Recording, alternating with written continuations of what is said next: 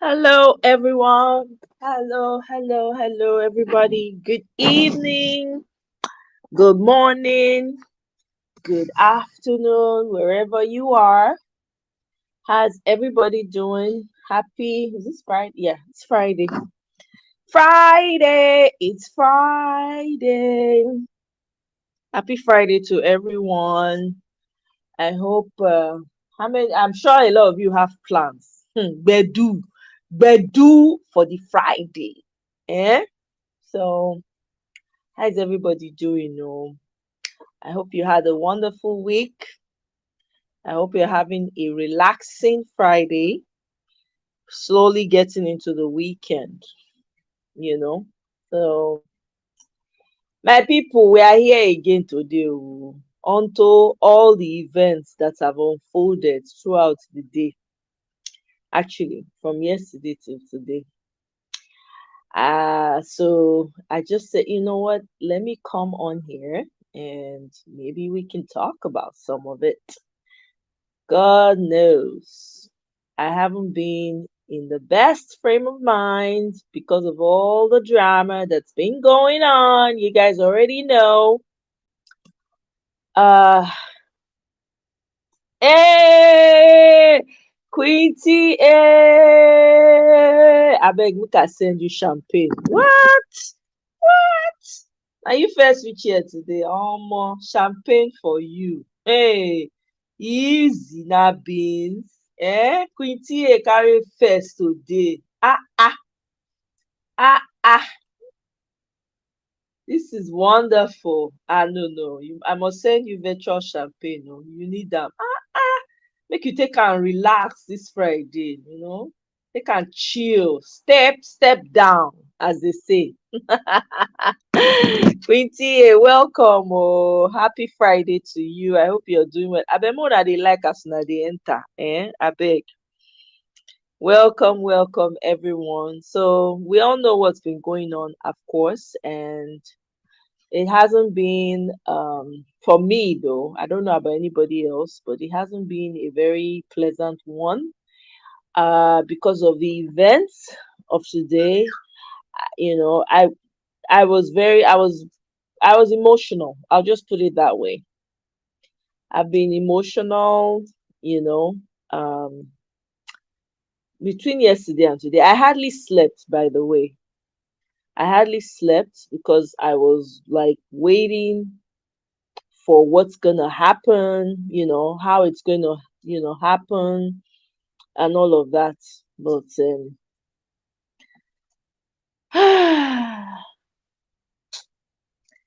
my people, today I come make una encourage me because as I dey here so I no lie to una.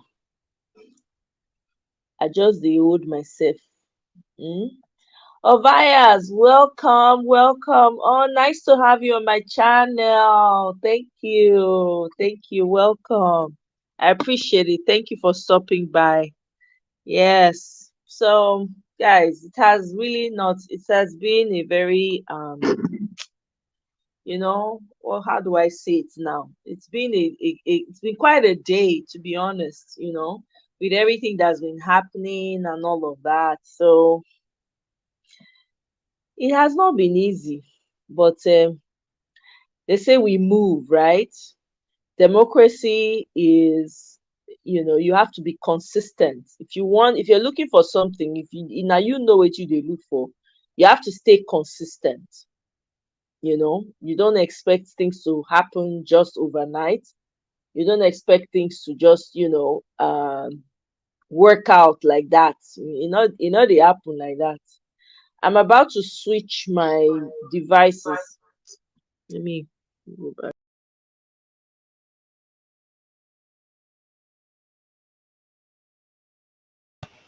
Can you guys hear me clearly? Let me know if you can hear me. I have to switch my device. Yeah. So, my people. Hey, Atlantic. Yeah, I came on live. Oh, I thought about it. I was like, wasn't expecting it. Yeah, cause, yeah, Yeah, exactly. But they said democracy is something that you have to keep fighting for. You don't give up regardless. And I was reminded today, honestly, that reminded about how far we've come, the journey so far from last year, how far we've come, the odds we have beat, you know, the things that we've done that they did not expect us to achieve. So I had to recount and you know, consider all that has been achieved. I personally have never been engaged in Nigerian politics. I've never been involved with it. I don't even know where the strength is coming from. I'm going to be very honest with you guys. I don't know where the strength is coming from because there are times I'm so pissed at everything that's happening. Bless me, I carry cane, go to flog everybody. But and then sometimes I just feel like throwing my hands up in the air and saying, you know what, I'm done. This is crazy. But something inside of me would not let me give up. I don't know if you guys feel that same way. Something inside of me would not let me give up. It keeps telling me you gotta keep going, you have to keep going. And then I'll remember when Peter Obi said this is a marathon and it's not a sprint. That word will come back to my mind. I'm like, oh man, yeah, he did say so. And he did say that it's not gonna be easy, it's going to be tough. I remember some of the speeches that he made, and I'm like, man, this guy, he, he's a prophet, man. He's all wrapped in one. The guy was already saying it, like it's not going to be an easy journey. And then I look at him, his demeanor and everything. He still has that permanent smile on his face. He's still going around living his life, laughing with people, even with his enemies. I'm like, what manner of man is this, my God? What manner of man is this? Hey, Edema, I can't say your first name, Edema. I'm sorry. So I dare not. Now I don't go butcher your name. I beg. I don't want. I know they like to butcher people names. Let me try. Ninewe Worishe. That's. I can tell it's a beautiful name. If you're hearing me, then Edema, please just tell me the meaning of your name. Ninewe Ninewe Worishe. Ninewe Worishe. That's a bit. Is that an Ishekiri name? I think is it an Ishekiri name? Let me know. Or Urobo, I don't know. But yay, Victory, welcome, welcome. Eunice, welcome, sis. Good to have you. Hey, Chris, you don't reach where you dey drive, they go. You when they drive 19 hours. My goodness, I doff my hat for you. Eh? I remove cap for you. 19 hours, man. Phew. Welcome, my brother. Good to see you. Amen. He said, victory all the way. He said, for life, Esther, welcome, welcome. Okay, Ninewe Worishe. Hey, I myself, I still know these things now. Shekiri ne. All right, it means power belong. Wow, that I knew it was powerful because Shekiri have very powerful names. I know Orisha is God, right? Where you are. Ninewere Orisha. Okay. Power belongs to God. I love that name. Thank you for telling me what it means. Absolutely. Power belongs to God. Oh, Christopher, you're in Orlando. Wow. Enjoy you. I guess you guys are in Disneyland. I feel like being a child all over again. All these children nowadays they enjoy. I wish they get me sef fit go Disneyland when I small that time. But even though I'm still stuck in my head, I'm still a child. So I still dey watch cartoon movies. I no dey watch regular movies o. Na cartoon. That's my go-to. Old cartoons. I don't watch these new ones that they do. Apart from what's it called? What's that one? Boss Baby. I love Boss Baby. They've come out with like I think part four. See the platform, he has a sister now, I think. Yeah, I love Boss Baby. I watch the movie and then the series. So sometimes when I feel like just chilling, Boss Baby is my go-to. Yeah. Welcome, guys. Welcome. It's good to have everyone. So, my people, una know now. Una know the story today. Una know. I no need to. People no revisit everything all over again. But if I tell una say I know, I cry today. Oh, my heart heavy today. I no go lie. My heart heavy. I wasn't happy. I was like, this is crazy. You know. We can't continue like this as a nation. We can't. Something has to be done. And then sometimes I thought, okay, is it that all the suffering when Nigerian people don't suffer, e never reach? Eh? I don't know. All these people when they come, they beg. I yesterday they send bulk SMS to Nigerians. May they let peace reign. May they make peace with Agbado. God forbid. God forbid. Thunder, fire anybody when they talk am. And then una Boko Haramists e come out dey talk rubbish and nonsense. I'm not even gonna bother these people. Let me not even bother because I go just dey abuse everybody if I do that. So my God, I'm so anyway, let me play this video for us guys. I think this speech is worth listening to. I pray Michael comes today. Oh, Michael, wherever you are, if you are listening, Biko, abeg show. If you are not feeling the way me I'm feeling, no, may not be say na me go come dey tell you sorry. Na who go tell me sorry I dey fine now? Na who go tell me sorry I dey fine oo? Some Sacramento politicians. So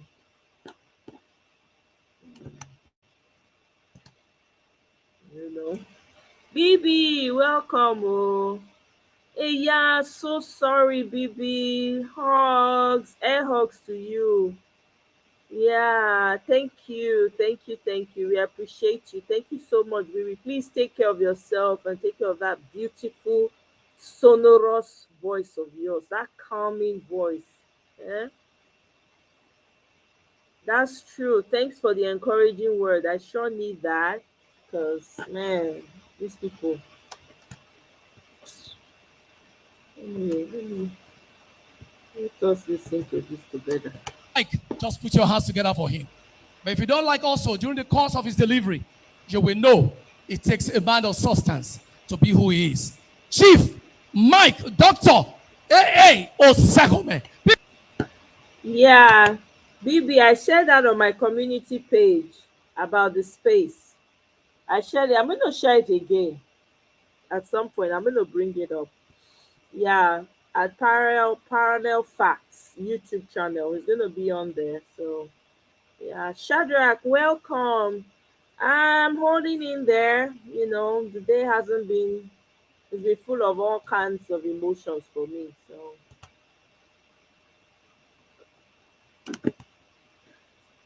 thank you. Welcome. Please put your hands together for this man of substance. If you like to stand in ovation, it's also on point. It's a man that deserves all you can think about. Chief Mike Ozekome. So welcome to today's occasion, sir. Thank you very much. Mr. Chairman, sir, let me start by apologizing for coming here late. I was communicating with Chief Richard Lamai. I was actually at the Supreme Court, and I was monitoring proceedings here. I actually changed in the car because I had this suit with me in the car. So I apologize profusely for my good friend who has left at the Soshomole, who thought I would not have spoken. He knows that we were in the trenches together. He represented labor.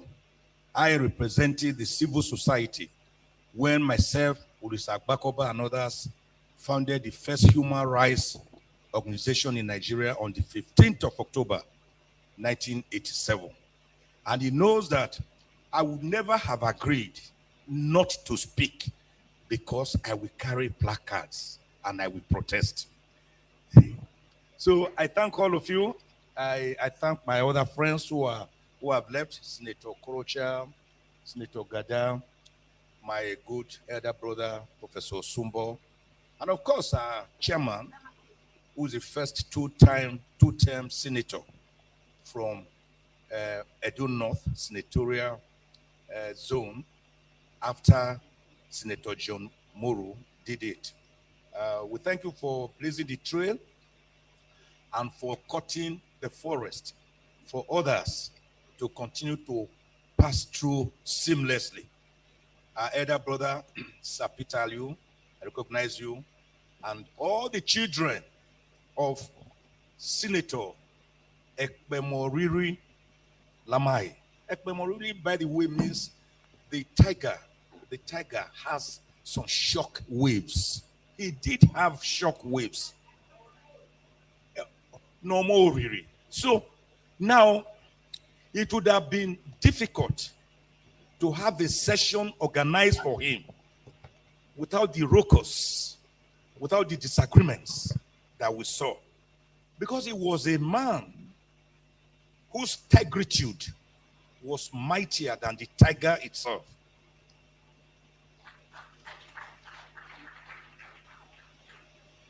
Here was a man who spoke truth to authority, to the colonial masters. He fought them with bare knuckles. They would transfer him from one place to another for daring to speak out. He challenged authority. He spoke truth to power. He answered the questions. He asked the questions. He answered the questions. He even questioned the answers. The man left no stone unturned and no turn unstoned in fighting for the people of Edo North and Edo State, that time Midwest region. And then for the records, this man in league with Dr. Dennis Osadebe, who later became the first premier of Midwest region, and others like Oba Akenzua II, people like Jeretin Mariri, Kesitin Momo, Esogba Chief Edebiri, and of course Chief Ekpemoriri Lamai.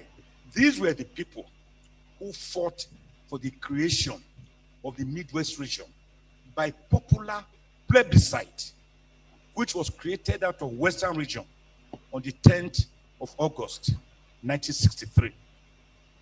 So for Chief Richard Lamai, the son, to be organizing this, I am not surprised.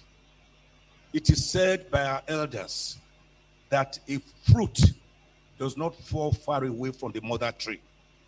A lion gives birth to a lion and not to a lamb. It was Alexander the Great who said he fears 100 sheep led by a lion than one lion led by 100 sheep. Ekpemoriri was a lion that led 100 sheep. May so continue to rest in peace. Even as I break the good news that he was my distant uncle, and I will go and meet with him and sit down with him to drink from his inexhaustible well of wisdom and experience. And we lost a great man, but his imprimatur, his works, live with us. Senate, the first Senate, we had it by an order in council in 1946 during the Arthur Richards Constitution. Before the Arthur Richards Constitution, we had the Clifford Constitution of 1922. After the Richards Constitution, we had the McPherson Constitution of 1951, and thereafter the Littleton Constitution of 1954. And of course, all these heralded after the constitutional conferences with our own Chief Anthony Nahoro moving Nigeria's motion for independence to the 1960 Independence Constitution, where we gained flag independence from Britain, but we're still subservient until 1963, when we became Republican. So the Senate has always been there since that 1946. It is the bulwark, the wedge between military juntas, successive military juntas, and the civil populace. The reason we call it a military government is because the legislature has been removed. So Dr. Nwafo Orizu took over from Dr. Nnamdi Azikiwe, who had become the ceremonial president of Nigeria. And of course, during the January 15, 1966 military coup, Chief Ekpomoriri and others were removed from office preemptorily by the military coup led by some young idealistic officers. And let me very quickly correct one historical profanity. One historical profanity.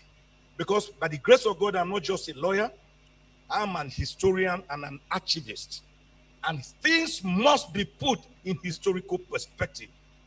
Whenever I hear people say the 1966 coup was an Igbo coup, it is a lie from the pit of hell. It is not true. It was a coup led by dissatisfied, disgruntled Nigerians. There were 21 people in all, with the forefront leader being Major Kaduna Nzogu Chukwuma from Okpanam near Asaba in the present day state.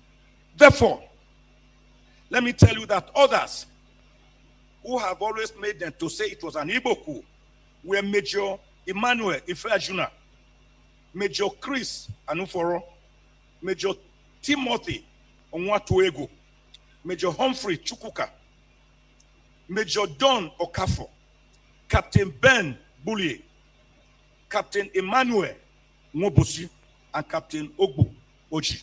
These were the 7 Igbos. But now, let us look at the list of the coup players. We have Major Adewale Ademoyegun. He was Yoruba. He's the one who authored the book, Why We Struck. We had Captain G. Adeleke. He was Yoruba. We had Captain Fola Oyewole. He was Yoruba. Who authored the book, The Reluctant Rebel. We had Lieutenant Aru Egbiko. He was Asian from our own Edo State. We had Lieutenant Tijani Kasina. He was Hausa Fulani. We had Lieutenant O. Olafe Miyo, Yoruba. We had Captain Gibson Jalo. He was of the Middle Belt. We had Lieutenant Hope Harris Egaga. He was an Urobo man. We had Lieutenant Dag Waribori. He was an Ijaman. We had Second Lieutenant Saleh Dambo. He was Hausa. And we had, finally, Second Lieutenant John Atom Bera. Many of you knew him as a military administrator. He was of TV extraction. They were 21. So whenever you hear people say it was an Igbo coup in 1966 that removed the Senate and the entire National Assembly, tell them it is historically incorrect. It's not correct. Haven't put this one in its proper place. I have defined from my own dictionary, which I've termed Ozekpedia. So you have Wikipedia, you have Encyclopedia. I have my own Ozekpedia. I have brought out certain demos that we are practicing. Demo means people. Crazy means about them. We practice so many crazes except demo. That word defined by Abraham Lincoln on the 19th of November 1863 during his Gettysburg Declaration as government of the people, for the people, and by the people. Do we have government of the people in Nigeria today? What we have, electionocracy. Electionocracy is a system where every 4-year interval we go through a ritual to elect or select our leaders. They use 2 years to go around thanking the people and doing 1 or 2 road projects, which will be washed away after the first reign. They use the 3rd year campaigning silently, and by the 4th year, it is full-blown election. So we don't really have democracy dividends. We don't have people to impact on the common people. We only have people who come and give some rice, some modules of rice and wrappers to people, or 5,000 naira to 10,000 to vote for them or select them or elect them. And then after that, they forget the people. Do you see them again when they are elected? They are in dark, blackened vehicles. And they won't even open the door to wave at you to say, well done. So that is electionocracy. From my Ozekpedia, the next one is legislatocracy. Legislatocracy is a crazy, which is not democracy, by which the legislators, instead of looking at Section 4 of the Constitution to make laws for the peace, order, and good government of Nigeria, they make laws for their pockets. They do not consider the people. The present Senate, since Dr. Nnamdi Azikiwe, Dr. Nwafo Orizu, Dr. Joseph Waya, has been the worst of all the senates in Nigeria's history, with the 8th Senate arguably being the best, because they could challenge executive lawlessness and impunity.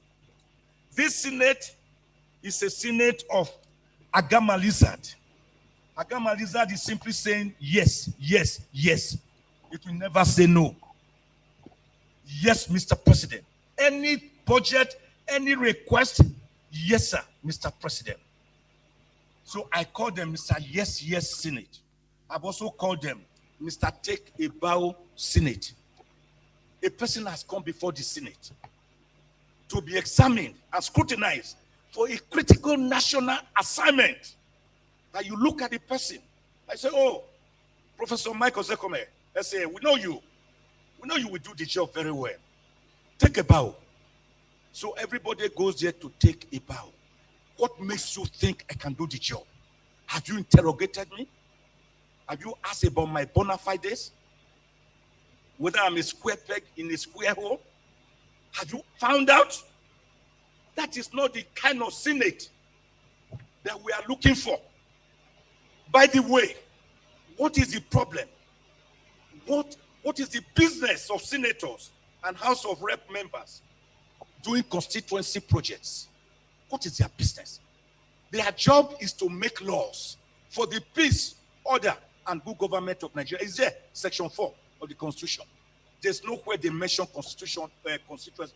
So it is the system that corrupts us, and power corrupts, and absolute power corrupts absolutely. So we cannot have a Senate, instead of getting concerned about oversight functions under sections 88 and 89 of the Constitution, to hold the executive and even the judiciary accountable. You have senators, when ministers come and members of the DMAs, they ask them, what do you have for us? So if their budget, for example, is going to be 500 billion, they must build in that for the legislators. That budget of 5 billion will become about 700 to 800 billion. No country grows like that. No country. By the way, if you look at Section 63 of the 1999 Constitution, the National Assembly is to sit for no less than 180 days. That means 6 months in a year. That is why you see many legislators engaging in business contrary to constitutional provisions that they should not, except farming.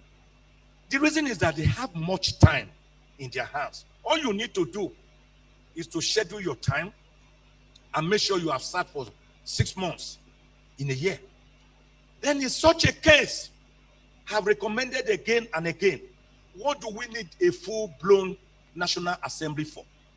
What do we need 109 senators for? What do we need 360 members of the House of Representatives for? All of them constituting a drain pipe on our national treasury. I do not see. Thank you. I do not see why it cannot be enough for 3 senators to represent a state, 1 for each senatorial district, to take care of the people something. If you want, scrap the Senate, let the House of Reps stay. Or you scrap the House of Reps and let the Senate stay. The alternative, there's an option. The option is let them sit on part-time basis and collect only honorarium, sitting allowance. If you have legislators taking sitting allowance, then you will find that it is those who are really ready to serve Nigeria. People like Senator Oyofo, for example, who was already a guru in the oil business. He left. He wanted to serve his people. He didn't go there to go and eat money, and no corruption case was ever filed against him. If you make it part-time, you will now see real patriots come out to serve Nigeria. You will no longer see everybody killing himself or herself to go to the center. By the way, we are not practicing federalism. We are practicing a unitary system of government where the entire 67 items on the exclusive legislative list are more in favor of the federal government against states and local governments. What is the business of federal government with marriage? Do you know that your marriage, your relationship between you and your wife is governed by an act of parliament, the Marriage Act? In other words, how you dissolve your marriage, how you marry, how you have children, it is the business of the federal government. A matter that should actually concern not even a state, but a local government. What is the business of the federal government? We've been a monopolist of electricity when I should be allowed to generate electricity in my house. Go to Abuad, Afe Babalola University, where I presented the 10th convocation lecture on the 20th of October last year. They generate their own electricity up to 5 megawatts. Wow, what is your business, federal government? With this, with railways, that you are the only one who can construct a railway. What happens to Edo State if the government decides to construct one from Ijukwe, my village, through Agenebode, up to Okwela? Why should you stop it? So these problems are endemic and systemic. So we have a National Assembly, and particularly a Senate, that has been corrupted by the system and by the executive, that has become afraid of its own shadow. This government is on its way going out. I'm just writing an article now. I will put it out today. I titled it, Our Leaders, the Ephemerality of Power. Go to James, 2 James. It's a power. It's like a bubble. You pinch it and it goes. It vanishes. Ecclesiastics. Nothing lasts forever. Even life itself. Shakespeare. Life is but a walking shadow. A poor player that frets and struts his hour upon the stage and is heard no more. It was a tale told by an idiot, full of sound and fury, signifying nothing. Now, a government that is going, you have been there for 8 years. Listen to this. 2 weeks ago, the president went to the Senate, the National Assembly, and said, I want to borrow $800 million. Who has calculator there? 800 million times 760. Can somebody do that? 800 million. 800. Then put 60 times 760. That is what the Buhari administration told the Senate 2 weeks ago. They want, oh, Senate said, Mr. Yes, Senate. Mr. Yes, sir. Senate said, oh, approved. To do what with that money? In the twilight of your going, they have just approved over 400 billion. They say payment of judgment debts. Who are the judgment creditors? Have you not seen the judgment creditors in the last 8 years?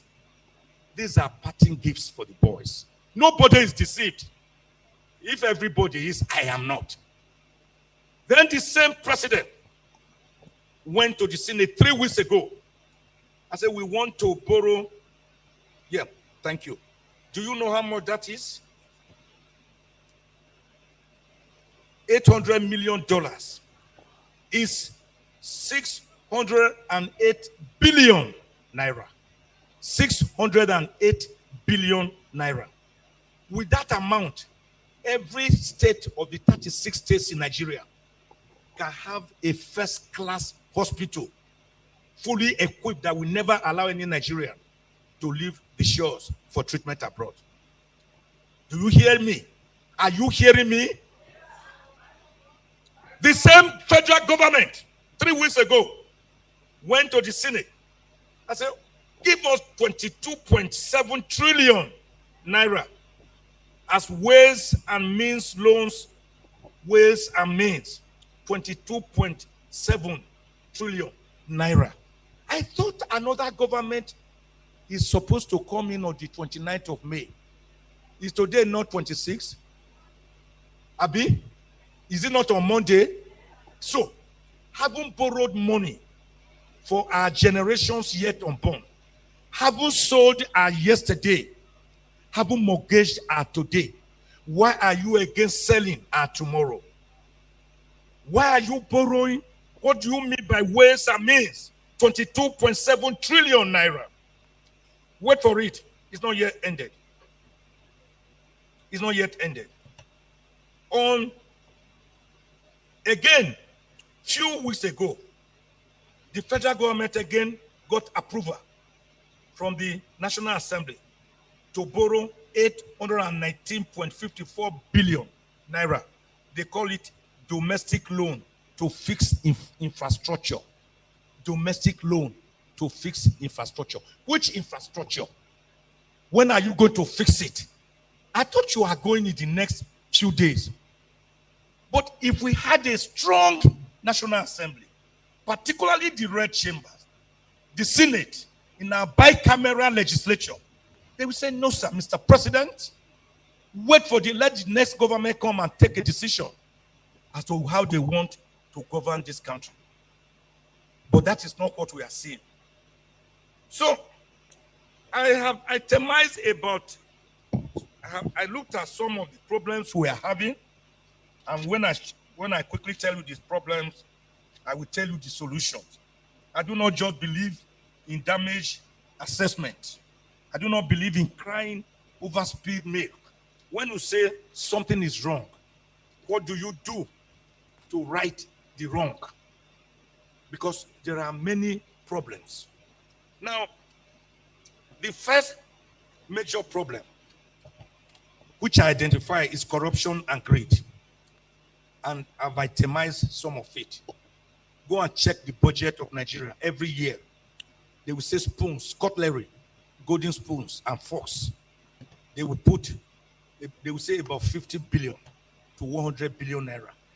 I say spoon, fork.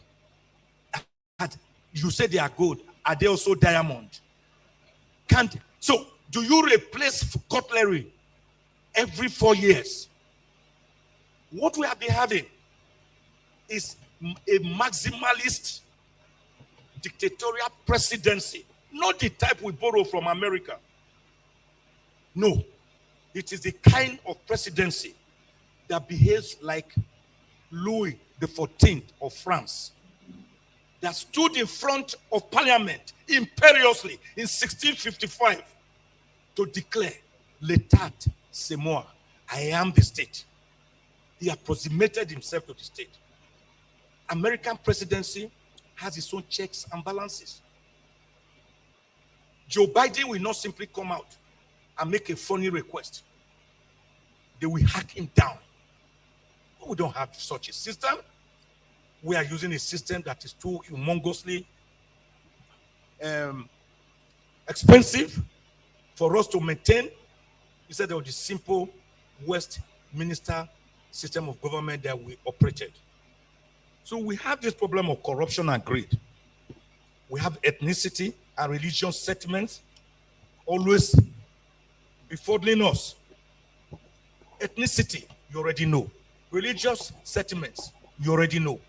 Professor Onigo Otite, in his demographic survey of Nigeria, said Nigeria has 374 ethnic groups that speak over 350 languages.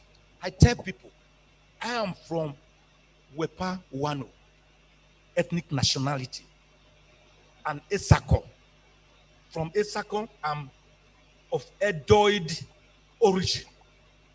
If you talk about 374 ethnic groups in Nigeria, Esako is one of these 374 ethnic groups.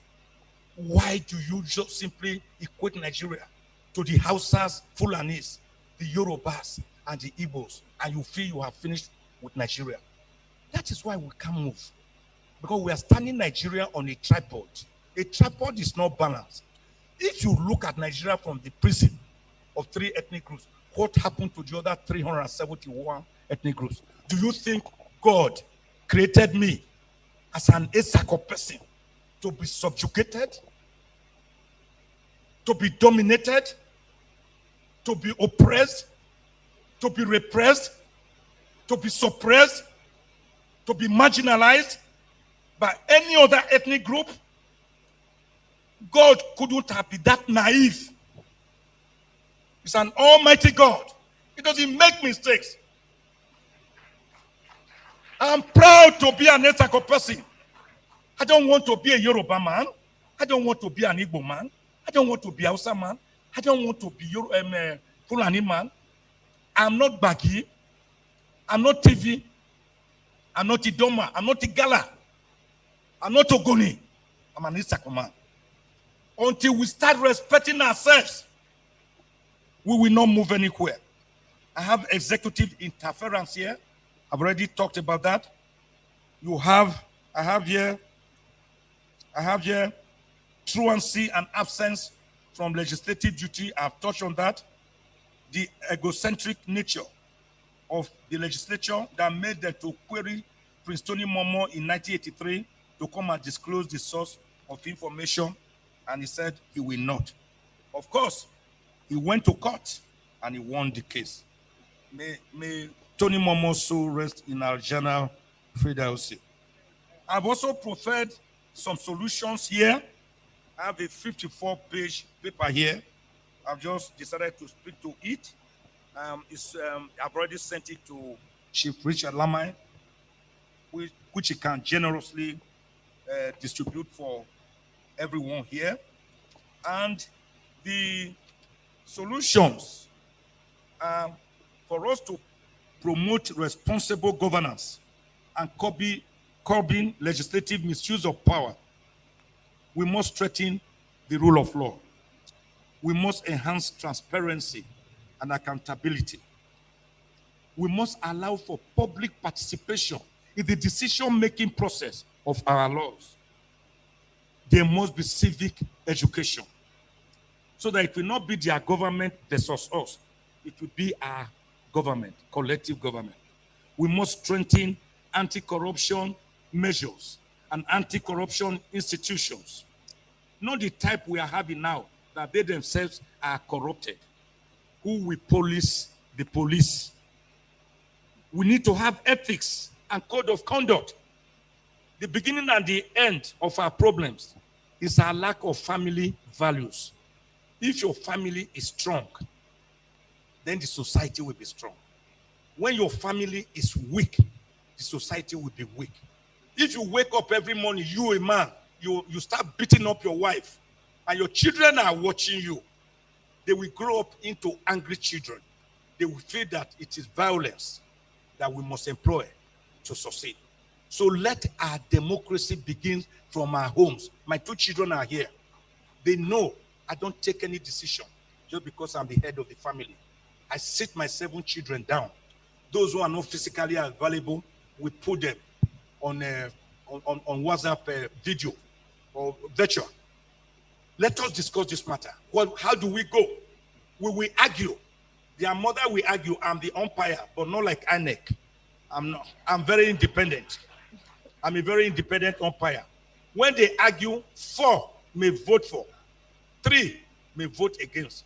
If their mother refuses to vote and it's 3-3, then I have a casting vote.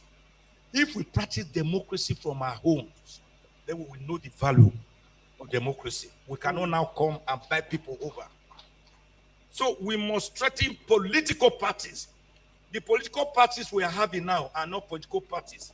They are owned by some powerful individuals, some powerful politicians. Is that not correct? That's true.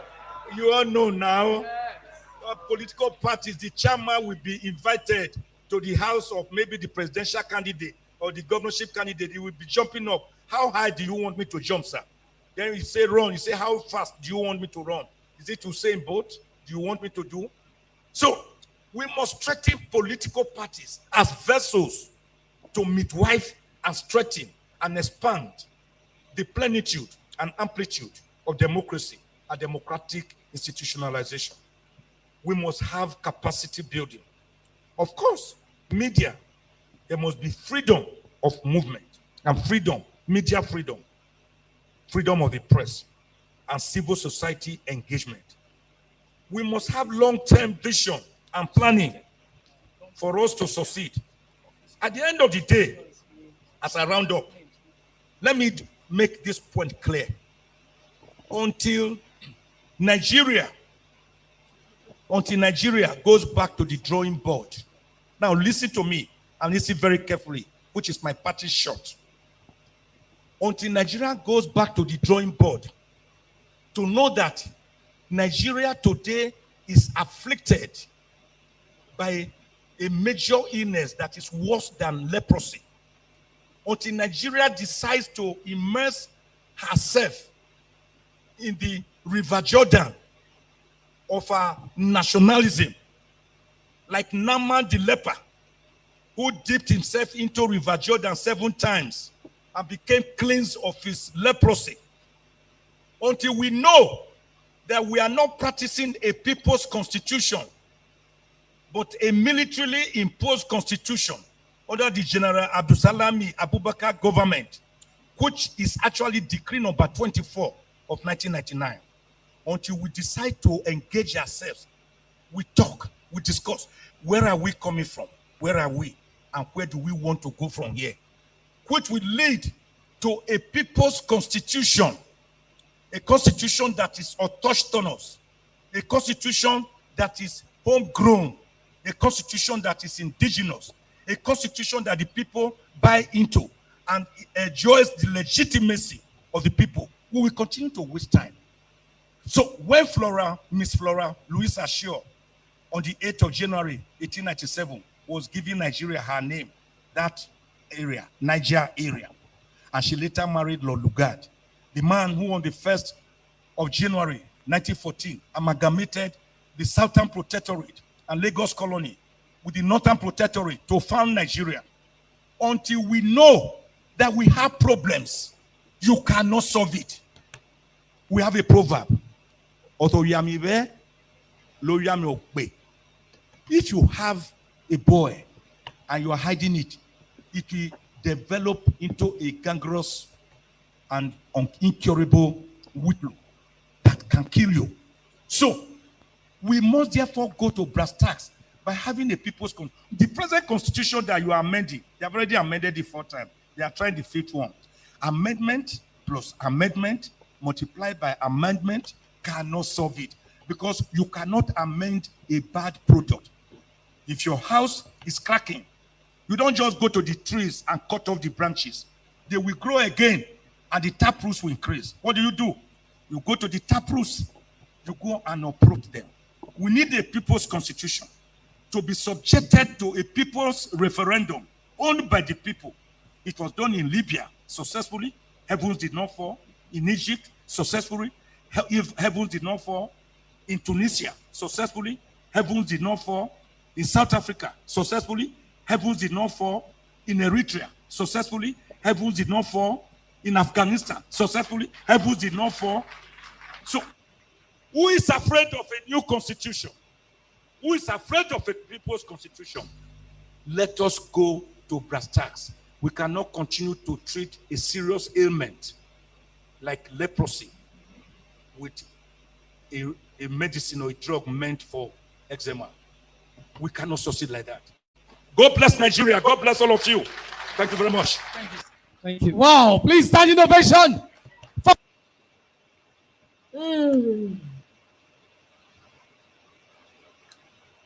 Oh my God.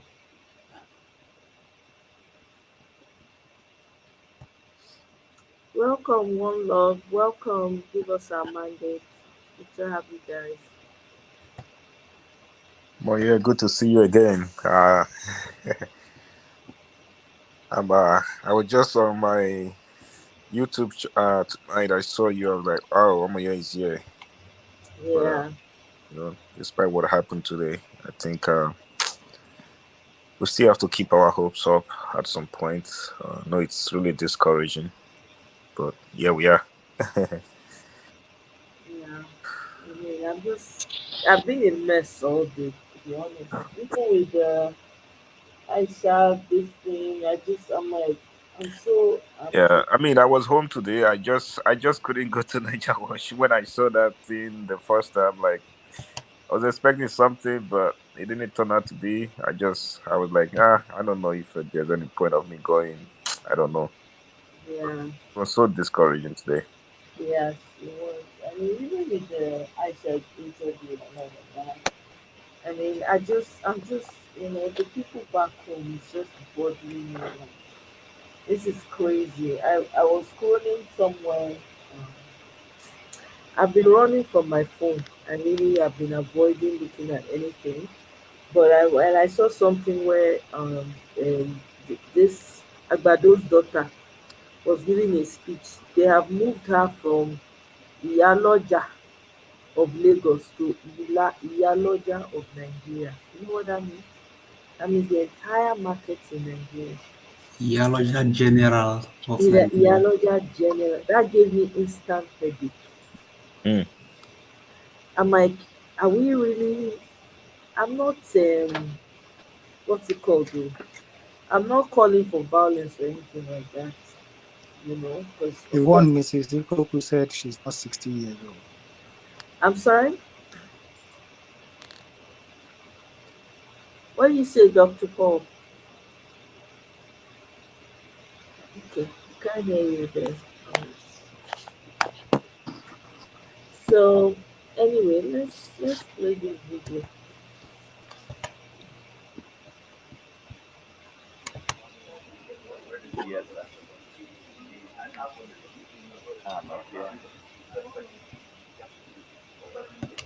Please, you guys should keep the likes up. Please, guys, just keep the likes going up. I'll appreciate it. Please, please, I beg you, please keep the likes going up. Likes are not looking good.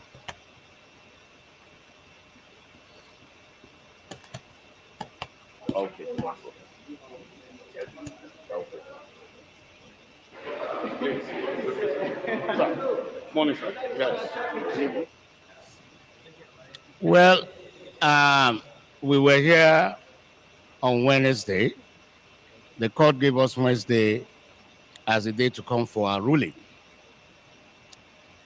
And then we were given the same information that the court was attending a conference and that the ruling had been adjourned to today.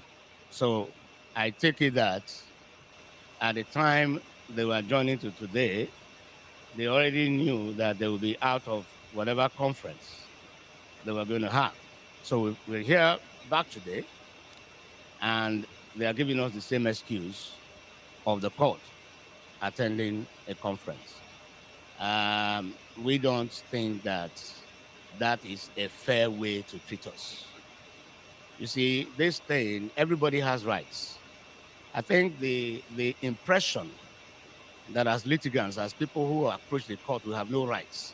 We are absolutely at the mercy of the system. It's a very wrong one. Respect begets respect. You have to respect me as a litigant, then I will respect you as the judex.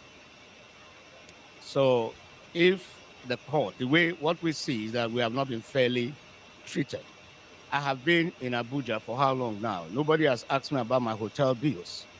I practice from Lagos. If he wasn't going to sit, he should have told me.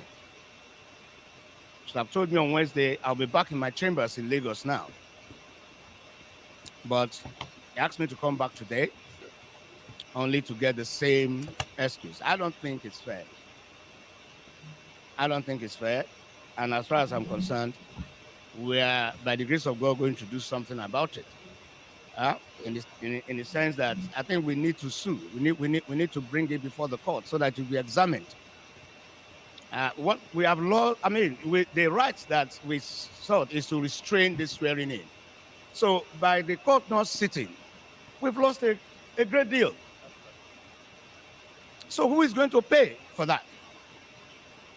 If you came and gave a ruling that we don't have a right, it will be understandable. Now you're seemingly staying away from the court. Makes me understand that we have a right, but for one reason or the other, you cannot find the courage to declare that right. So you are now trying to use absence from the court as a means of depriving me of that right. So I'm going to sue, you're going to pay. You will pay for it. You pay for it. You are going to tell me why you left the court. And we will fight it to Supreme Court. And maybe we will establish as a precedent that Nigerians ought not to be treated in this fashion. That's right. With all due respect to the learned Judex, for whom I have the greatest respect. But like I said, this ruling, it will not take 2 minutes. That's right. It will not take 2 minutes to deliver the ruling and then get back to any conference that is attending. So what I want to say, I have said it, I have written to all the security agencies, I have written to major embassies, I've written to the American embassy, I've written to the British embassy, I've written to the French embassy, German embassy, and I've warned that you cannot make the mistake of installing an unconstitutional president in Nigeria. That's right. It will have been better that you resolve this question that we brought before the court. We are not saying that the question must be resolved in our favor. We brought the question here to be resolved. We have a right to have the question resolved. Like I always say, hearing belongs to me, decision belongs to the court. You understand?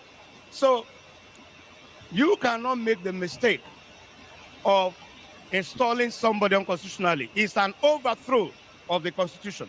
That person, now if you read section 1, subsection 2 of the Constitution, it says, no person or group of persons shall be permitted to take control of the federal government or any part of it, take control of federation or any part of it, except in accordance with the Constitution. That section invests every Nigerian with authority to resist whoever is sworn in, contrary to the Constitution. Right. Every Nigerian in every station of life, wherever he is, that is an order from the Constitution to that person to resist whoever is sworn in unconstitutionally. So it must be that those who want to do this swearing in have conspired against democracy. That's right. And want to overthrow it. The Constitution says, Section 14, subsection 2A, that sovereignty belongs to the people of Nigeria. That's right.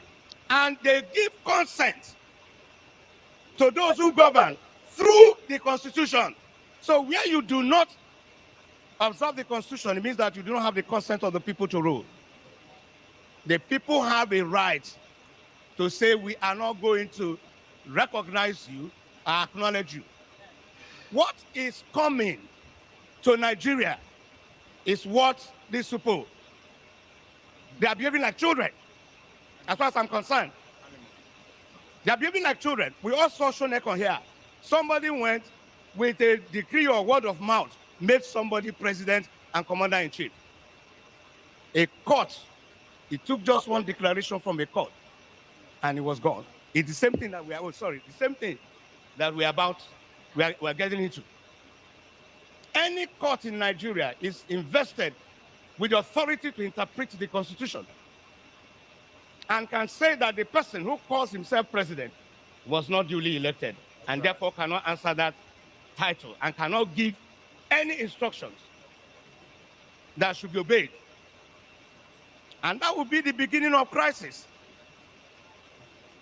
We have warned against this. I don't know what is making them behave, think that it's a joke. I don't know how you will take 200 million Nigerians as a joke. You know, it's not going to happen. The Constitution says you go and have a second election, but you feel too big. Like I was explaining to someone, it's the same in discipline, where you have red light, say stop. You feel too big because you are driving your Jeep, you don't stop. It's the same thing. It is the discipline in us that we have carried over to this exercise. The Constitution says you've not made it. You've not made 25% in Abuja. Nobody has told me that I'm wrong. There is no constitution. There is no court. I came to this court for the court to tell me that I'm wrong. That's right. Rather than telling me I'm wrong, the court, stays away from court. Yes. The court cannot even look me in the eye. So nobody has told me I'm wrong. Nobody has the courage to tell me I'm wrong. Because I am right. So the Constitution says you should go for a second election. It's a simple, very simple thing. Even if that second election does not produce a winner, you go for a third one.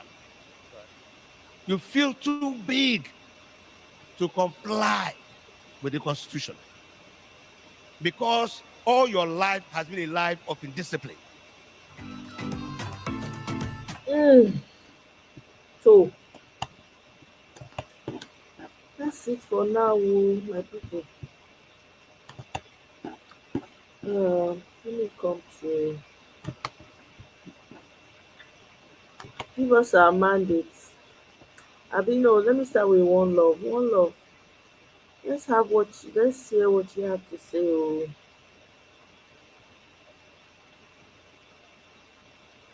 One love, you're on mute. Okay. Give us our mandate. Are you here?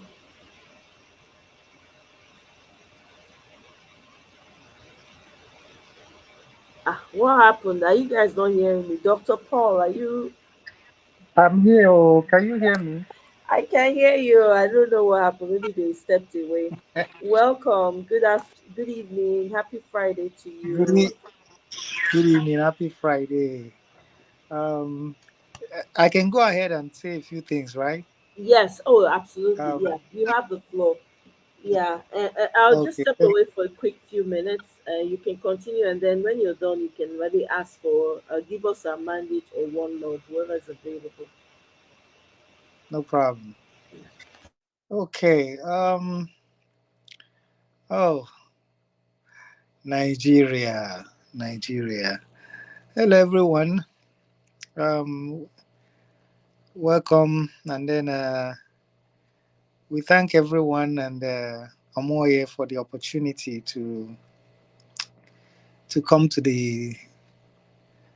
this corner and speak our minds You know, this Nigerian matter,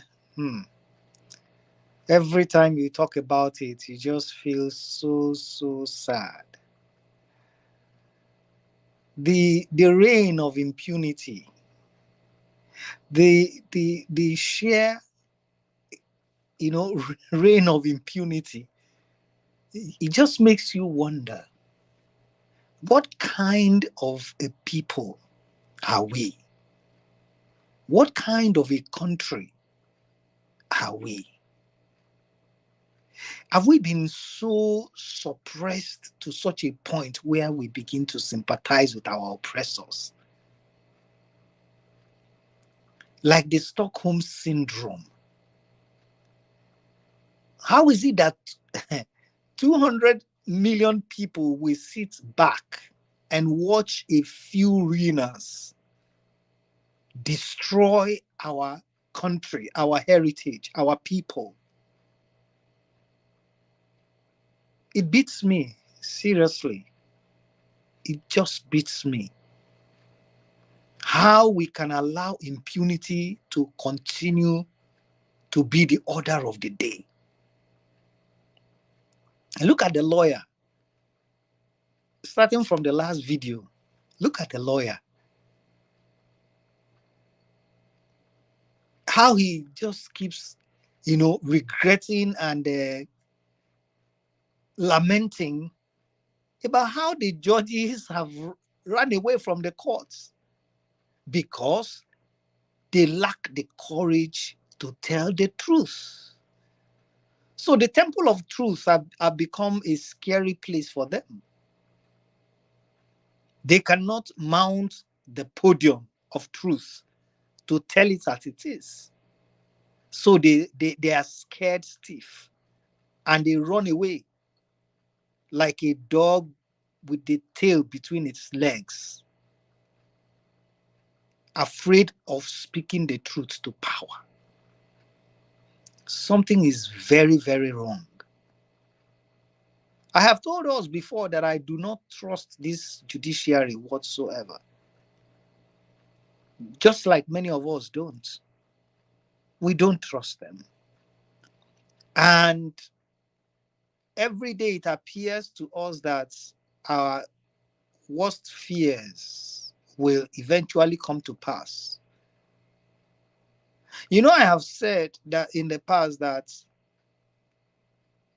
our principal, Mr. Peter Obi, who definitely won the election, said something. He said, "We won this election and we're going to prove it in court." I see that we're not going to lack evidence to prove that we won this election. We definitely are going to be able to prove that we won the election. However, where the worry is in spite of the proof that you have, will it compel them enough to give the judgment according to the proof that is provided? That is where it worries me. Because we have judges who will look you in the face and lie to you, who will look you in the face and say, technically, you did not win, in spite of the proof that you have. And that is where my worry is. So, going forward, I believe that our conversations must also center around what we must do after the 180 days. It must be centered around what we must do, how we must approach, what we must continue to advocate, what we must continue to be active about, what we must continue to mount pressure on about. I was listening to somebody on another channel, and she was saying that on the 29th, people should come out and put on black attire. And I agree totally with her. Because if you listen to the vice president, our own vice president, Dati Baba Ahmed, when he spoke during in that interview with Shehu Okimbaloye, and he said that if Tinubu is sworn in, that is the death of democracy in Nigeria. That is the death of the kind of democracy that Nigeria practices. Because even that brings me to this constitution that Mike Ozokome was talking about, Professor Mike Ozokome. The constitution that we have, many of us, including myself, has always maintained that this constitution is trash. A metamorphosis of Decree 24 is trash, designed to continue to oppress people. You know how a rat can be biting somebody and be blowing on it, and you will not know. You are getting bitten, but you are not feeling the pain. You're feeling the pain, however, but you are not aware. So this constitution is a facade, something that creates a pseudo democracy that we are practicing. Yet it is killing you. Yet it is oppressing you. It is trash, and they know it. Do you know how I know that they know that it is trash? They know it is trash, and that is why they don't obey it. They don't obey it because it is worth nothing. It does not have any power. It is full of impunity.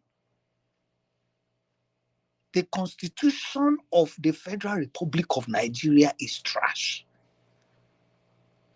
And they are going to prove it again on May 29th. When they swear in illegality, when they swear in a criminal, when they swear in somebody that has been indicted for criminal activities, when they swear in somebody that has been indicted, that should have been indicted for perjury, when they swear in somebody that did not win the election but bought his way through, so that if your constitution is saying that 25% is required to become the president of the Federal Republic of Nigeria, and you still did not fulfill that the demands of that constitution, and you are still then sworn in, it means that constitution has no power whatsoever. That constitution is not being obeyed, should not be obeyed, cannot be obeyed, because it is trash. So, my people, there is trouble that is looming. The illegitimacy of the Tinubu presidency, in quotes, is going to hang over the head of Nigerians. It's going to hang over the head of all these people that are flying in here and there from outside the country to attend it. What we will encourage our people to do is to stand, wear that black and black on that day, and come out on a peaceful rally across the nation to show that we have rejected this man, to show and indicate the death of democracy because of what is being done to the Constitution. How can you come up and do and swear in illegality? And in the podium, that illegality is standing and saying, I will uphold the Constitution of the Federal Republic of Nigeria. What nonsense! This is not going to stand.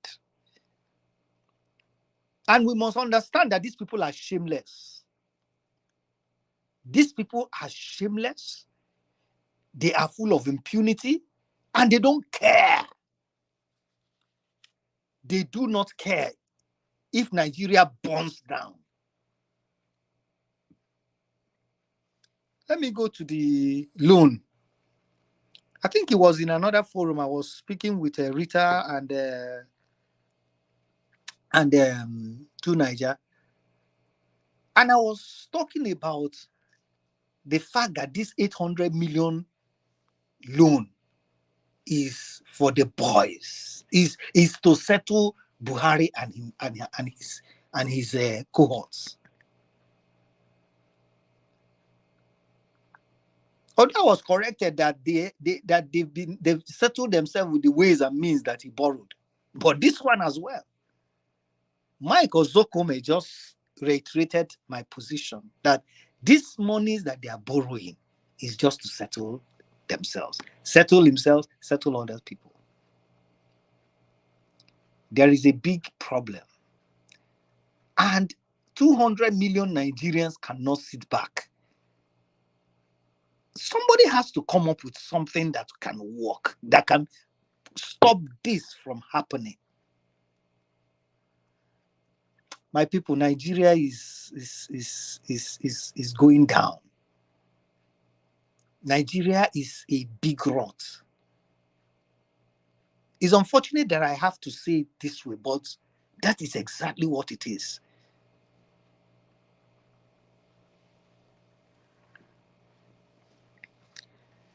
I want to let it go for now.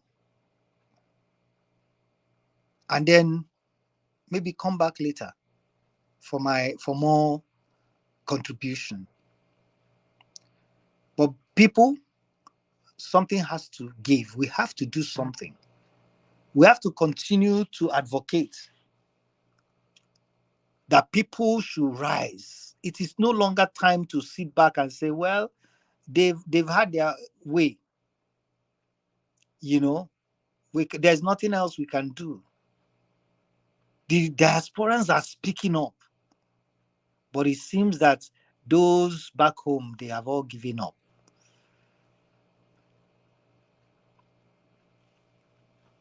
Thank you. Give us a mandate. Are you here? Yes, thank you very much. Good evening, everyone. Thank you for the time and all that you do. Truly appreciate it. I mean, there's not much to say. Um, Nigeria is in a state is actually in a state capture, and it's being captured by Nigerians themselves. The drug dealers, the drug barons, and the I mean, it's just I don't know, because at this point you ask yourself if anything can be done. I mean, I think I just saw there's this guy called Esho.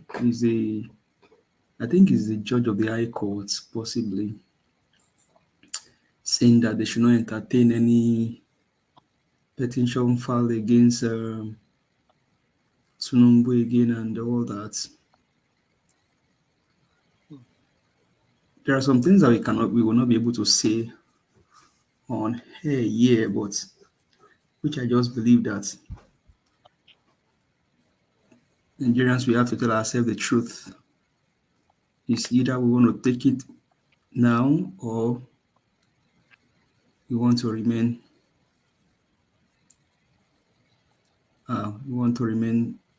as we are. One thing is, I mean, for maybe some people that are fortunate to have dual, maybe they have double passport and all of that. Um, good for them, but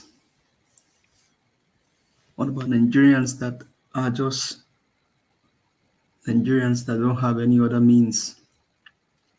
They carry the green passports around and they're going to be stuck in this whole situation for another 8 years, because should this guy end up his fourth term, the first 4 years, I bet he wants to go for the second term.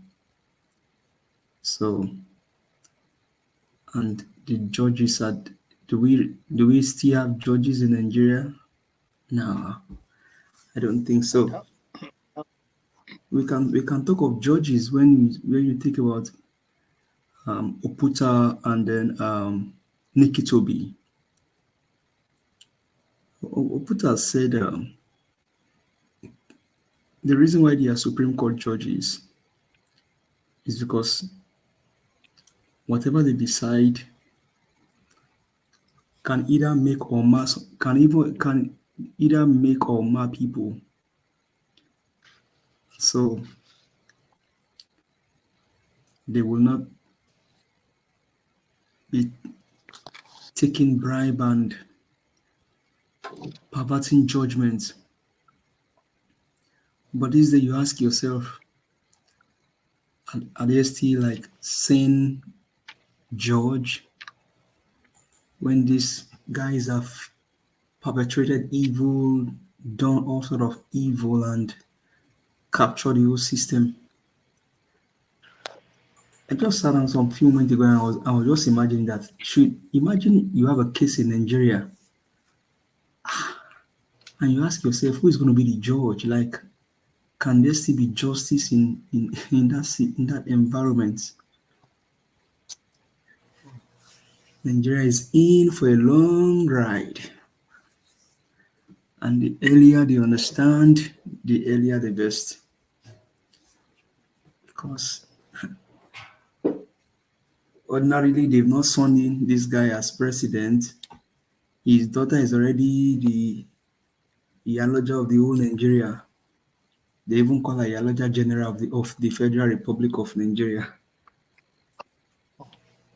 And the son will be then the wife, that one that does not have human empathy,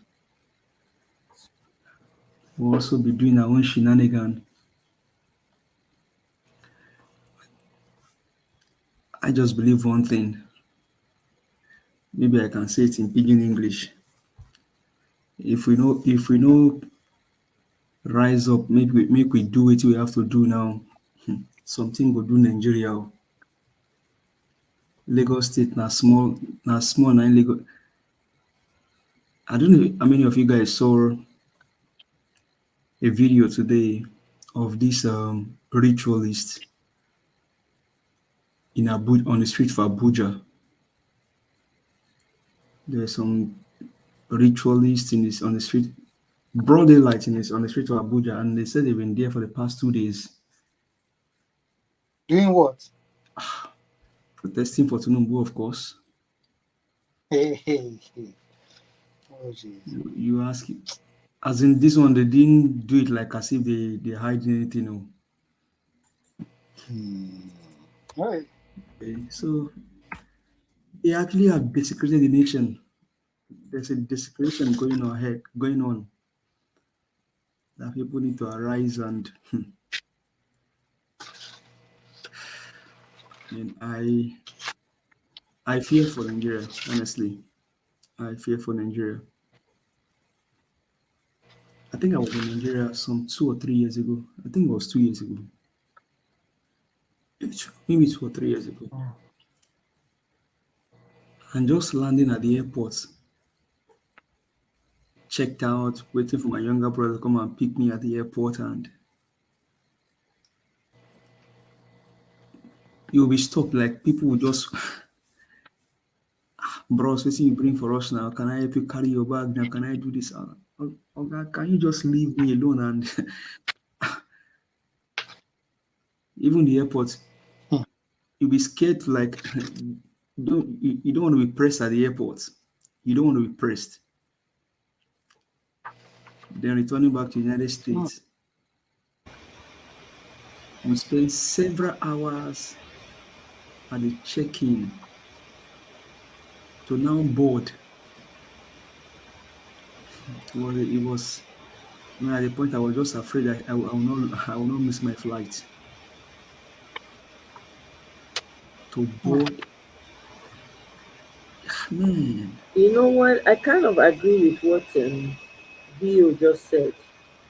Like Nigerians made a big mistake because the revote should have started the day after presidential election. Not even, it should have started the moment they were counting. You see that count, they for not let them complete that count. Yeah, I think PO. I think PO was. I don't know what is in the mind of PO. I don't know what he's still thinking right now because one thing is, I mean, we have an African country that did what you just talked about now. Yeah, but Nigeria is a different type of beast. Like, If you're fighting with state captors, you don't allow them to carry out all of their Come plans. on, did you call me initially? Sorry, I I was. did though, I was shouting, but Oh, I'm sorry. Yeah. that's it.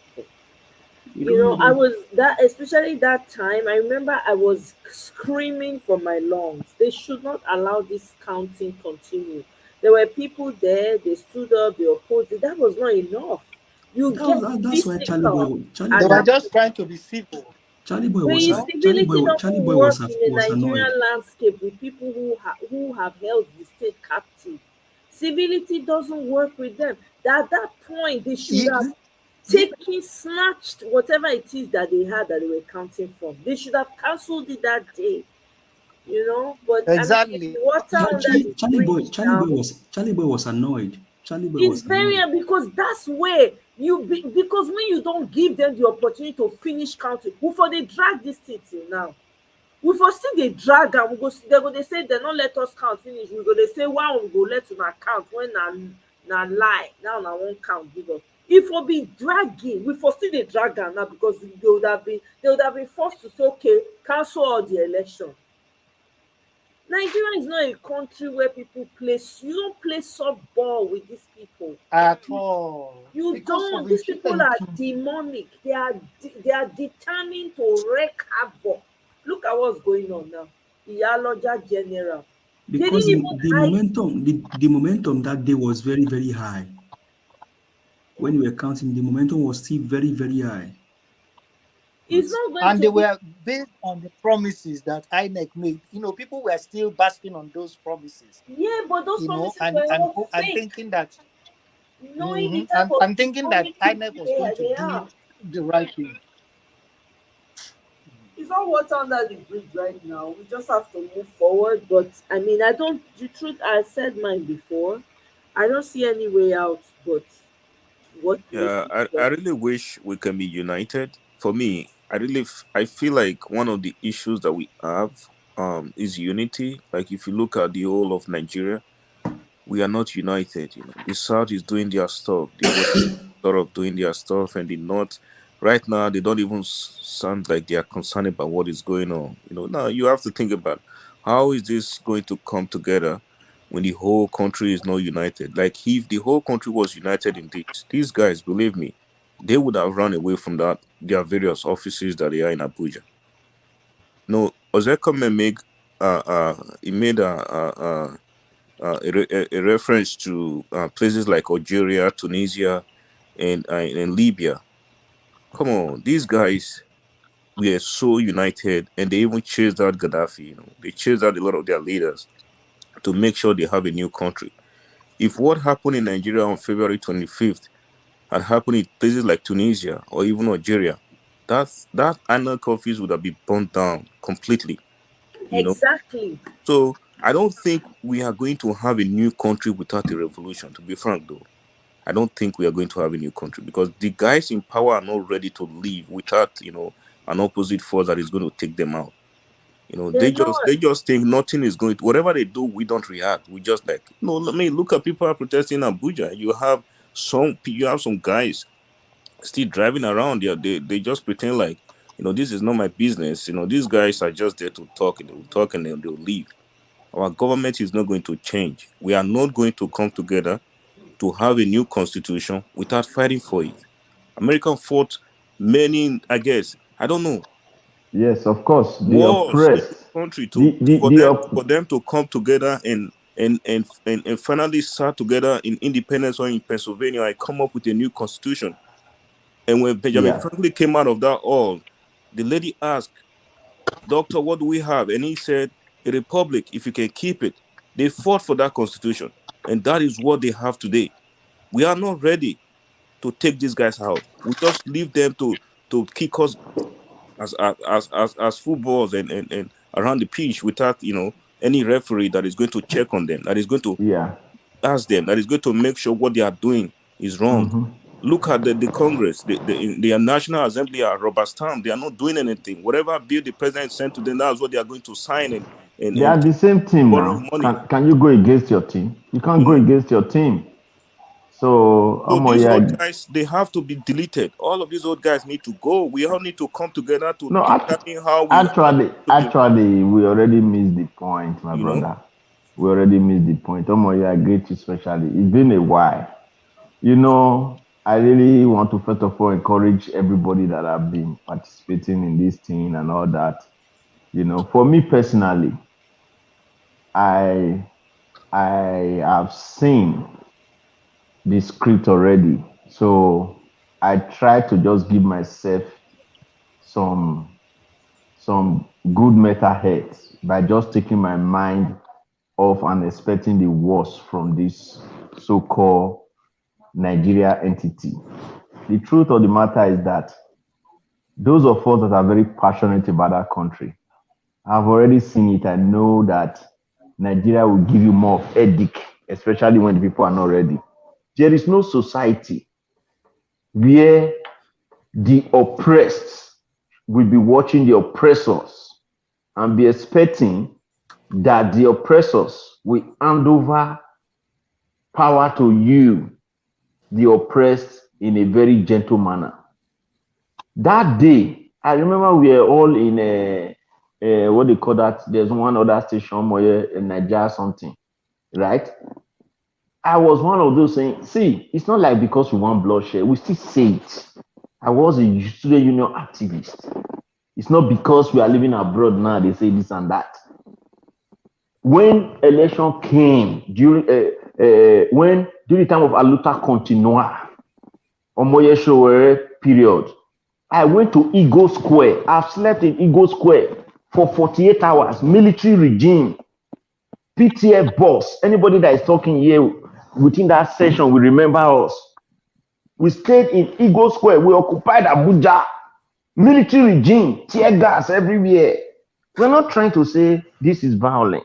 What we are saying is that the oppressed must not keep quiet.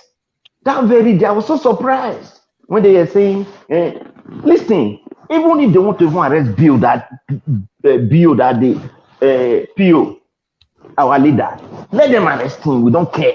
We would have come out, occupy that, because there's a sacrifice we must pay. These people, they've written the scripts. Anybody on that listening to me today should mark my words. I'm not a prophet, I'm not God, but I'm telling you, except something out of the ordinary happens. When Tinubu, he will do not only his 8 years, I'm telling you this thing, mark to this date. I'm not trying to discourage anybody. After the 8 years, he will give to the next person he promised. Buhari already promised Tinubu this presidency. That's the truth. So there was no election, it was a selection. They've already given order to INEC chairman to declare this guy by hook or crook. And now, when they even saw that we caught them off guard, because Pio really did very well in this election.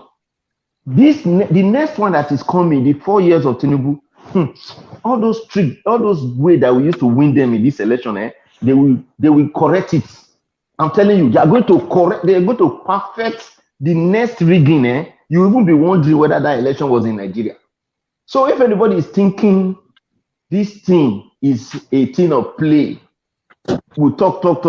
Yes, everybody have done well. We need to keep talking. Nobody is saying go and buy this, go and share blood. No, but it is something that We must continue to say it. No two ways about it. Right now in Abuja, information reaching, they are just everything, they've shared everything already. They've shared everything. They've already shared it. Shared it, nothing remaining to share. They've shared everything. They share this country like that country, like a family business. Like a family business. They share everything. And the people are just going, everybody's doing gentleman, the same thing. You can imagine Niger Delta, that fat pig from Niger Delta going to Abuja to go and stand for Tinubu, carry Asawana boys making noise. I just look, I say, is this the same Nigeria? Is this the same Nigeria? Exactly. Exactly. Is this the same Nigeria? So my point here is this. For me and for all of us that are here, I don't know how many people on this call are in the abroad and how many people are back home. You know, Omoye is a sister to me. I have been so concerned, even though I've not come here a lot of time. In my mind, I'll be thinking and say, Lord, I beg, help my sister, help people that are praying for this country. Because I have been there. I hate to say some things on this life. If there was anybody that loved Nigeria up to more than me years back, I doubt if that person ever existed. Because I used to carry Nigeria, the matter of Nigeria, carry it on this my center head. I'm not joking, no. Until Nigeria dawned on me, and I came up to myself and asked myself one question. If people you are fighting for does not fight from themselves, you cannot win that battle. It's just the truth. Do you understand?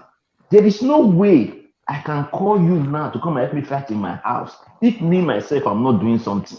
Do you understand? How are you going to win that battle for me? I must be doing something. So my point here is that we that are even living the Obodo Yibo, let us ask ourselves to be truthful to ourselves. The people back home, what are they really doing first? What are they doing? The people that are feeling the heat. We're not the one feeling the heat now. See, a lot of us on this call, whether we like it or not, whether we are comfortable with the abroad or not, but at least we have a job to go and make our small money and eat, even if not be paid to be paid, right? You know, we have internet. But what of those people suffering it there? What are they doing? If you can suffer 8 years, can you not use 30 days of that 8 years to occupy Nigeria? If the end want to come of that country, let it come. Do you understand what I'm saying? Can you not invest 1 week or 1 month of your time as a youth and say, no, this is too much. Instead of me to persevere another 8 years, let me even use 8 days. You think if they had occupy Abuja for 3 days, not even 8 days, do you think they would have not declared the state of emergency? Do you think? So my point is, I'm just going to end up by saying, you know, I'm even in this course, if I'm even becoming more passionate, which I don't want. Do you understand? So let me just stop here, because if I don't stop here, the way my inner blood is moving, trust me, you know, I'm so sad. I'm so sad about this. I just look at my phone just now, just let me click here, and I care. I don't want to even think anything about Nigeria. For that handover, I don't even want to watch it. I don't want to know anything. You know. So the truth of the matter is that You see how we have so many backstabbers and those that will always go against the will of the people. People like what is his name? The Sari Tokuba guys and the other ones. You know, because now we have a constitution that was not written. I mean, I listened to what Ozekuma said. Everything he said was on point. You know, we have a constitution that was imposed on us. We did not sit down to think about how do we want to be governed. Nothing is in that document that was written by the people. That is the problem. That is the root cause of all these problems. I was on Niger Watch yesterday. We tried to educate to Nigeria. It was always argumentative about all this stuff. You cannot build a house without having a plan. You cannot build a house without having a foundation. The constitution is flawed, and it is a fraud that was imposed on the people. That document has to be torn down, and we have to come together as a people and decide how we are going to be governed. Unless we do that, I think we are wasting our time. And just to also add concerning the judges, because I'm a fair person, I like to be very fair. Do you understand? To be honest, let us take a moment to reflect and ask ourselves this question. If you said you're on this call, given the way Nigeria is today, if your own father or uncle is part of that judge, do you think we have mind to judge against a sitting president? It's good. Let us just be sincere about this. It's not because they don't know the truth. Before you do something, you have to think who is going to stand for you. Nigeria has become a country that even people that are even ready to be upright are even scared. Not because they are scared of anything, they are scared because even when they become upright or they decide to stay straight, the people they are standing for, are they even ready to stand? That's the point. See, it's we, why all these people are shouting people, internet. It's we that are abroad that are really fighting this fight for those people in Nigeria. I know they are, That's yes, true. I know that there are few in Nigeria that are trying, but they are they are not much. That is just the truth. They are really not much. I'm telling you, they are not much. And there's a way we will even talk, especially after the election, people started thinking like, because now they are abroad, you want people to go and do this. So we just leave them. Like they said in English, can you cry more than the baby? It's a simple question now. You went to a burial ceremony. The person that have the children of the disease, they are not crying. You are crying like a fowl.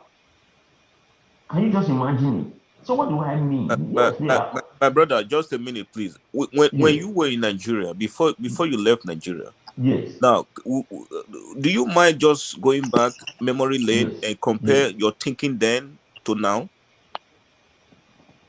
yes. So, like I said earlier on, that was why I even gave the example in terms of. I understand what you want me to say, but let me just tell you this. That was why I gave you provable facts, for instance.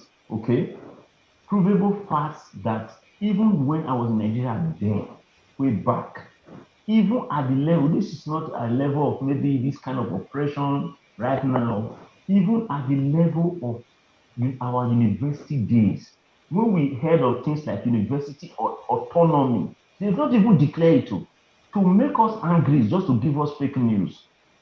Government has not even declared university autonomy. We just heard it as a rumor. We got excited. We were able to resist or make the government not to even think about it, because that is the way Nigerian government behave.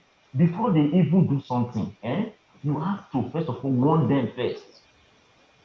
I said we use PTF bus. I'm telling you, at the level of NAS. We entered road, tear gas. We started carrying handkerchief with kerosene on our nose. Obey Razak. Are you understanding me, my brother? Yes. So the point is that, yeah, so we're on the same page, but I'm just trying to let you know that there are people. My mechanic, I have not left Nigeria once at that time, but I still knew that our education that time told us to stand for our rights. Right. We did not agree. Do you remember that time that they did this military something? I don't know what they say, whether one picking, each family one picking or something like that. We also block everywhere. So there are a lot of things that were done. Then, right before I was even leaving the university, I remember the SOG president entering my car, Chris Ekiyo, who was the former Nigerian chairman. We went straight to government house. Not me, everybody, we stand together. How many will pick by? What am I trying to say? I'm not saying people should go and live their life. What I'm trying to tell you here is that there is no way in that country that if if people come together to resist something, that the government, what Buhari could not do is that Buhari himself already signed an agreement with Tinubu. So even if Buhari in her heart does not really want this man, there is no way he can go against that contract, except the contract is playing naturally against Tinubu. which he was expecting, but it did not happen. That is just the truth. It did not happen. Right. It did not happen. If it had happened, he would have justification to say, what else can I do? Do you understand my point? You know, a man who came out from day one and told the entire Nigeria, he said it prompt and clear, a milocon. It is my turn. You know what is a turn? As you're on this platform now talking, let's say, say after 10 minutes, the next person already know that it is his or her turn. He will say, it's my turn now, please, Bill, stop. That person already know that they've been promised to speak next. So when Tinubu came and said, Emilokon, it's my turn, do you know what it means? It is an agreement that has already been written. Go and watch the APC convention again. You see Buhari sitting down there. He was just laughing. Because there was nothing anybody can do. Can do. Yeah. There's nothing we can do. People went to Buhari, tried to press him, but they didn't know that this man and this man, at a point, they've already signed something. So this is not a time for him to come and scatter it. And you know these people, they are highly demonic. They don't just do agreement with ordinary man. Yeah. Pray that you should not go and ask big man something in Nigeria. They will exercise and bring something and put on the table and tell you, if you want this thing, you want me to do it for you, I can spend so billion. Touch this thing and use it to touch your mouth. Hey, God. Yeah. Hmm. It's very sad because when you look at what just happened, and this thing has been going on over the years. It's not just from Buhari to Yes, now. you Every can see that. every big man, please let me give you this information. Every politician and big man in Nigeria has what they call a private sitting room. Go and find out from anybody that have worked closely with politicians. No It's lies in called what you said, Bill. Michael listen, has come it's to the called stage. a private sitting room. Even if Yeah. they come with 100 people, there's a way the discussion will come to a level. They will tell you, two or guy have to go inside and talk privately. Why you people will be drinking and eating? They can do anything there. And when they come out, they'll be smiling. So things Nigeria is not ordinary eye. We are just looking at it with ordinary eye. Forget that part. Everything is settled. Thank you very much. I appreciate everybody for the time given to me to be able to express myself. I like seeing No, a Bill, little no bit rush relief now. off. Oh.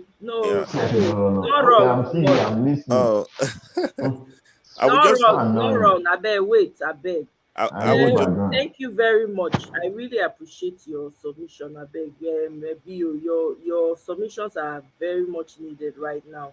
And thank you very much, One Love. You guys, I love the back and forth between you and Bill. Michael, welcome. Oh, welcome, welcome. You're on mute. Yeah, good evening, good evening, everybody. Good Uh, evening. Sorry, the last time my phone died. So that's Okay. what happened. I didn't realize my battery was low, so I thought that Okay. you were not too happy with me. I am so sorry. That's okay. And I understand. I mean, I just figured maybe you had to go. Maybe no, I would have, at least I would have said goodbye now. yeah. The thing That's just died, and before the thing came back home, mhm. it just went off. Good evening, guys. Yeah. Welcome, oh, Michael. With you, God, this matter. I'm not gonna lie. I haven't been happy since yesterday. It's Even, normal now. even though Wait, it's Aisha came 2015. to. Sorry, let me just say this. Niger Came, was. She came on Niger Watch. I listened to her. I mean, of course, I give it to her for all the positivity, but I feel violated. Like, are we just gonna fold our hands and watch these people take his daughter has come out and she's now Yaloja General or whatever they call it. It just gave me instant headache. I don't know. I wasn't looking for it. It just showed up on my timeline and I'm like mad. You know? Please, Go ahead. in 2015 or 2016, when the first guy, or 2018, there was the first guy that cussed Peter out on Twitter and said, "You this useless guy, you are preaching all over the place. You're supposed to come and run for presidency." Peter's response to him was, "I will, oh, but I don't have money for court case." You see, Peter saw all these problems coming years back before now. So we have a space with Peter on Sunday afternoon. I don't know if you are aware. Somebody just I'm said it. aware. So I posted it on my community page. I'm actually going to show it here. Okay, good. So let me not lie to you. That meeting is supposed to be the go ahead for this protest, though. So it's not just an regular meeting. You Oh said yeah. what? Sorry, can you repeat that? I didn't hear you. That meeting on Sunday is supposed to be our protest, groundbreaking protest beginning. Oh, okay. Okay. So, there's a reason, people should wear black on that protest day. why it's one day before the inauguration, right? It could have been tomorrow, but Sunday was a perfect day for it. So we're waiting on Peter now to give us the go ahead because we have saved all the money and we have our support groups are all aware. So it will start like a joke before we now proceed to uh, the real shutdown. My prayer is that Nigerians don't waken up because, like Fela talk, my people too they fear. That's my fear. No one. Huh? You said what? Hello. Somebody said something. I was trying to respond to that person. Oh, I'm not sure. Yeah, fella said, I know one die. Yeah, yeah, Normally, yes, yes, yes. That's someone. correct. Yeah, that's correct. So, please, Yeah. it's not the sea. It's not over until it's over. My Let's brother, my go. brother, we have to make sacrifice. Me, I don't mind. It takes me leaving this place to go home and make sure my generation in 100 years from now have a better Nigeria. I will have to do it. People made sacrifice for where I'm living right now. I know people that lost their lives to make sure this country become what it is today. If I have to do it, I will have to, because at some point we have to wake up and believe that we all have to come together and rescue our nation, man. I'm serious. That's the bitter reality. It's the truth, but I mean, it's difficult to say, but it's the bitter truth. We're enjoying today. People pay the price. You think America was like this from day one? We're enjoying, but people pay the price. So Nigerians, if they're not ready to pay the price, the whole thing will continue. Just imagine such a beautiful country.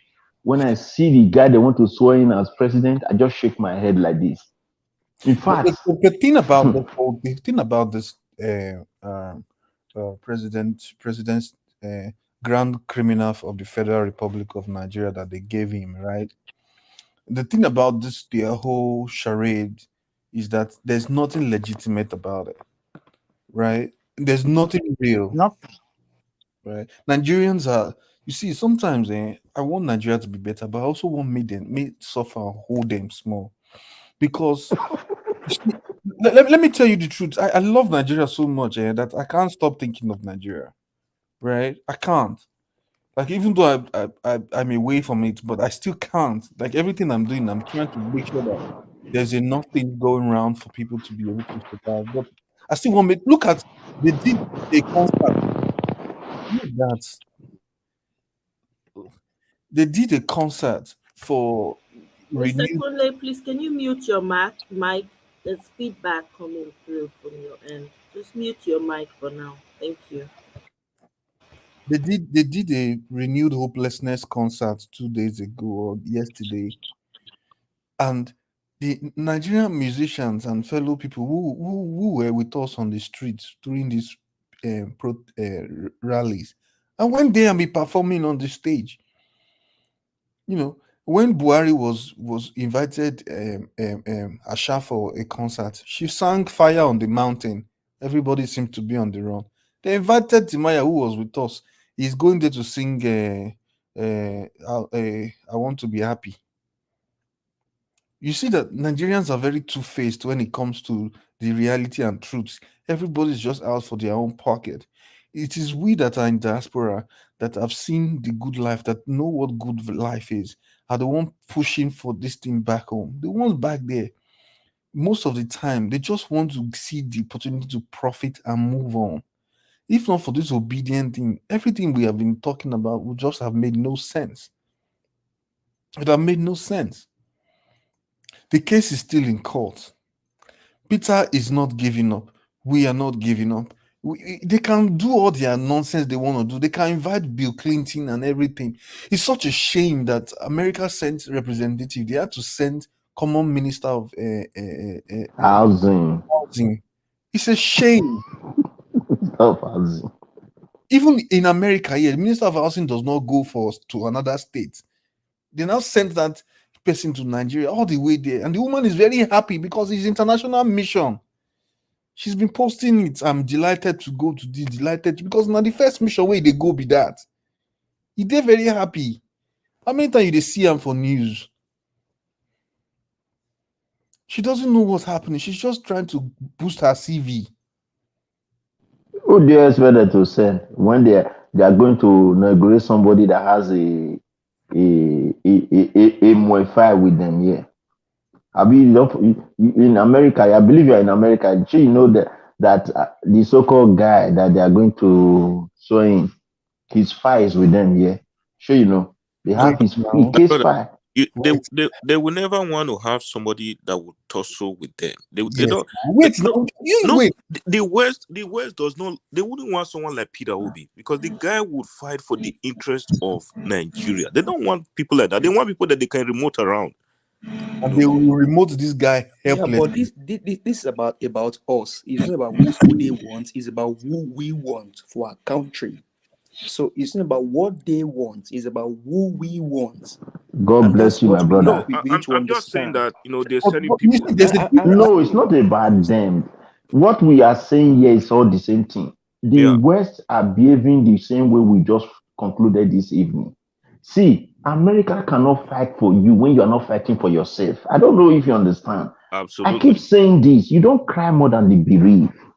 Do you understand? Do you? So for me, those people saying, which I understand, you have a strong point too. You know, whether they want this, they don't want that, that's not the issue. Because the truth of the matter is that no country will come, nobody will come to your house and fight for somebody who's not fighting for themselves. That is just what I'm trying to explain here. It's as simple as ABC. My If brother, you like, you know one thing. Like I said on the other platform, like yesterday, which I think was their own Friday, all of the Jumats should have closed down and be done on the street. Like on Sunday, hold your church on the street, litter the streets. If Paul Enenche carries his own people in Abuja, all of you litter the street. We are having our church on the street today, on your black and black, and litter everywhere. Those that came for the inauguration, they'll be asking you what happened. It's like these people, they don't understand what is coming. Before you and I were born, Nigeria go better. They born us, Nigeria go better. Maybe some of us now we are in our 40s or maybe early 40, mid 40, late 40s and 50s. Nigeria go better. Our children now, we will tell them Nigeria go better. When did Nigeria want better? Shouldn't like this now go the day. May we allow Michael Bro, finish. don't make me cry, man. Don't make me cry. I'm just gonna I'm tearful, man, because I've heard that from my dad. When I was little, my dad keep telling me Nigeria go better, Nigeria go better. All of us So don't hear that. it's what I'm still All telling my of kid us today. don't hear that. Nigeria I'm so go sorry. better. It's not to get you emotional. It's crazy. Let me tell you my story. Something has to be done. You say something emotional. I say you should not get emotional. Please, can I contribute a bit? I'm so sorry. One second, please. Give us a mandate. I need to go because there are a lot of people in the studio now, so let them get a chance. So, Michael, quickly wrap up what you want to talk, and then I'll come to Mr. Kunle. No, I mean I can let them speak. Let them. Are you Okay. for now? All right. Thank you very much, Michael. Don't go anywhere, I beg. Kunle, welcome to the show. Thank you. It's my pleasure to be here. Same here. Okay, good. My prayer is just like, may God's help us, we generation that is coming now, with a good character and attitude. Because what I foresee is that our own generation would be more worst if care is not taken. Because I was talking to a friend of mine today, and I can't imagine what is coming out of his mouth. This is the guy we grew up together, and we mix together, and he holds some places now in Nigeria. So I was just talking to him. I said, "Are you guys okay? Are you guys seeing what is going to happen? Are you guys seeing anything? Why are we so selfish? The generation of mine right now, we are more selfish than this our fathers that is ruling us, because the mentality now is that it's just for me alone.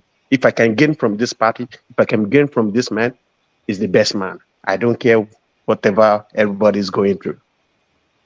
These are the things that is happening, because I talked to him. I said, "Are you mad? Are you mad? So you are telling me that Tinubu is a person. The process that brought Tinubu is a good thing." I said, "No, it's not done. Let's calm down. Let's think about it." So if I'm doing something, if I'm about to go into politics now, so I can't even trust you as my own friend to be able on my side. If you are not ready to gain anything, if you are not going to gain anything from me. So these are the things that I just say that what I preach here, what I preach here, what I talk to people, build your character, build your attitude. Forget about being Christian or Muslim, forget about going to church, forget about doing anything. I'm a Christian, but your character, let people know who you are. What happens in Nigeria today has opened everybody that you should know that this is not a friend. You will know your friend now. You will know a good person in Nigeria now. If any good person you see that follow Tinubu, they are not a good person. I'm telling you, write it down.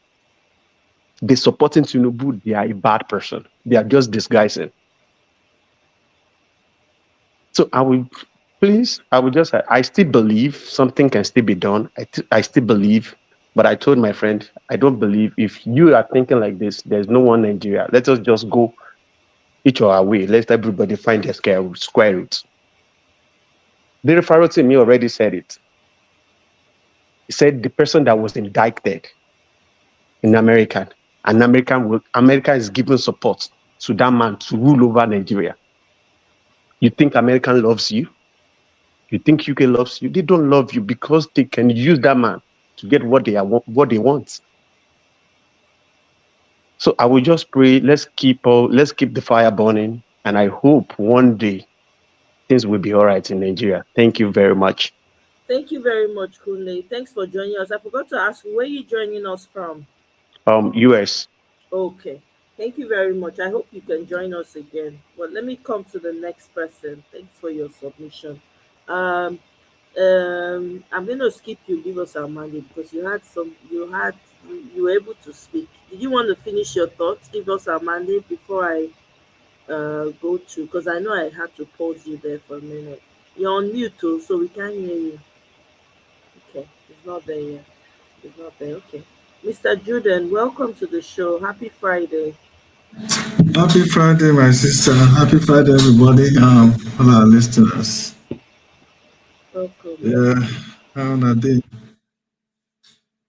We did, oh, we did. What you get to talk for this matter? This will get matter, may big ground. So, Well, I don't know. It's like the last person spoke. The problem, most of the problem we have is that of unity. That of people knowing that this is our common enemy, and let us come out and fight that common enemy without wavering, without knowing or thinking this is from Yoruba, this is an Igbo, this is a Shekiri, this is Hausa. They have used this division over the years to continue to keep themselves in power. And many of us who have been suffering the brunt of their wickedness continue to fall cheap for this their tools, religion, your ethnicity, and other things that they have always used. It's so sad. Otherwise, I don't know how any Yoruba man, for instance, will be supporting Tinubu. You know, Yoruba people as educated as they are, you know, in everywhere, they excel in education and everything. And then this is the only man they can present to represent them, that will give them order, that will, you know, tell them that. No, it wasn't Yoruba that presents Tinubu. Yeah, No. I understand, my brother, but some of them, I'm not saying, just say for those who are, let me just generalize, for those Yorubas who are Then if you're saying that, then supporting deliberately him, me, for those, bar, that's why I say, let me, I'm so trying to withdraw that, because not all of them, but for those who are supporting him, I know primarily it's because of what they are gaining. I'm sure they really know the truth. They really know that this man it's a bad market for Nigeria, and even for them as a tribe or as a nation. So Yoruba nation, they know it's a bad market, you know. And the one thing that baffles me is if we now say, okay, let's assume, you know, everything, let's assume let's keep aside, you know, the hope that we are going to get back this mandate, and we say, okay, let's keep behind this man. What exactly is he going to do with somebody like Tinubu and Shetima, a terrorist? What exactly are they going to do? Now, would one expect Tinubu come 4 years time or before 4 years time to refine or reform the electoral system in Nigeria such that we will not go through this nightmare that we are going through now? Will anybody in his right mind or senses think that Tinubu will do that? The answer is no. The answer is emphatic no. If anything, it will make it so difficult for anybody to challenge him or any other person in such a way that they have gone through this nightmare with obedient movement, because they never thought in Nigeria, in their lifetime, there will be a movement in Nigeria that will challenge the status quo, that will shake their foundation. They never believe, and they are angry. They are, even Atiku, even PDP. Let us not just limit this thing to APC.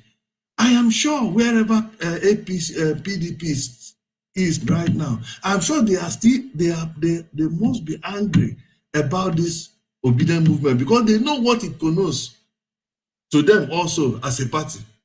That with them, with obedient movement, there will not be any portion, any room for PDP again in Nigeria. It's just a matter of time.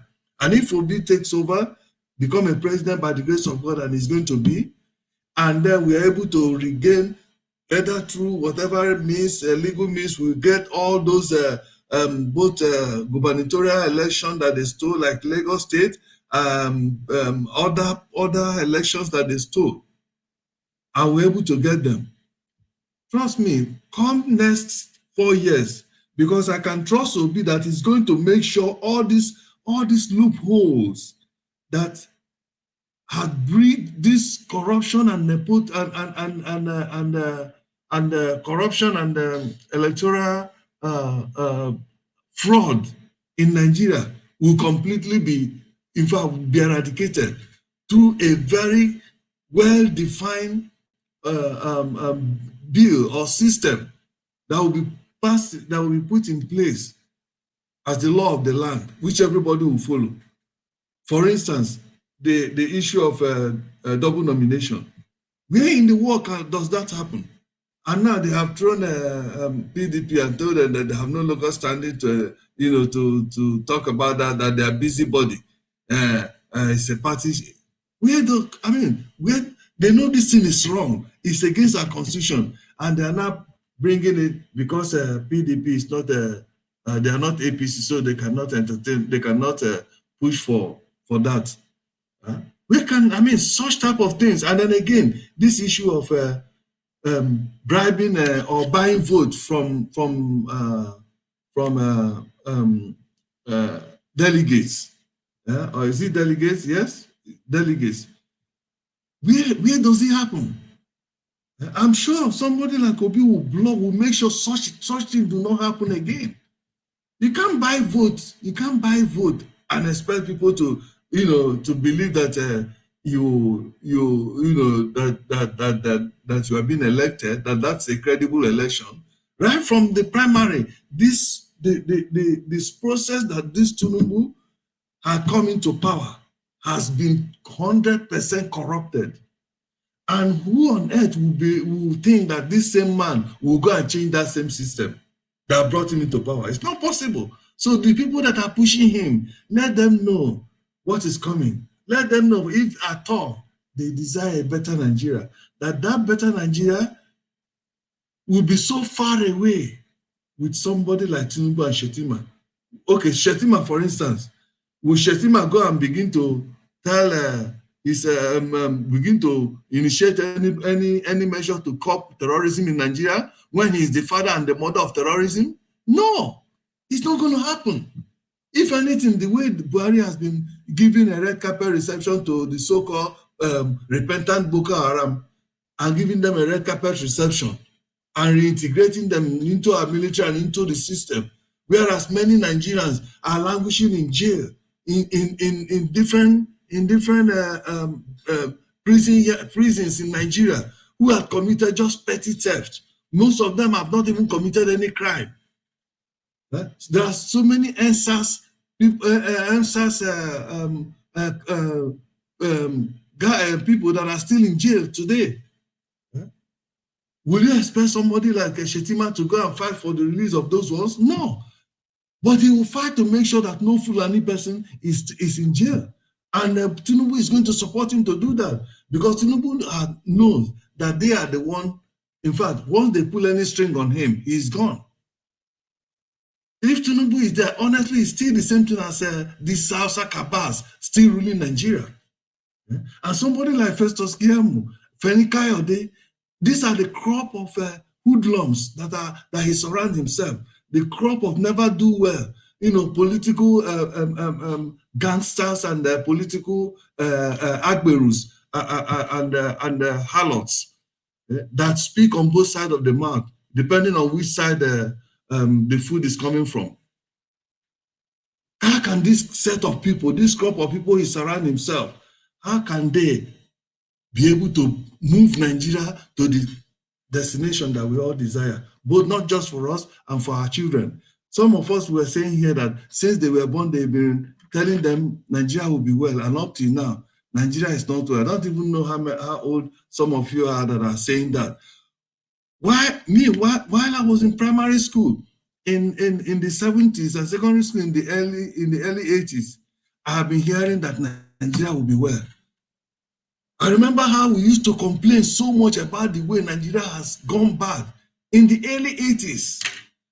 Compare that time to this time. That time was like heaven.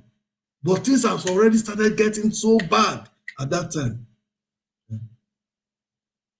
I remember when I was in university in the mid 80s, our lecturer would be telling us how in a school, in the universities in Nigeria, how in a dormitory, that is in a cafeteria, they would be sharing one chicken to two students, free of charge. In a cafeteria, they will eat as much as you want, and then they'll have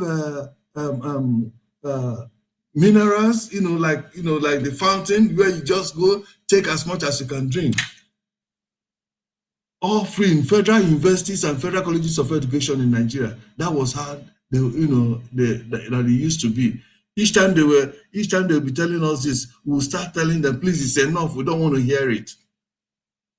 And these are the same who have benefited all of this from Nigeria, have now ruined Nigeria, and they don't want even their own children to benefit from the same country that have given them so much.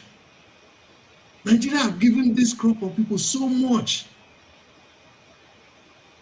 They went to school when hostel,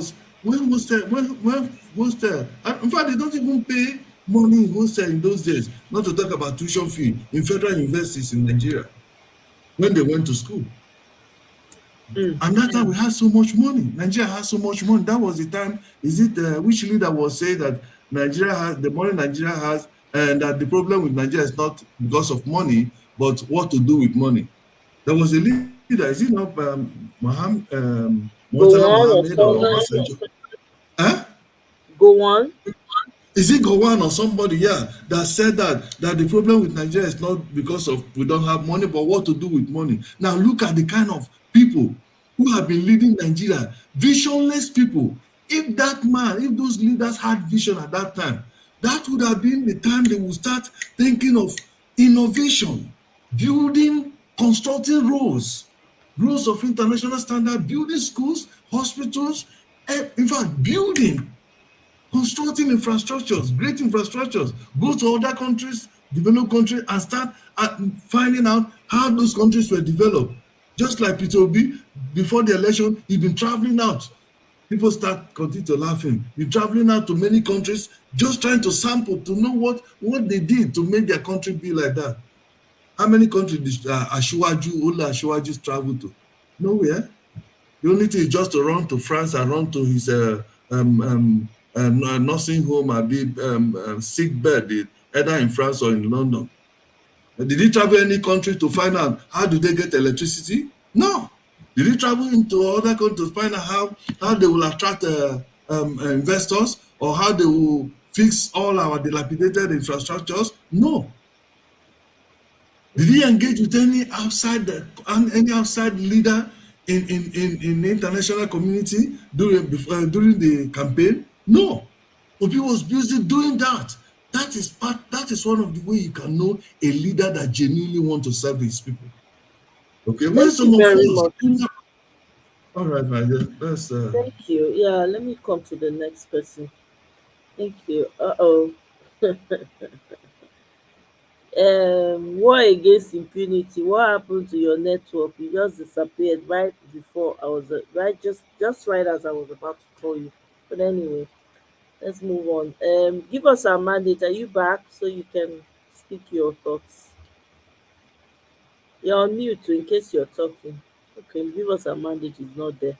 Let me come back to one love. One love. Mm. One love, are you there? I don't know where on the waka they go. Oh yes, I'm here. Sorry. Okay. I mean, they don't sleep. Uh, Ah, tire. Now I want talk. I reach to sleep. Oh. Ah, yeah, it's I mean, I listened to the last speaker. I think he pretty much said it all. I guess I second everything he said. I mean, look at what has happened over the years.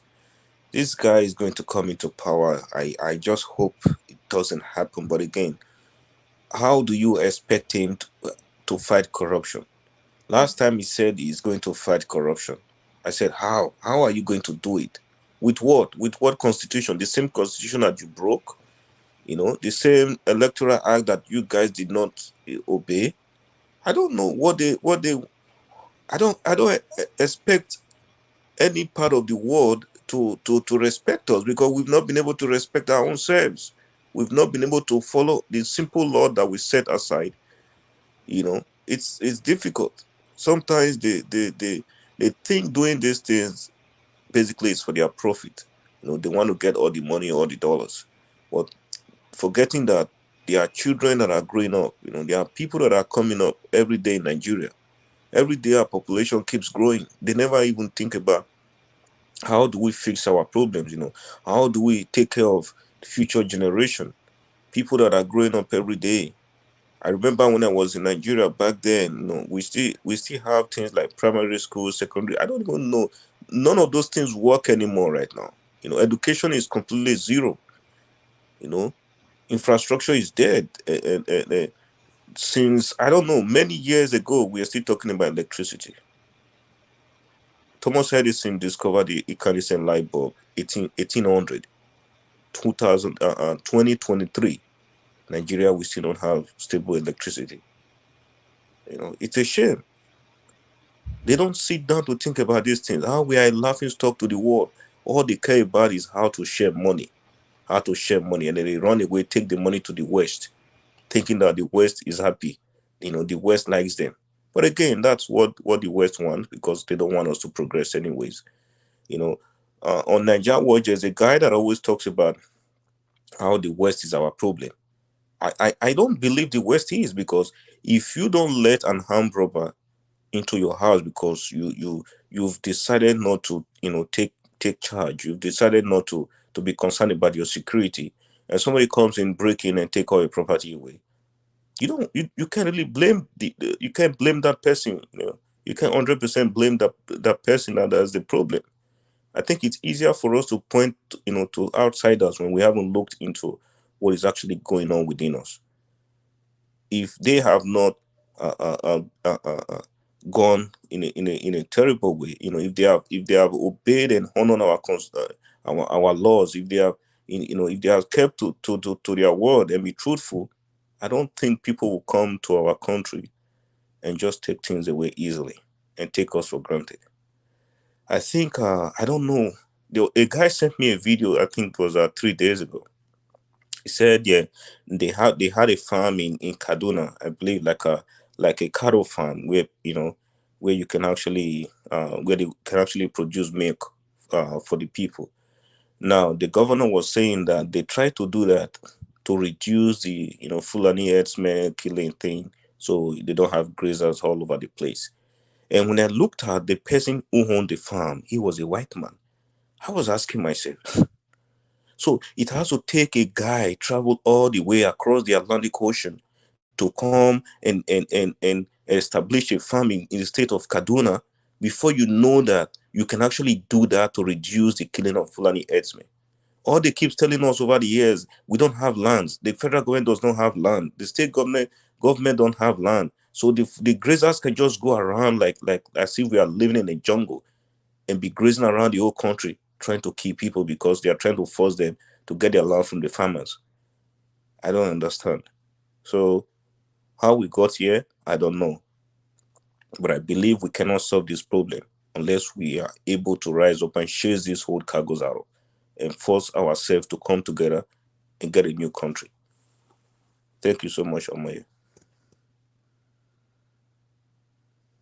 So, thank you very much, One Love, my brother. I really appreciate your submissions there. Mm.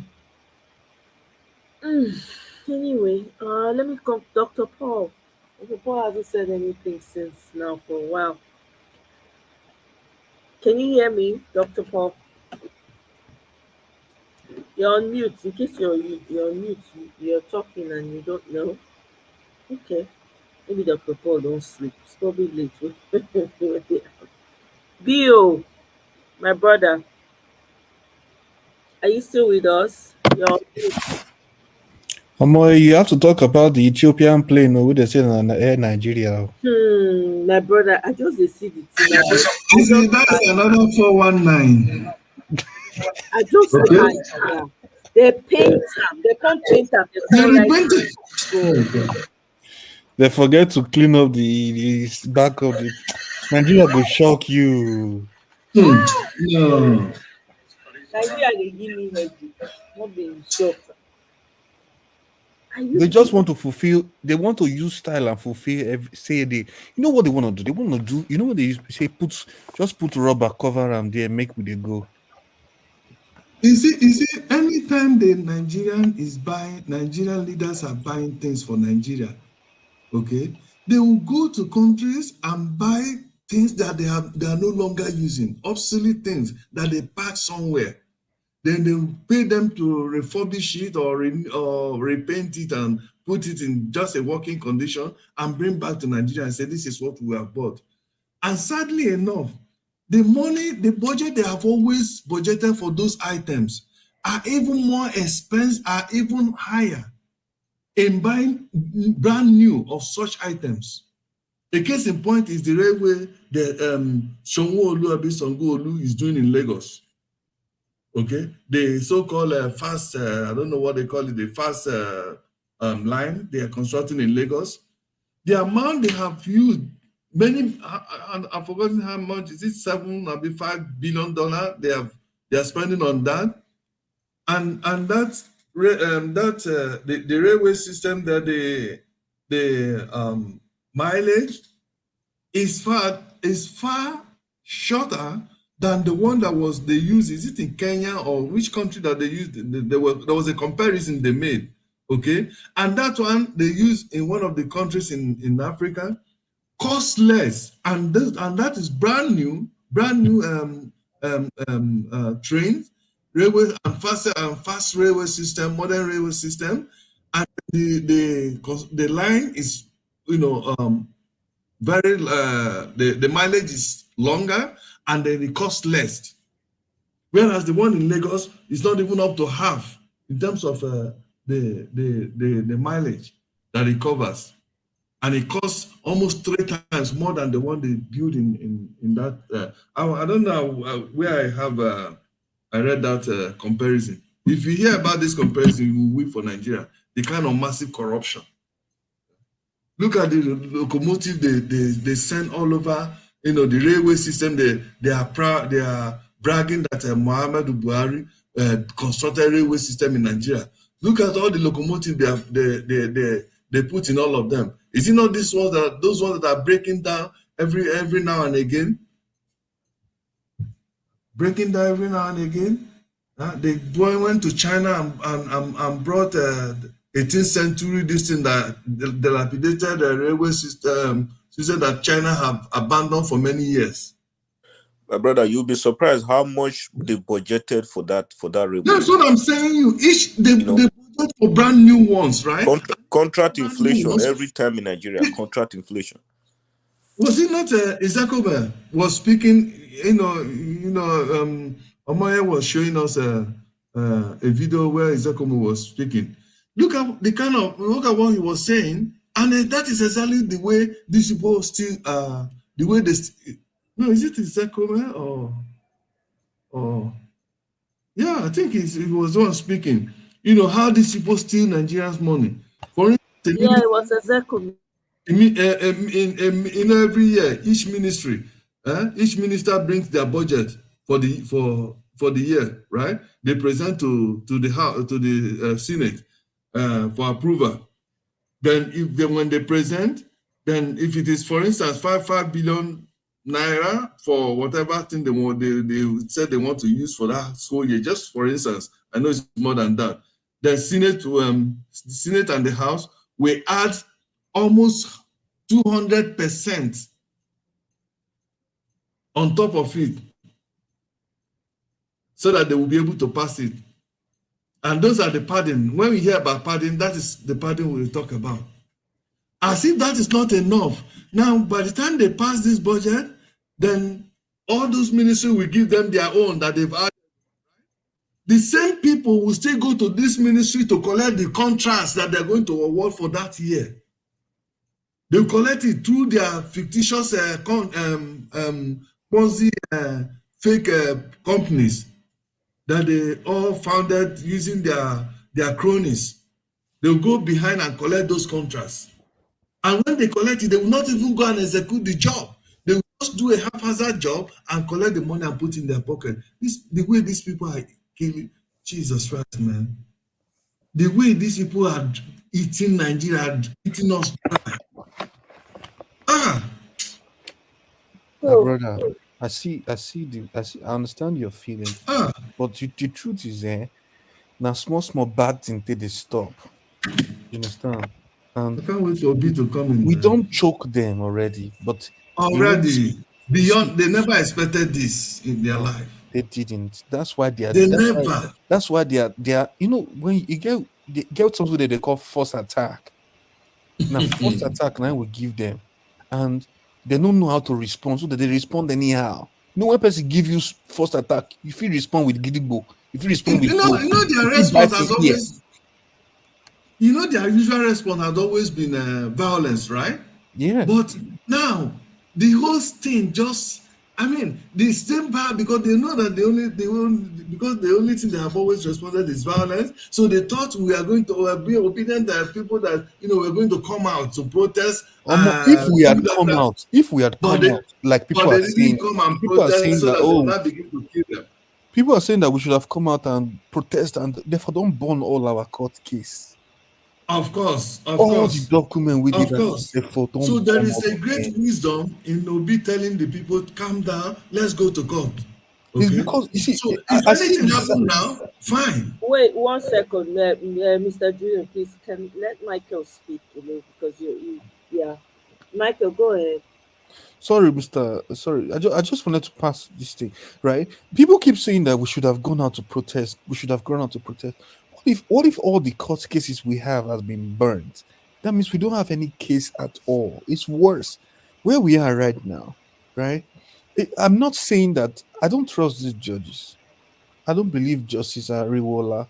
I don't believe the one that the appeal court lady that her son is APC candidate senator. Be what? How can your son be? You are an interested party already. You shouldn't be a judge.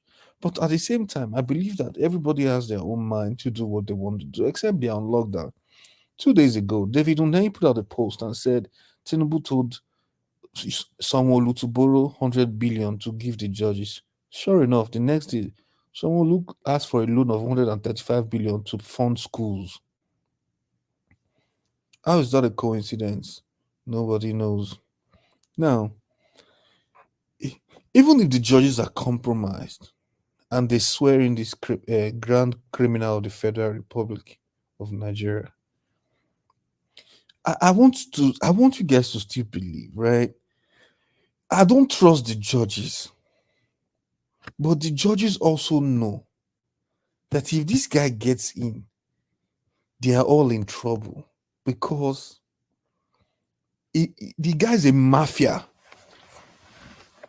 and mafians they don't play by any rules except they will hamstrung you to the point whereby you will think that they will choke you, and they will make sure you produce everything that you've ever taken from them. Now, I can't confirm this, right? But here's how I feel. I could be wrong, but I feel like these judges, they want to make money. They want to eat their cake and also have it. In the sense that they want to collect all the money they will collect from this criminal and then they remove him eventually. This is my thought. I could be wrong, but that's how I think. Because I like to give people the benefit of a doubt until you give me a reason to not trust you anymore. I don't trust the judiciary, right? But at the same time, I want to give them the benefit of a doubt that all the cases that, first of all, people don't understand. The media has been so compromised to the point that people don't know what's actually happening. They are all liars, from cable to channels to TVC to Vanguard to all of them are all liars. All of them. They carry repetitive news. They all carry the same false narrative. All the cases that were dismissed in court today by PDP, PDP was not supposed to file those cases at all. Let's be very honest here, because PDP has no local standing to file those cases. If you go to this lawyer, Inibe Effiong, when PDP filed those cases last week or 2 weeks ago, he quoted that tweet of their file and told them, you don't have a local standing on this case. Don't invest your energy on this case. This is where you should chuck your head. That case does not affect Peter Obi's petition and prayers.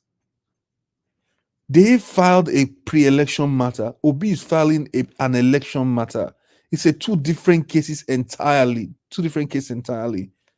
So because those stupid news bloggers post, because they don't carry the right information, right? They just carry headlines and deceive people on Twitter and Facebook and Instagram. Court dismisses, blah blah blah blah blah.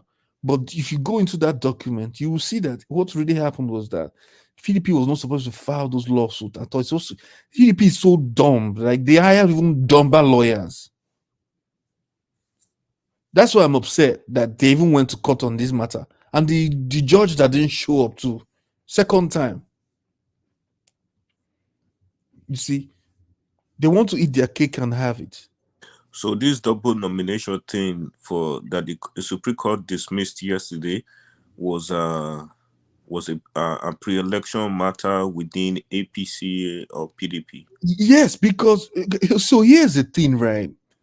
The way PDP filed the case, they are filing it wrongly. I don't know how PDP hired those lawyers, right? It's insane. It's insane that PDP wasted so much money to make those lawyers go file cases that don't exist. Sorry, guy, can I ask a question? Yes, go ahead. Does anybody live in London among us here? No, I don't. I'm There not is sure. something, and there's a video I just got, right? I think it's happening now or a few hours ago. At the Nigerian embassy in London, they say someone went there. I guess he has problem with his passport, not getting his passport or something. This guy begin to break all the cars in the embassy, the embassy, the cars in the embassy. See the road full of police everywhere. I wish I can send the video. Oh, Wow. okay. None of us live. I wanted to confirm if somebody, if No, anyone have heard about it. no, we don't. Sorry. So, Okay. so, so the judge, right, that didn't show up. Like Kenneth is saying, like there's a chance that these judges, right, they are afraid of this bad criminal, right? Even though they know what they want to do, they know the truth, they know what to do. But you see, they want to help this criminal fulfill his lifelong ambition and then remove him. I still believe, right? I still believe that when this case come down to the wires with all those 50 witnesses and the 100 witnesses that Labour Party and PDP will bring on the real election matter, they will disqualify him. Except those judges now want to see the real destruction of Nigeria. Because you know why this matter is not as bad as it is today, right? It's because it's not Labour Party's petition that was thrown out. Now, they are scared of Labour Party's petition. Because if you read all the responses that they've been giving Labour Party and all the application that prayers that has been filed by Labour Party, they have not the responses have made no sense. No sense at all. So they are trying to use every opportunity on technicalities that they can get and then pray that the court will just be foolishly and and just take it as it is, right? So, okay, for instance, on the issue of the perjury raised by uh by the other parties concerning the prayers in the pre-election matter, when they talked about perjury that Bat lied under oath about possession of a Guinean passport, right? Here's the response that APC gave. APC said that the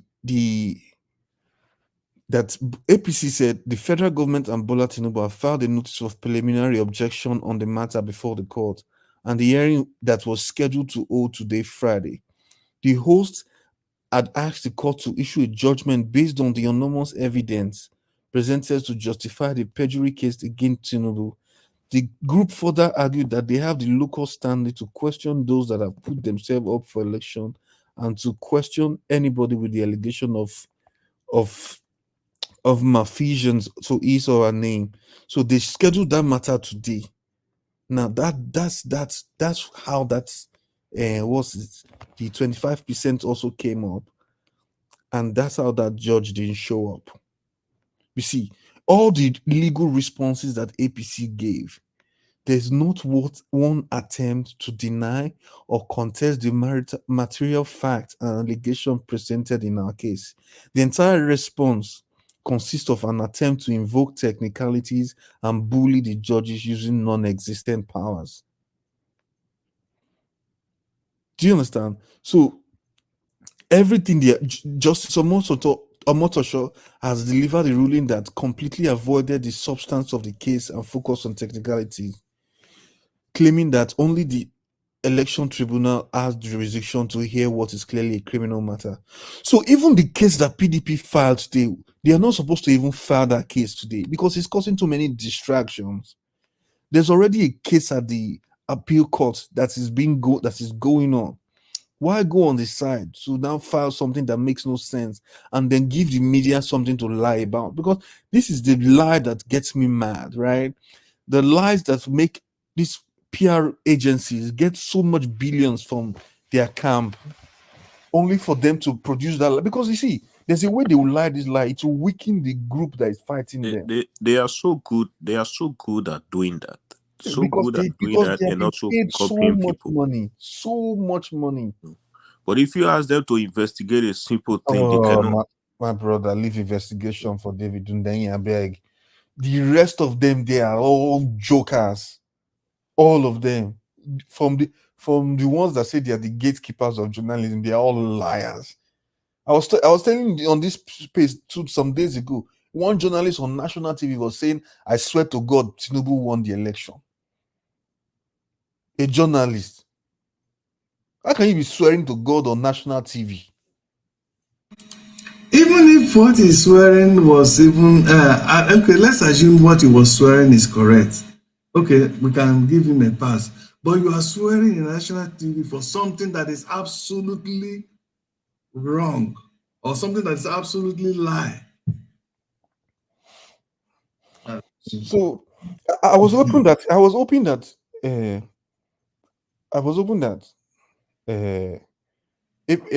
what's it called? I was hoping that APC had good responses to all the things. The reason, to be honest, today was just a day of full-time distraction from the So real what was case. so wait the case today where the judge the They lawyer were came not. out and They were not. They were not the real tribunal election matter that was filed in the prayers. Oh, okay, so but the 25%, was it not, when was it supposed to be heard? That was a couple of the days ago. one that was supposed to be heard today was from the citizens of Abuja. Right. The one I told you that the Yeah. judge escaped Yes. and came and told us that Oh, the judge did not show up. Yes. no, Jesus.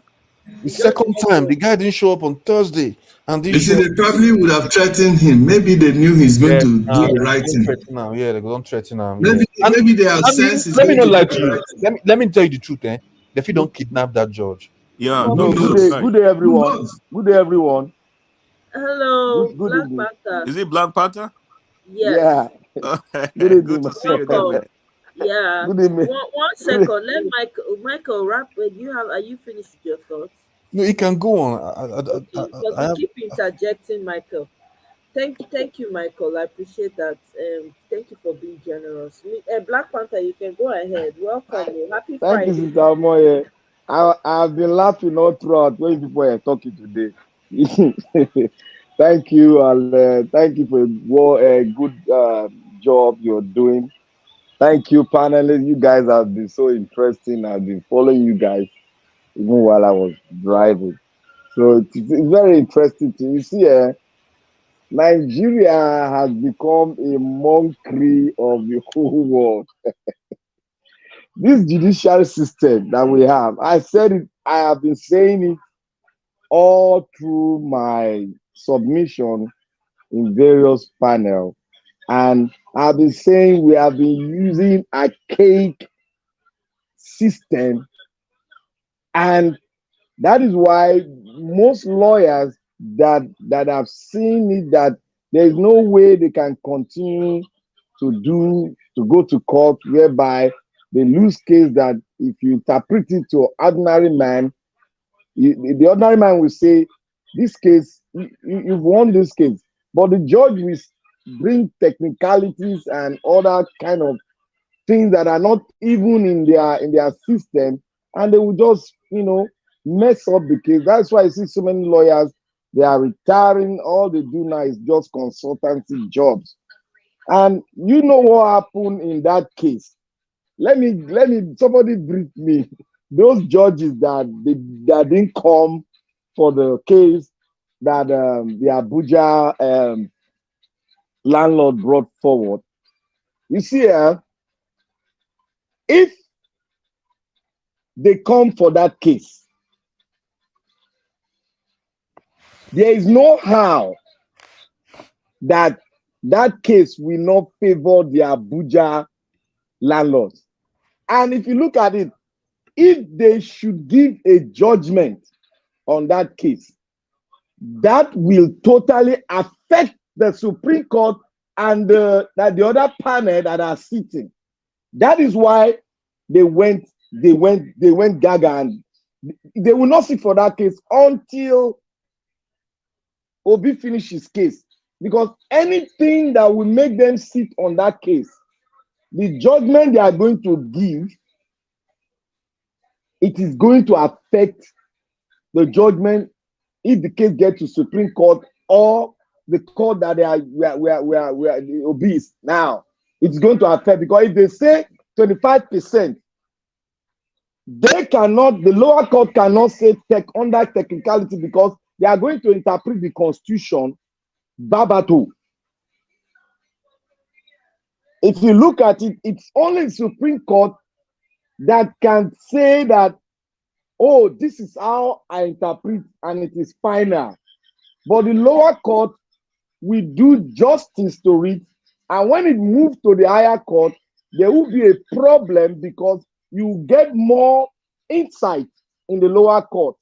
But the Supreme Court can say under technicality, under one thing, they will just say case no, dismiss, and that is final, because the Supreme Court cannot repeat itself again. When it says anything, it is final. But when the lower court brings a judgment and interprets the Constitution very well, then if Obi gets to the Supreme Court, they will make reference. They will make reference to the lower court, and that will make this Supreme Court look very stupid. So that is why you see those guys, they are running away, because the case ahead of them is so heavy that they are scared. And so many ants, you know, these Buhari talks that are in Aso Rock, they are all going around to threaten judges that refuses to accept the bills that are giving them. Some judges are refusing, and they are threatening them. And this is not just an ordinary threat. These guys can do and undo. This guy can tie anyone, and you will not see any record about it. So that is what is going on, and they know that they've been boxed up, and they are finding a way how they are going to do it, but they still cannot, because the evidence before them is just too much. So they are trying as much as possible to find a way out, and we have been monitoring. At least everybody has been monitoring it, and you have been seeing evidence upon evidence.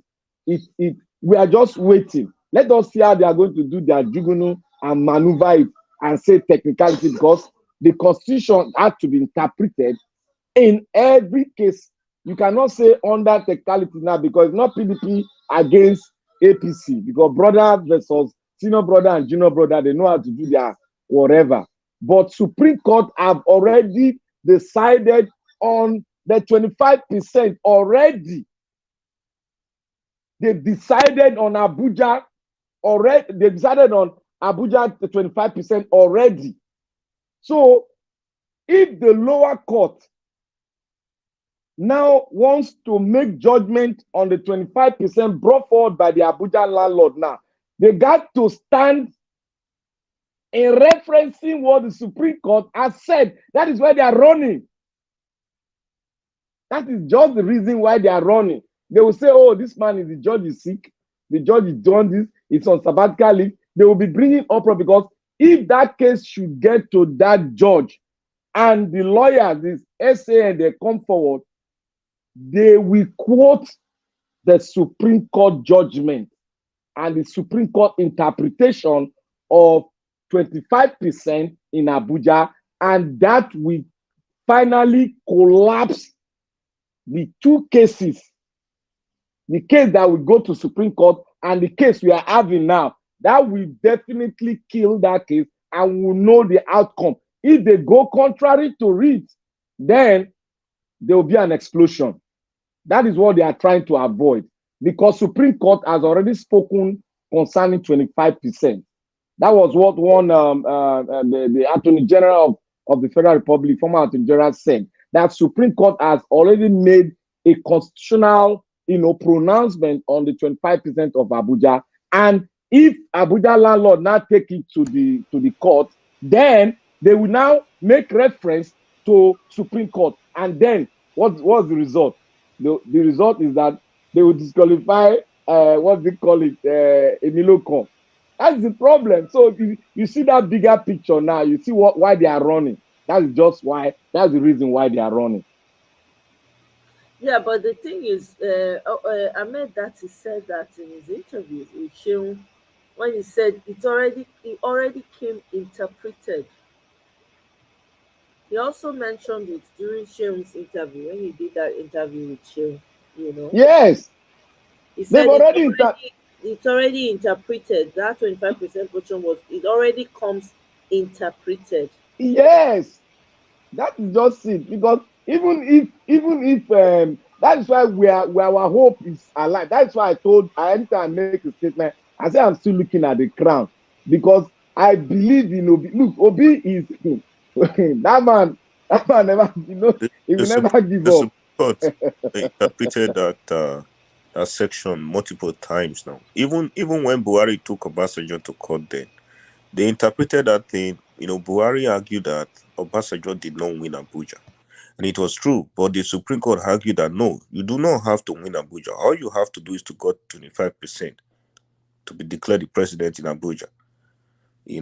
So I don't know. Now they are coming out to try to bend the truth. Kayamu and the likes of all this riffraff that they can't look. Supreme Court cannot retrieve his statement.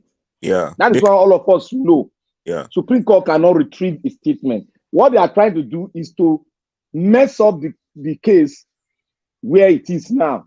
They are trying to mess it up, but there is no way they can mess it up, because if our judge, with our PO lawyer, stands up and they drag the case to that thing, they know that they are going to make reference immediately to Supreme Court. And when they make reference to the Supreme Court, the tribunal have no option than to concur. That's just the truth. That is why you see PO is always, he'll be smiling, because they trapped themselves. Supreme Court has trapped himself, then the tribunal is already trapped. So they are finding a way out now. Maybe the Buhari has his own agenda, or maybe he just want to make Miloko happy. Then when the case drag, when he's out, they will just pull Miloko out, because then his hand is off. So, and when they said Miloko we remove the Chief Justice, that thing is going to cause war. It's not possible yet, because you have to serve his term before you can say you want to remove him. Are you sure about that? Yes, Nigeria is the country where anything goes. No, let me tell you one incident that happened. You see, when Buhari wanted to remove that former chief judge, the other guy, they made an allegation. That man, that judge, that chief justice, I think he heard in some aspect, they found a small loophole about him. He did not submit that he has so account. He did not put it on paper. That was what they used. And after that, they had two plans. You see, Odili's wife was the next person that is supposed to be the Chief Justice of the Federation. They now went there. You see, they now went and attacked Odili's wife. Jinja had to retire immediately, because they were having a case. They wanted to prove, because in the Supreme Court, you don't jump one person and bring somebody from the back to become the Chief Justice of the Federation. It is according to the ranking.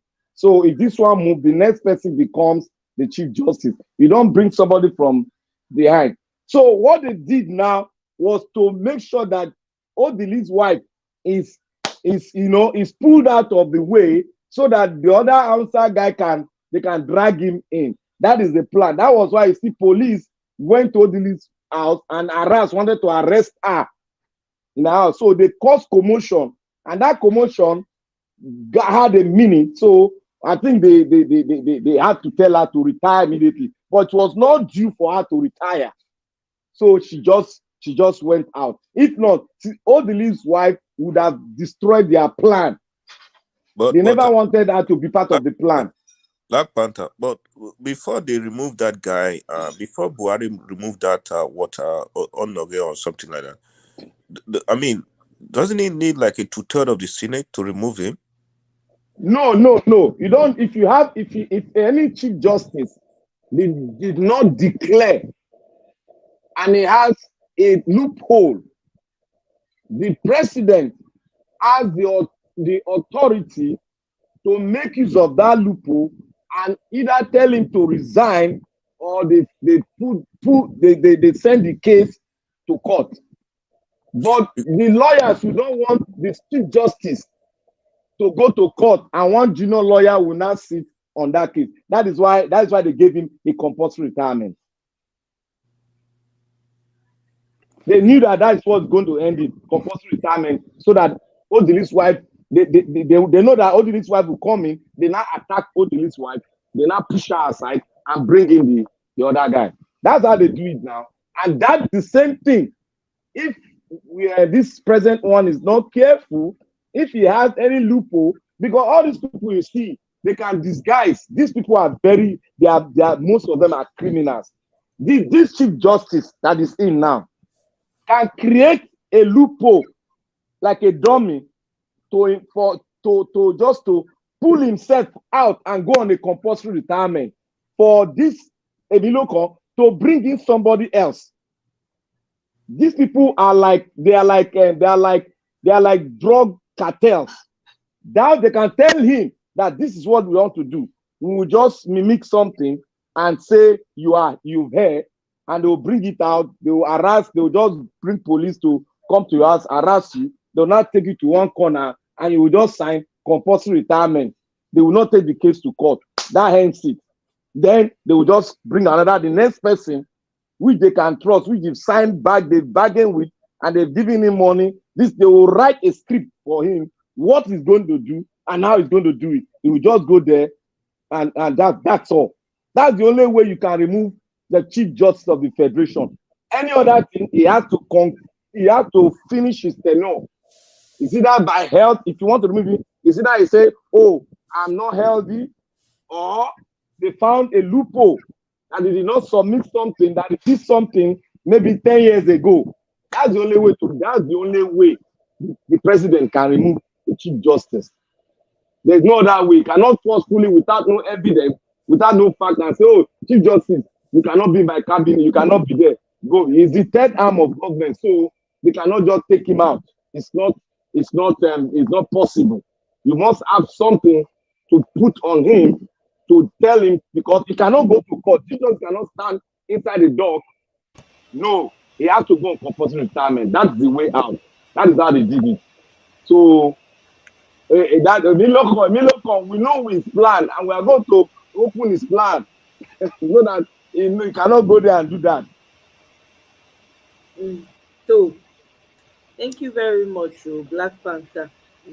I'm drawing strength from all of you, to be honest, because I know they feel I'm at all. I'm like, things don't supposed to be happening by now, but that's just me. Well, Omoye, I understand your feelings and your pressure. That's how you feel. You want us to react like Thailand and Philippines and all these other countries that shut down the country. Yeah, first of all, Nigeria not supposed to be together. Nigeria supposed to be like UK, we separate Scotland, Ireland, and then UK, right? But it's not happening. It's not happening. So we just have to deal with what's on ground. What's on ground is that we have a case in court, but there's so much distraction going on, and people are falling for it. So the best thing we can do is to follow up on what we have and be patient, because the truth is there. The truth. If we enter street riot now, they enter all this court, burn everything where we put for court. We no get case again now. We no get case again, because this is what Peter is looking at. And this is what I think everybody should look at. Yes, we can protest, but Agbado people go hijack protest. There's nothing we want to do about it. They will hijack it. And when they hijack it, they will go extreme. And when they go extreme, the first place you go see we go first born, na court. Na court. So I see I see people's anger, and I also see where Peter is coming from because he has been down this road before and he knows what these people are capable of. So if there's a way, Whose if there's mic a, is on? Please, can you turn whoever has their mic on? Please, can you turn it off? The feedback. Go ahead, Mike. if there's a way that we can avoid burning down the courts and killing any judge or anybody that stands in our way, I would root for it right away. But I'm still taken aback because see, Nigeria is a crime scene. First of all, some people derive pleasure in the pain of others, and I don't want to see anybody lose anything, their life or die. Not because the country does not look. That country requires the blood of people to actually come out of this curse that we are in. Right? Some people will go, and some people will stay. I'm not saying that, oh, everybody will survive. Yes, but I want us to go with the options that we have that's very visible. If we have a good case in court and the evidences that Peter said he will bring in 3 weeks is enough, I think I thi- this I think we should be patient a little. I'm not advocating for sit down the look. No. But I also want us to see this from the other side of Peter, where he says, I won this case and I'll prove it. I just want us to see it from that side and also see it from the protest. And that's just my 2 cents, really. Can I Can can I I say throw more something? light? Can I say something? Yeah, go ahead. Wait, Mr. Black Panther, go ahead. Black Panther said, Let me throw more light to that thing. You see, today we listened to the Aisha. Aisha unlocked one thing that I went back to make a reflection on that interview. The former governor of Ekiti State, when he went to TVC, they asked him a question about the obedient movement. He said, they asked him, is this obedient movement, is he going to die? The guy said, die for where? He said, look, Obi is a tsunami. He said, look, if Obi, let's say for instance, Obi did not get this mandate, the man now said they should forget about this thing. He said, look, he said anybody that sits in that rock, disobedient, they are here to change the whole trajectory. That if Obi go for any election, he will win. He said the time has come. He said Obi, nobody can beat him in any election now. He said nobody. The man said, I am a politician. I have checked all the pillars. All the things we did, you guys know what they did. And they made a lot of mistakes. He said Obi has eaten into the fabric and made Nigeria youth to come alive. And Nigeria youth have gotten it into their brain. He said if Obi competes again, Obi is going to floor even anybody. If they put Obi and Buhari, go to floor Buhari. That is it. And that's one thing Aisha said today. He said it's going to be we have started a revolution. We should be very confident. We should look, and the revolution is not going to be one day. It's going to be a gradual sweeping of the old oligarch. And with this, they know that the end point has come. We should know that. And we should keep the momentum up. We should keep the momentum up and we'll keep on fighting. It's not one day. We don't want to go the other route.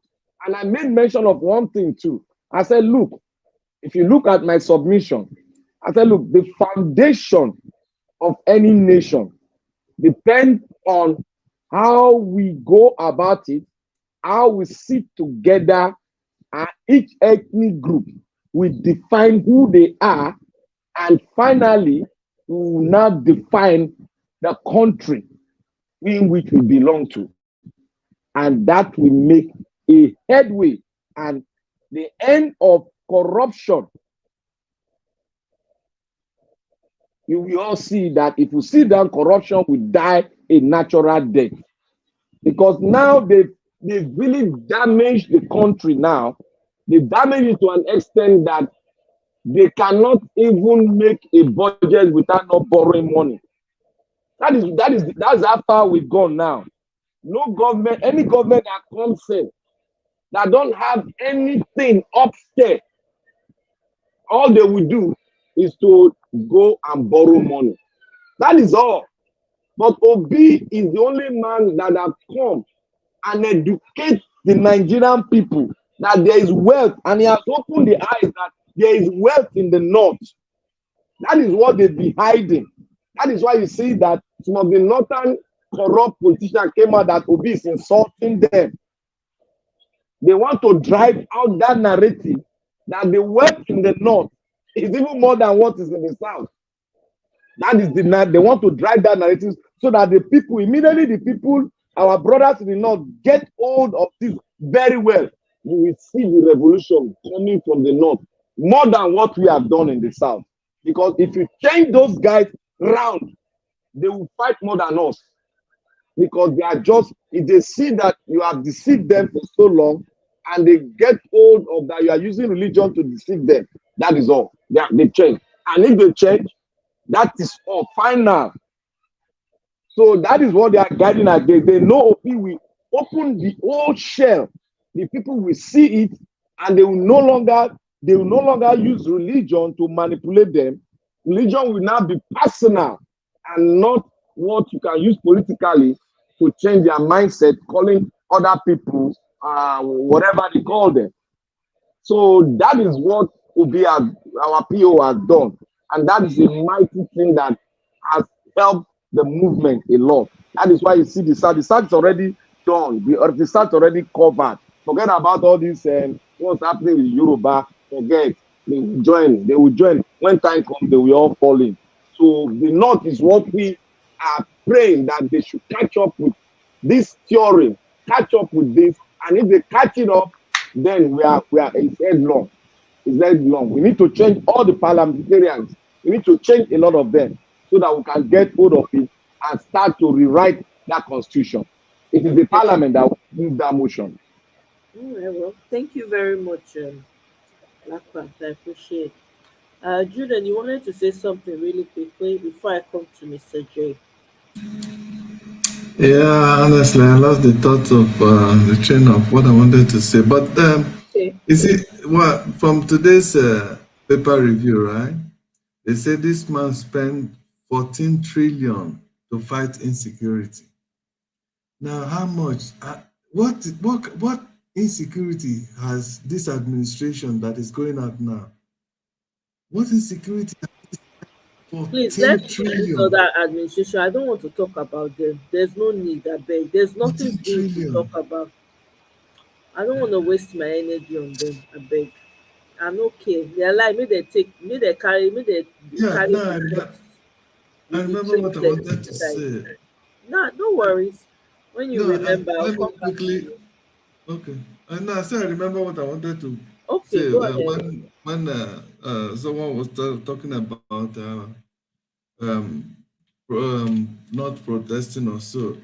You see, I don't think the protest is to go and begin to destroy things. There are so many ways people can protest.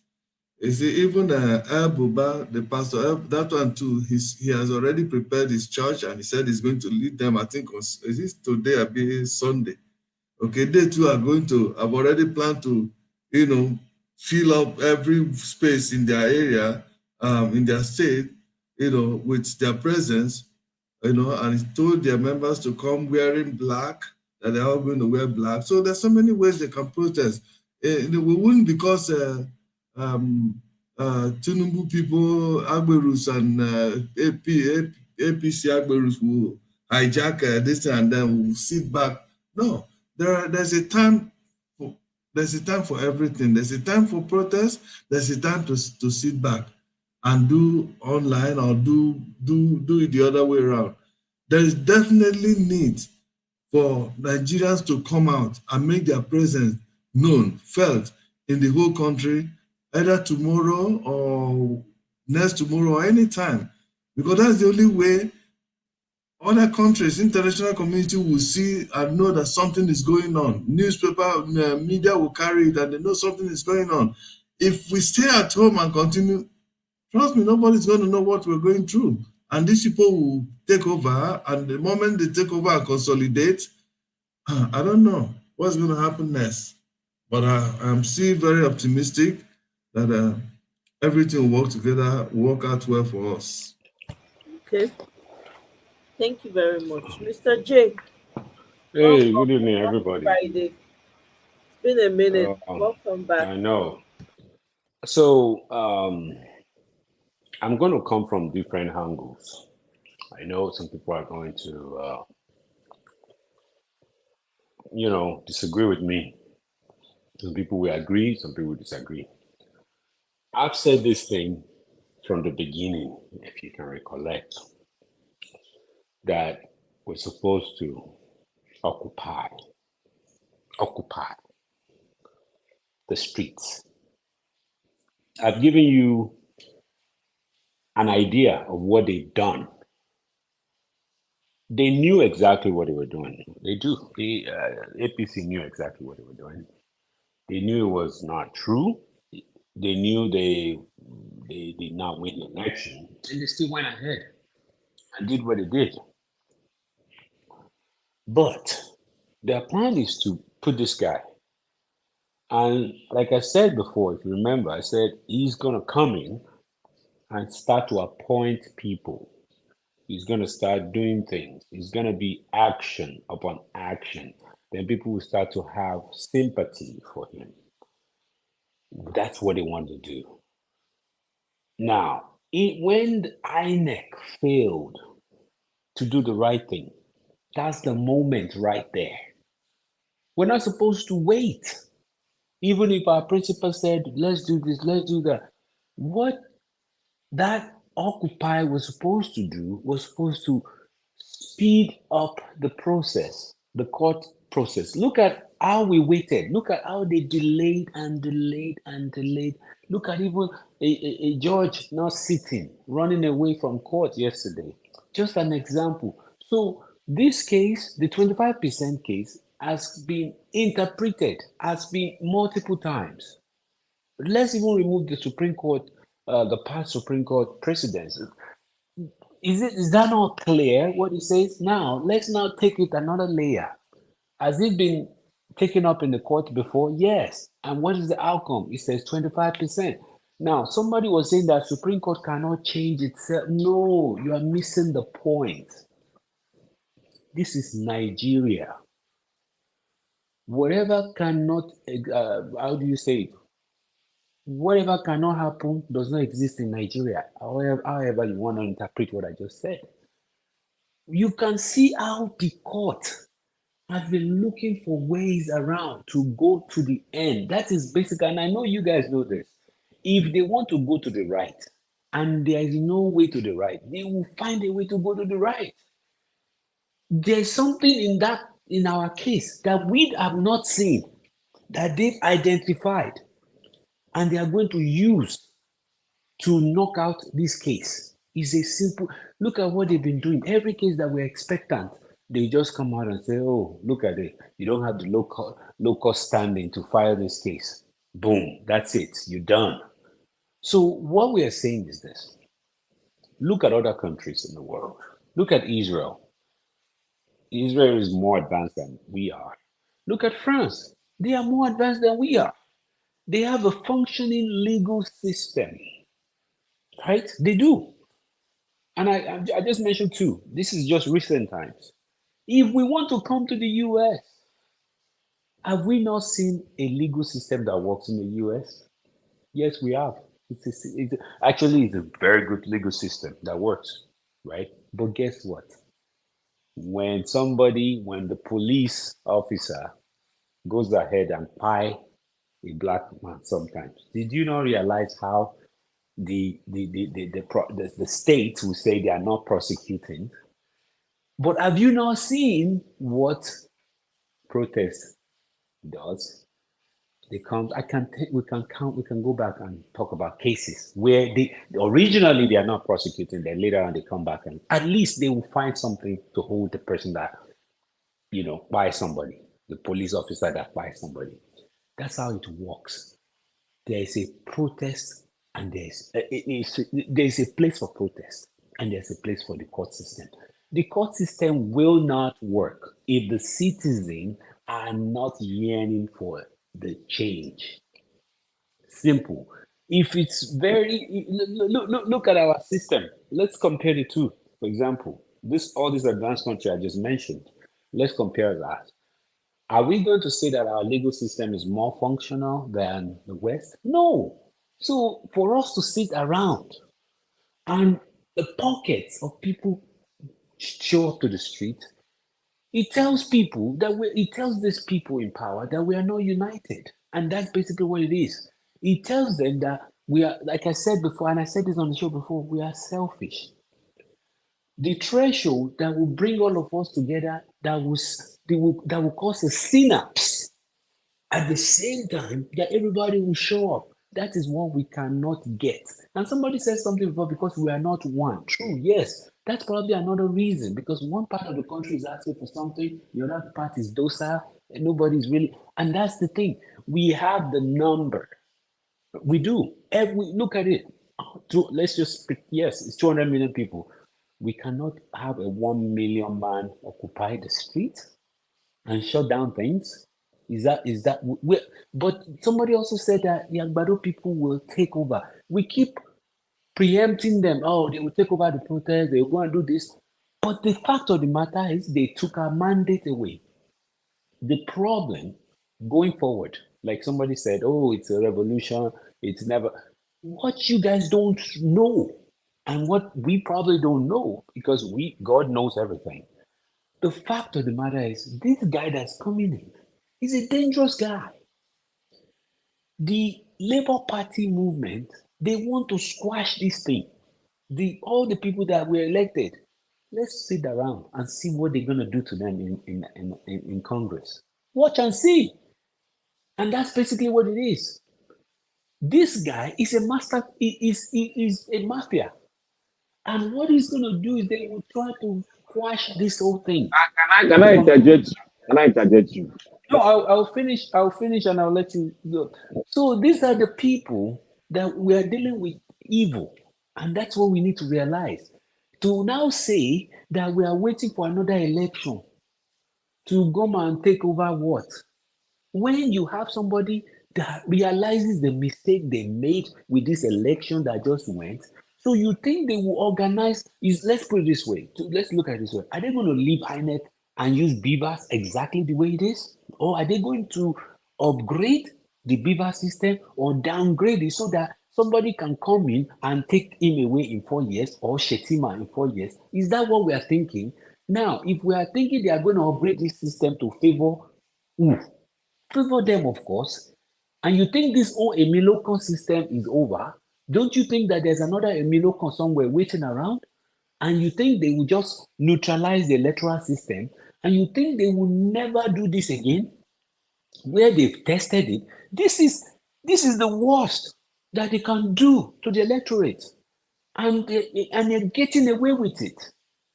What are we talking about? Then the next thing we're going to say, well, another 4 years, we'll come and revolutionize this thing. No, let's see what it's going to do to the people we've elected first.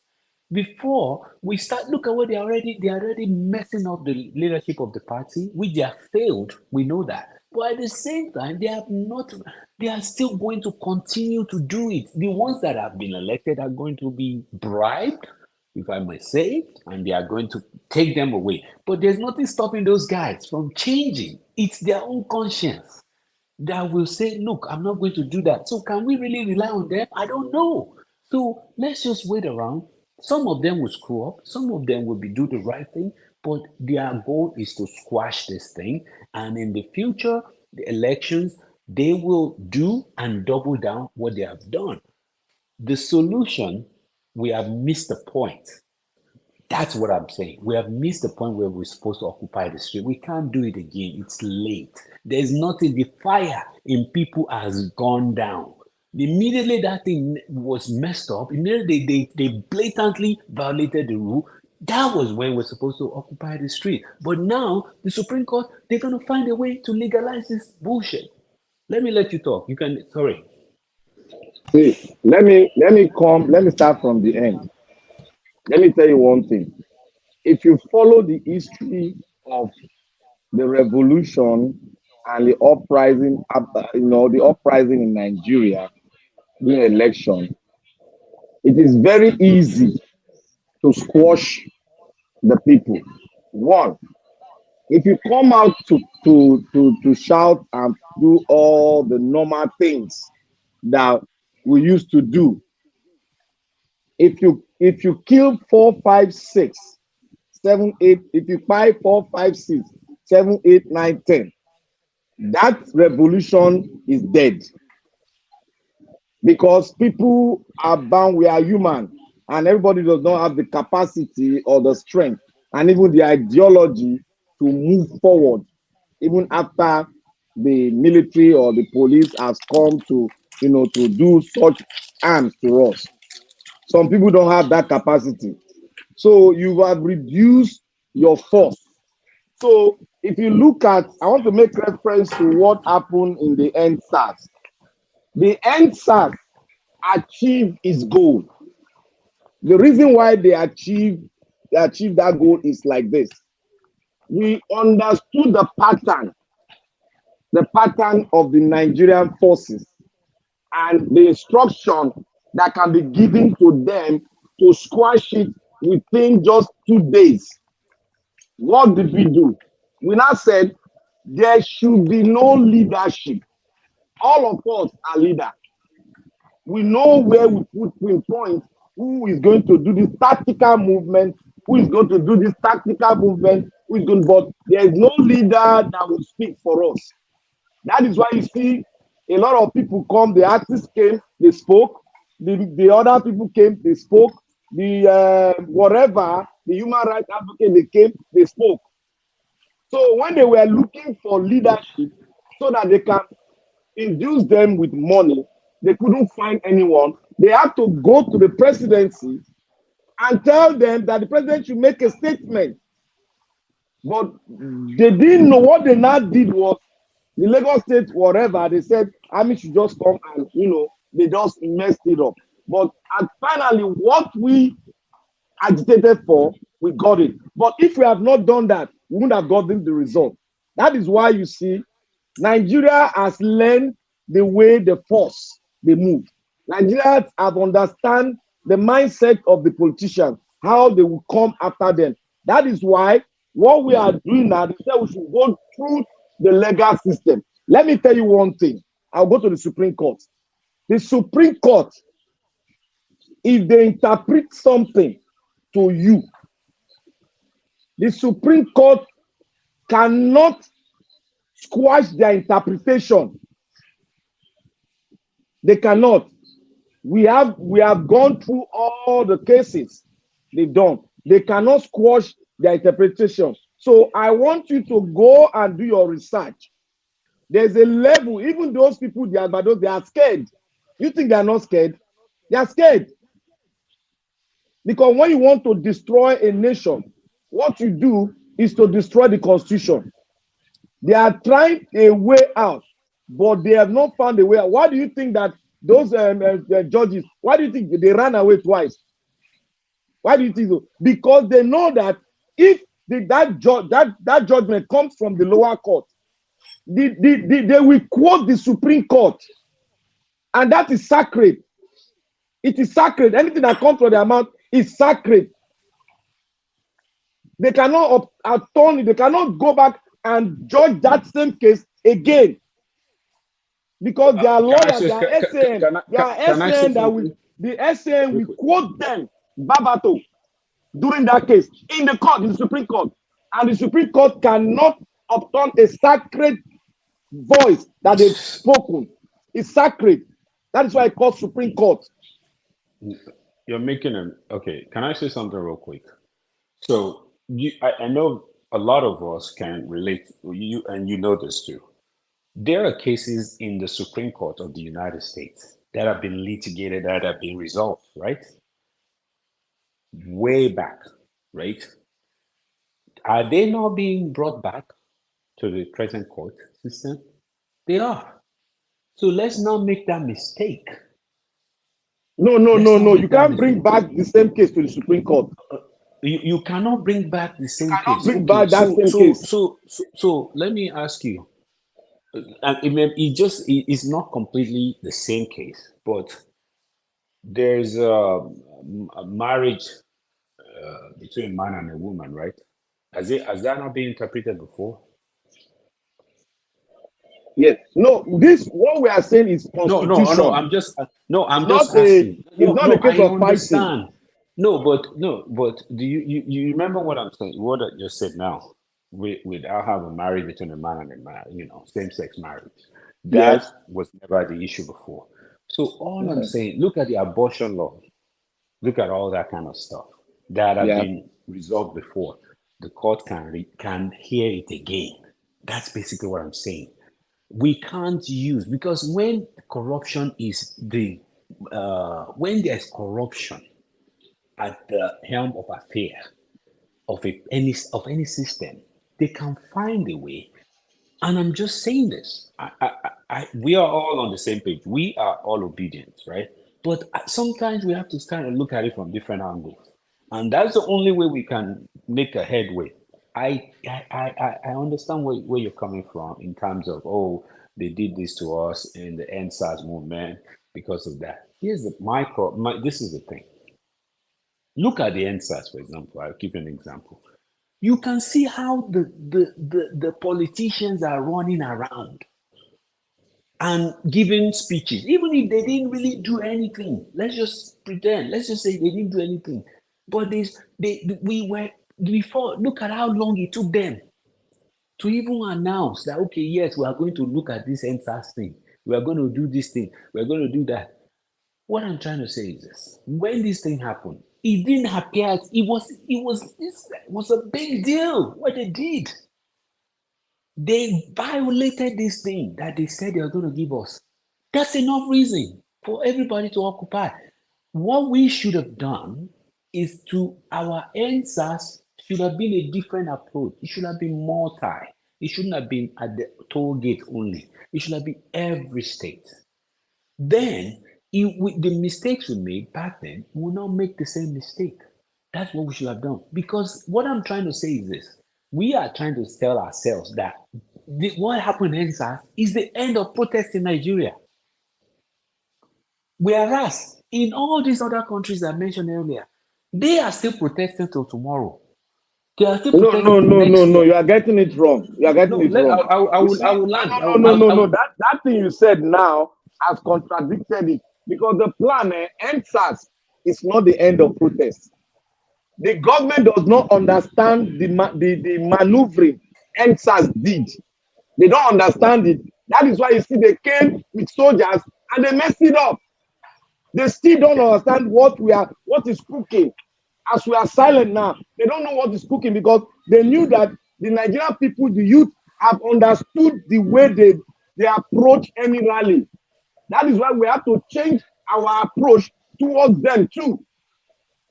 If you don't change your approach towards the government will use the same approach to squash what you bring forward.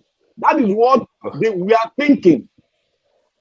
Okay, so this is my own opinion, and we can disagree. What I'm saying, you are not get this is what I'm saying. Yes, I agree with everything you said. The government do this, government. But what I'm saying is the legal system, they have no impetus to do the right thing. That's what I'm telling you. The fact of the matter is the fact that we ran this case from February 25th to May and we have not achieved a single thing. It's also a testament to the fact that they want to normalize this thing. They are looking for ways, and that's what they are trying to do. Now, if you take it back to the NSAS protest, what I'm trying to say is this. No matter how you want to look at it, the country was shaken from the foundation. The world heard about us. Yes, they killed some people. In those countries we're talking about, go and look at it. They kill people too. Those countries' conditions are even better than our own. We're not talking about the countries that are suffering. We're talking about countries that are advanced. Look at what they are fighting over. If they try what they did in France, in Nigeria, it's not even going to make it to the streets. We don't even care about that.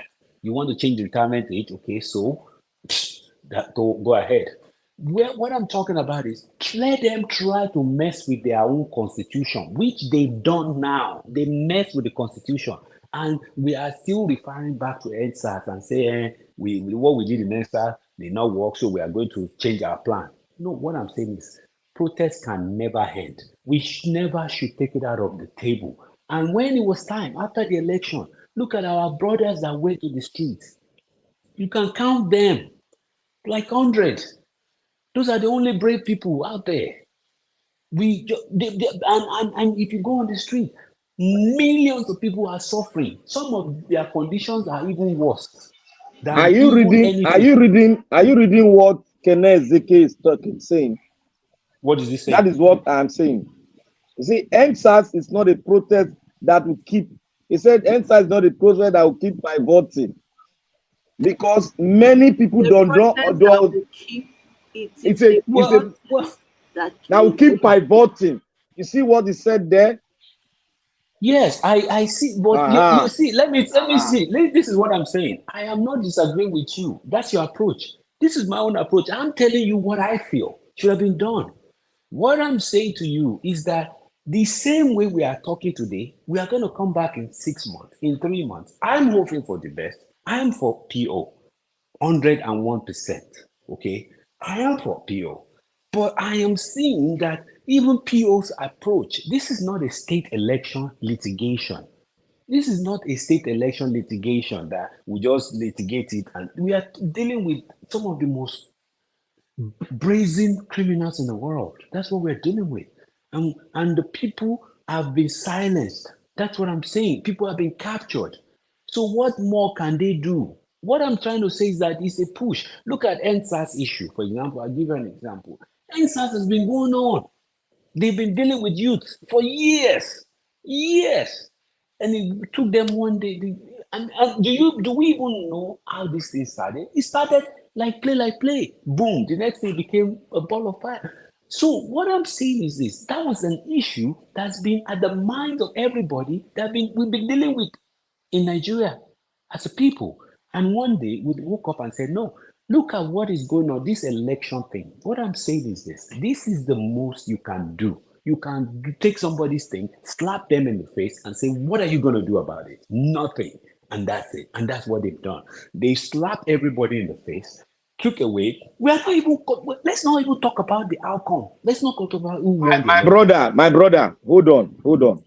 You see, this the way you are speaking now.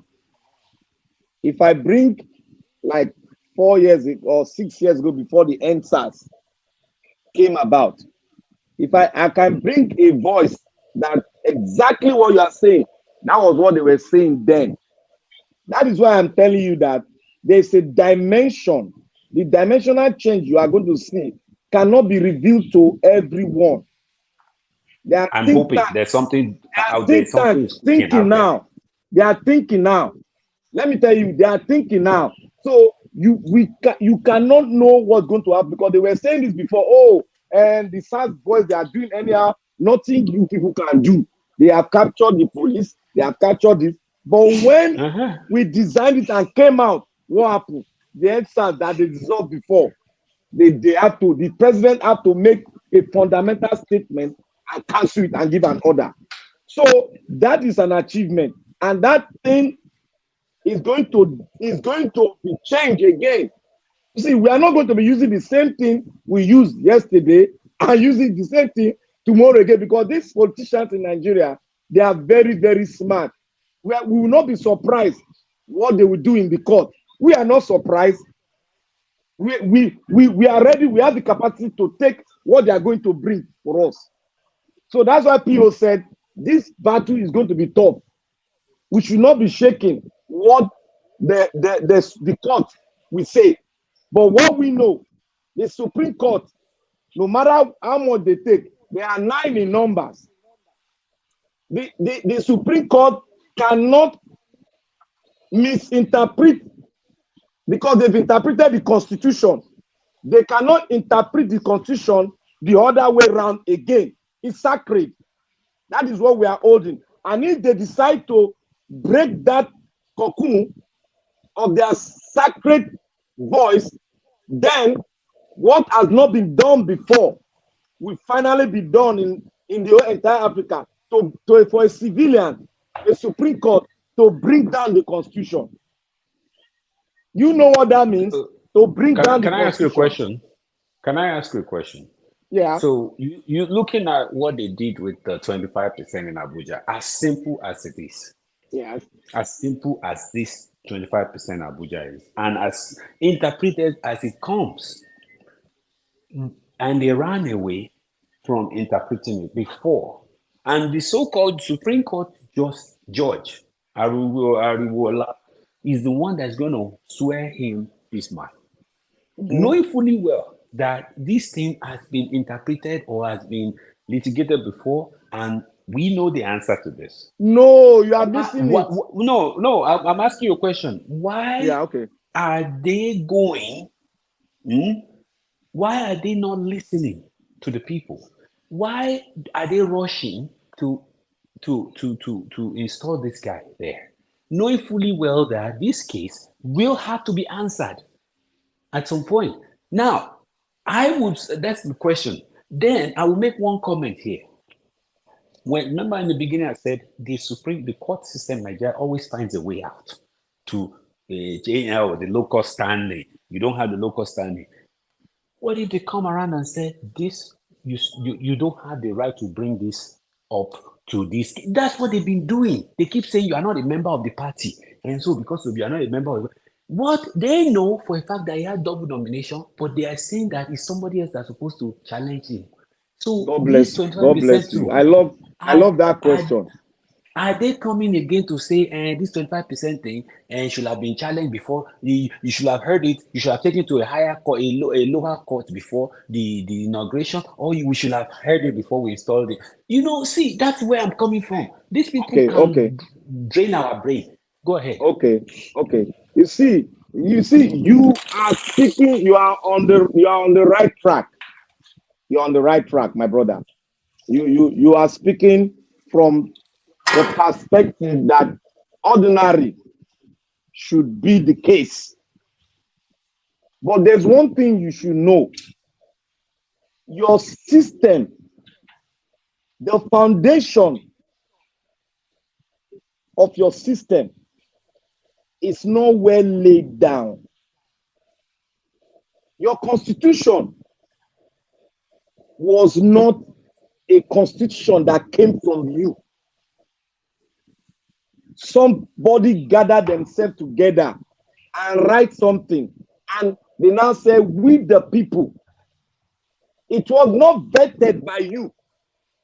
So I can put something in there that common sense will tell you that, oh, why did they do it like this? It is because they did it for themselves, because they have a mindset to manipulate we the people, so that they can take us and hold us down. Then they will not perpetrate the evil that they want. So that the Supreme Court himself, the Chief Judge himself, cannot now stop the what is going on now, May 29th. The Constitution does not give him the power when it is in the court to stop it while they've not come to them because the time frame that they gave in that constitution is so bogus that it's not. I would not like to use this word. It's muism, because it does not make sense. You want to bring in somebody that did not go through the constitutional requirement, but because the constitution does not create a vacuum per se, you must go ahead to swear him in while the case is in court. Immunity does not cover him. Remember, immunity does not cover him. Anything that comes before his installment as the president, immunity does not kill that case. That case must go ahead because it's a case of the election itself. So that case must go ahead. That case must end. The constitution is the problem. That is why we all are having this problem. That is why they are monopolizing everything. That is why they can tell the Supreme Court, or they tell the judge, and the judge will just oblige, he will just concur, because your judiciary is not independent. Your judiciary go on their knee to beg for money. Their money, their power is not there to go to the Senate to defend their budget. Rather, the executive will put their budget together and go. Who defend their budget? It is the executive. Does that not look stupid? So your state has been captured because they gave you a constitution. That is the bone. That is the bone they put in our neck. That we are trying to explain to some people, but people are, sometimes people don't like reading the constitution. People don't know how the constitution came about, but they will tell you, oh, we have a constitution. You don't have a constitution that is written by the people. That was the first paragraph was a lie, and that is a big lie. The man that brought it forward supposed to have been in jail by now, because that is against the people. If you say we the people agreed that the government should be, the president should be installed May 29th before the case.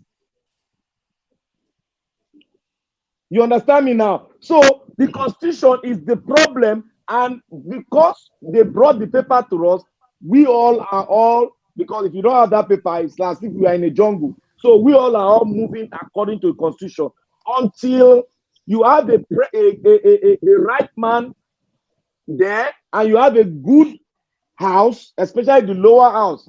That's the House of Representatives. Those are the ones that bites a lot, because anything that goes from that place is, if they don't agree, they must agree. They must, if they come from the lower house to the upper house, then if they don't agree, then they have to come together.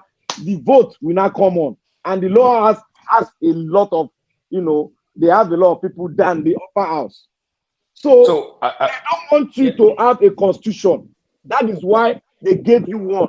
They know that one they gave you, they have a loophole, and you will, common sense will tell you that this thing they are doing is wrong.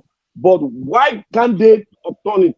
Because they gave you a paper that we all are following, and that's the constitution, which is even illegal. I'll take you back to something now.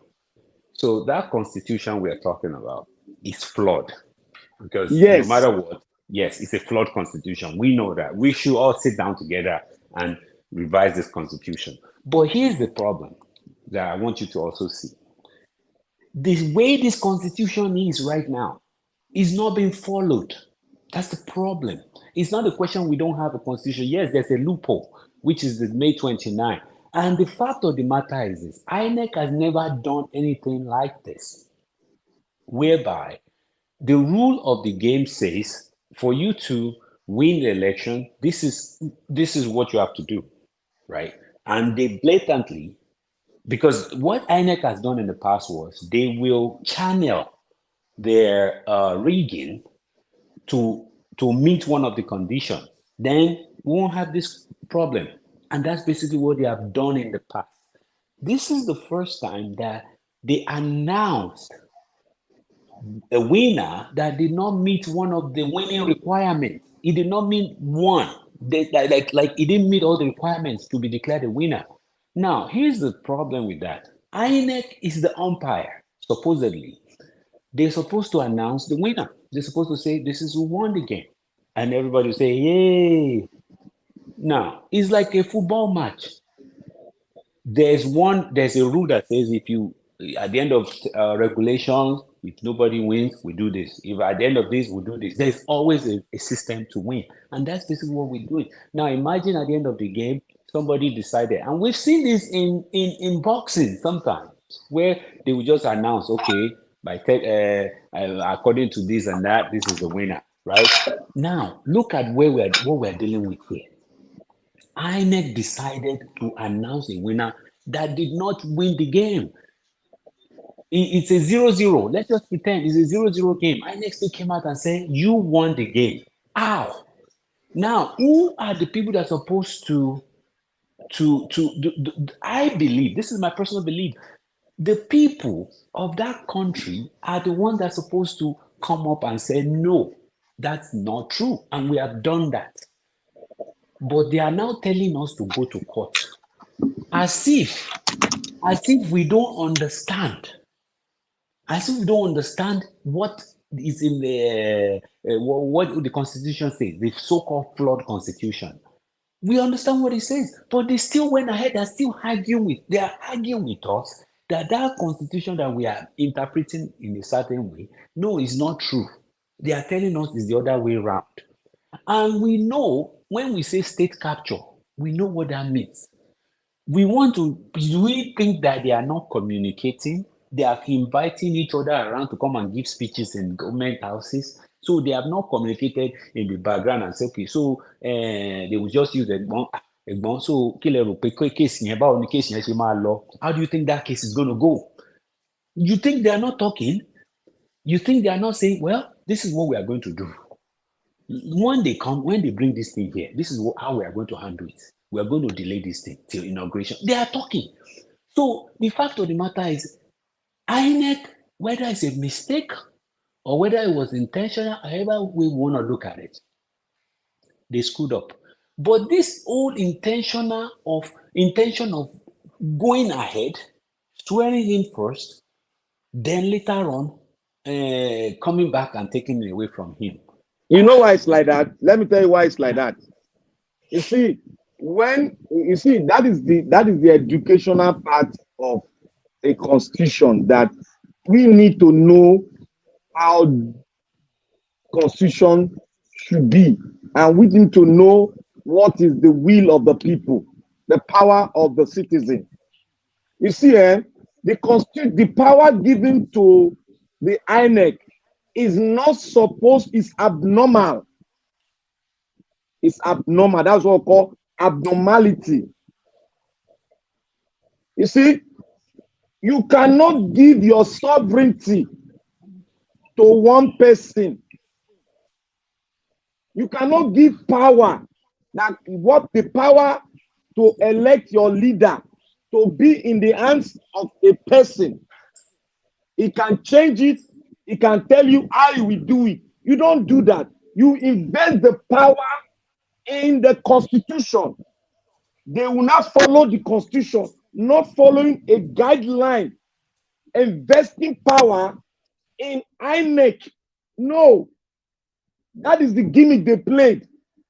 You don't invest in your power of election that we, the people that have the power, with decide. You don't put it in one man called the chairman. That is where the problem is. That man will decide the fate of the election, not you.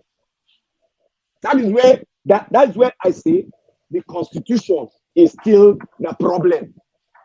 You don't look at America.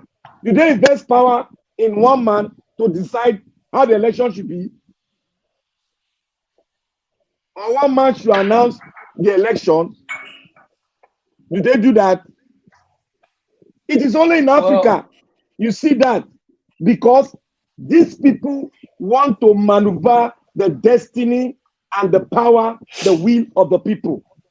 That is it. That is why we need to sit down and not carry the INEC back to the people inside the constitution, but don't separate it and give power to one man called chairman. He has to follow the constitution. He does not have a power, but the constitution has the power. So therefore, he cannot maneuver or announce the wrong person when the constitution is the guideline and the manual which is going to follow. So But the that it is. constitution has defined, constitution has announced. The constitution tells us who to be declared the president. What we are finding is They gave the power to INEC. They say INEC is the final authority. Is that in your constitution there now? Okay, INEC so is the final authority. Okay. one second. Okay. So there was a video I played. I think I played the video where the lawyer that was supposed to, whether is a PDP lawyer, I don't even know. There was a lawyer they were supposed to have. They met today, and the judge did not show up. Something like that. Oh, that's the Abuja resident. The Abuja Abuja resident there one was case, something yes. the lawyer said that when let me actually play that video because I think it's very important at this point of this argument, because I think that man made a very solid argument there where he was mad. Yeah. Let me see. I don't know if anybody saw that video, but I'll just. They said he was from Lagos. He said he Yeah, should he have was been from back to Lagos. Lagos. Yes, he was from Lagos, and yeah, let's see.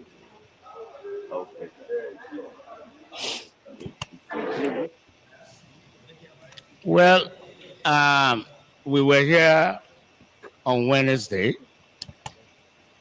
Can you guys see it? Can you guys hear it? Can you see and hear?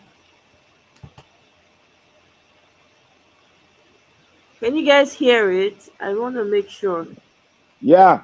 Okay. The court gave us Wednesday as a day to come for our ruling. And then we were given the same information that the court was attending a conference and that the ruling had been adjourned to today. So I take it that at the time they were adjourning to today, they already knew that they would be out of whatever conference they were going to have. So we're here back today, and they are giving us the same excuse of the court attending a conference. We don't think that that is a fair way to treat us. You see, this thing, everybody has rights. I think the impression that as litigants, as people who approach the court, we have no rights, we are absolutely at the mercy of the system, is a very wrong one. Respect begets respect. You have to respect me as a litigant, then I will respect you as the judex. So if the court, what we see is that we have not been fairly treated. I have been in Abuja for how long now? Nobody has asked me about my hotel bills. I practice from Lagos. If he wasn't going to sit, he should have told me. He should have told me on Wednesday, I'll be back in my chambers in Lagos now. But he asked me to come back today, only to get the same excuse. I don't think it's fair. I don't think it's fair. And as far as I'm concerned, we are, by the grace of God, going to do something about it. In the sense that I think we need to sue. We need to bring it before the court so that it will be examined. What we have lost, the rights that we sought is to restrain this swearing in. So by the court not sitting, we've lost a great deal. So who is going to pay for that? If you came and gave a ruling that we don't have a right, it will be understandable. Now you're seemingly staying away from the court. Makes me understand that we have a right, but for one reason or the other, you cannot find the courage to declare that right. So you are now trying to use absence from the court as a means of depriving me of that right. So I'm going to sue. You're going to pay. You will pay for it. You pay for it. You are going to tell me why you left the court. And we will fight it to Supreme Court. And maybe we will establish as a precedent that Nigerians ought not to be treated in this fashion. Right. With all due respect to the learned Judex, for whom I have the greatest respect. But like I said, this ruling, it will not take 2 minutes. That's right. It will not take 2 minutes to deliver the ruling and then get back to any conference that, is attending. So what I want to say, I have said it, I have written to all the security agencies, I have written to major embassies, I've written to the American embassy, I've written to the British embassy, I've written to the French embassy, German embassy, and I've warned that you cannot make the mistake of installing an unconstitutional president in Nigeria. That's right. It will have been better that you resolve this question that we brought before the court. We are not saying that the question must be resolved in our favor. We brought the question here to be resolved. We have a right to have the question resolved. Like I always say, hearing belongs to me, decision belongs to the court. You understand? So you cannot make the mistake of installing somebody unconstitutionally. It's an overthrow of the Constitution. That person, now if you read section 1, subsection 2 of the Constitution, it says, no person or group of persons shall be permitted to take control of the federal government or any part of it, take control of federation or any part of it, except in accordance with the Constitution. That section invests every Nigerian with authority to resist whoever is sworn in. Did you hear that? So, Ms. Omoye, can I say this? So, this is what I was trying to say earlier. You see, this is what you call state capture. When judiciary, executive, and legislative arm are working hand in hand. Whatever the legislative arm needs, they will reach out to the judiciary, they will do it. Whatever the executive needs, they will reach out to the that's what they are doing. Unlike what we expected to be independent, but they are not. We've seen what happened under this boo-boo government, where it was just getting loans and loans. They were just signing it. That's an example. That's a capture right there. What So exactly that's what this this lawyer man is just saying. said. This is what this man said. Yeah. You need to resist. There's a fourth arm of government. There's a fourth arm of government, which is the people. Yeah. The moment the people also are captured, then that's it. You are done. Can I interject? Go ahead. The people is the first arm of government. Quote and unquote. You see what the man, you didn't pick the word the guy said. You see, when there is a statement made, there is one fundamental thing he puts there as a lawyer, that if you cannot see it, you will just interpret it like normal English. He said one thing. He said, the people is at the mercy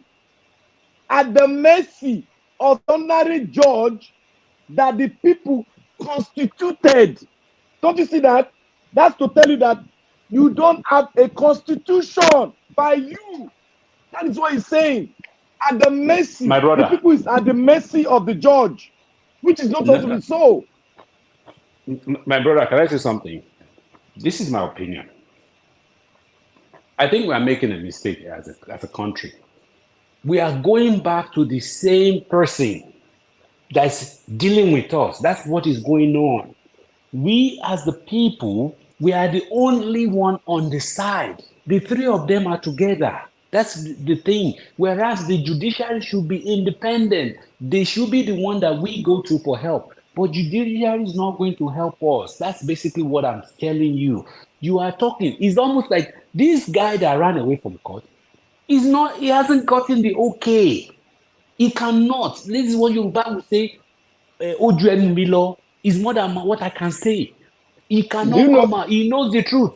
I'll finish. I'll let you finish. Do you know he knows the answer? He knows the ruling, but he cannot come out and say it because you know why? Because they are all together. That's what we are saying. What I'm saying is this: judiciary, and legislative, executive, they are one. They are all together. The people are separate. We are the ones suffering. And the sooner we realize that there's no justice with any of this legal system, we are deceiving ourselves. Constitution is there. Let's pretend. What you said is true, but it's flawed.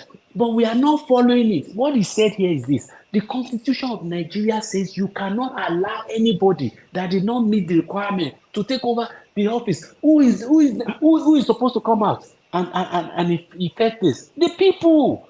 We're supposed to be the one that says, look, our constitution says you have to win. You will get to a point where somebody that did not even run for office will be installed, and the people will keep quiet and be looking.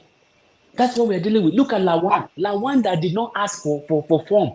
He did not ask. He was even shocked. Lawan had to say, I'm even shocked they gave this thing to me. Lawan is back in the Senate. For what?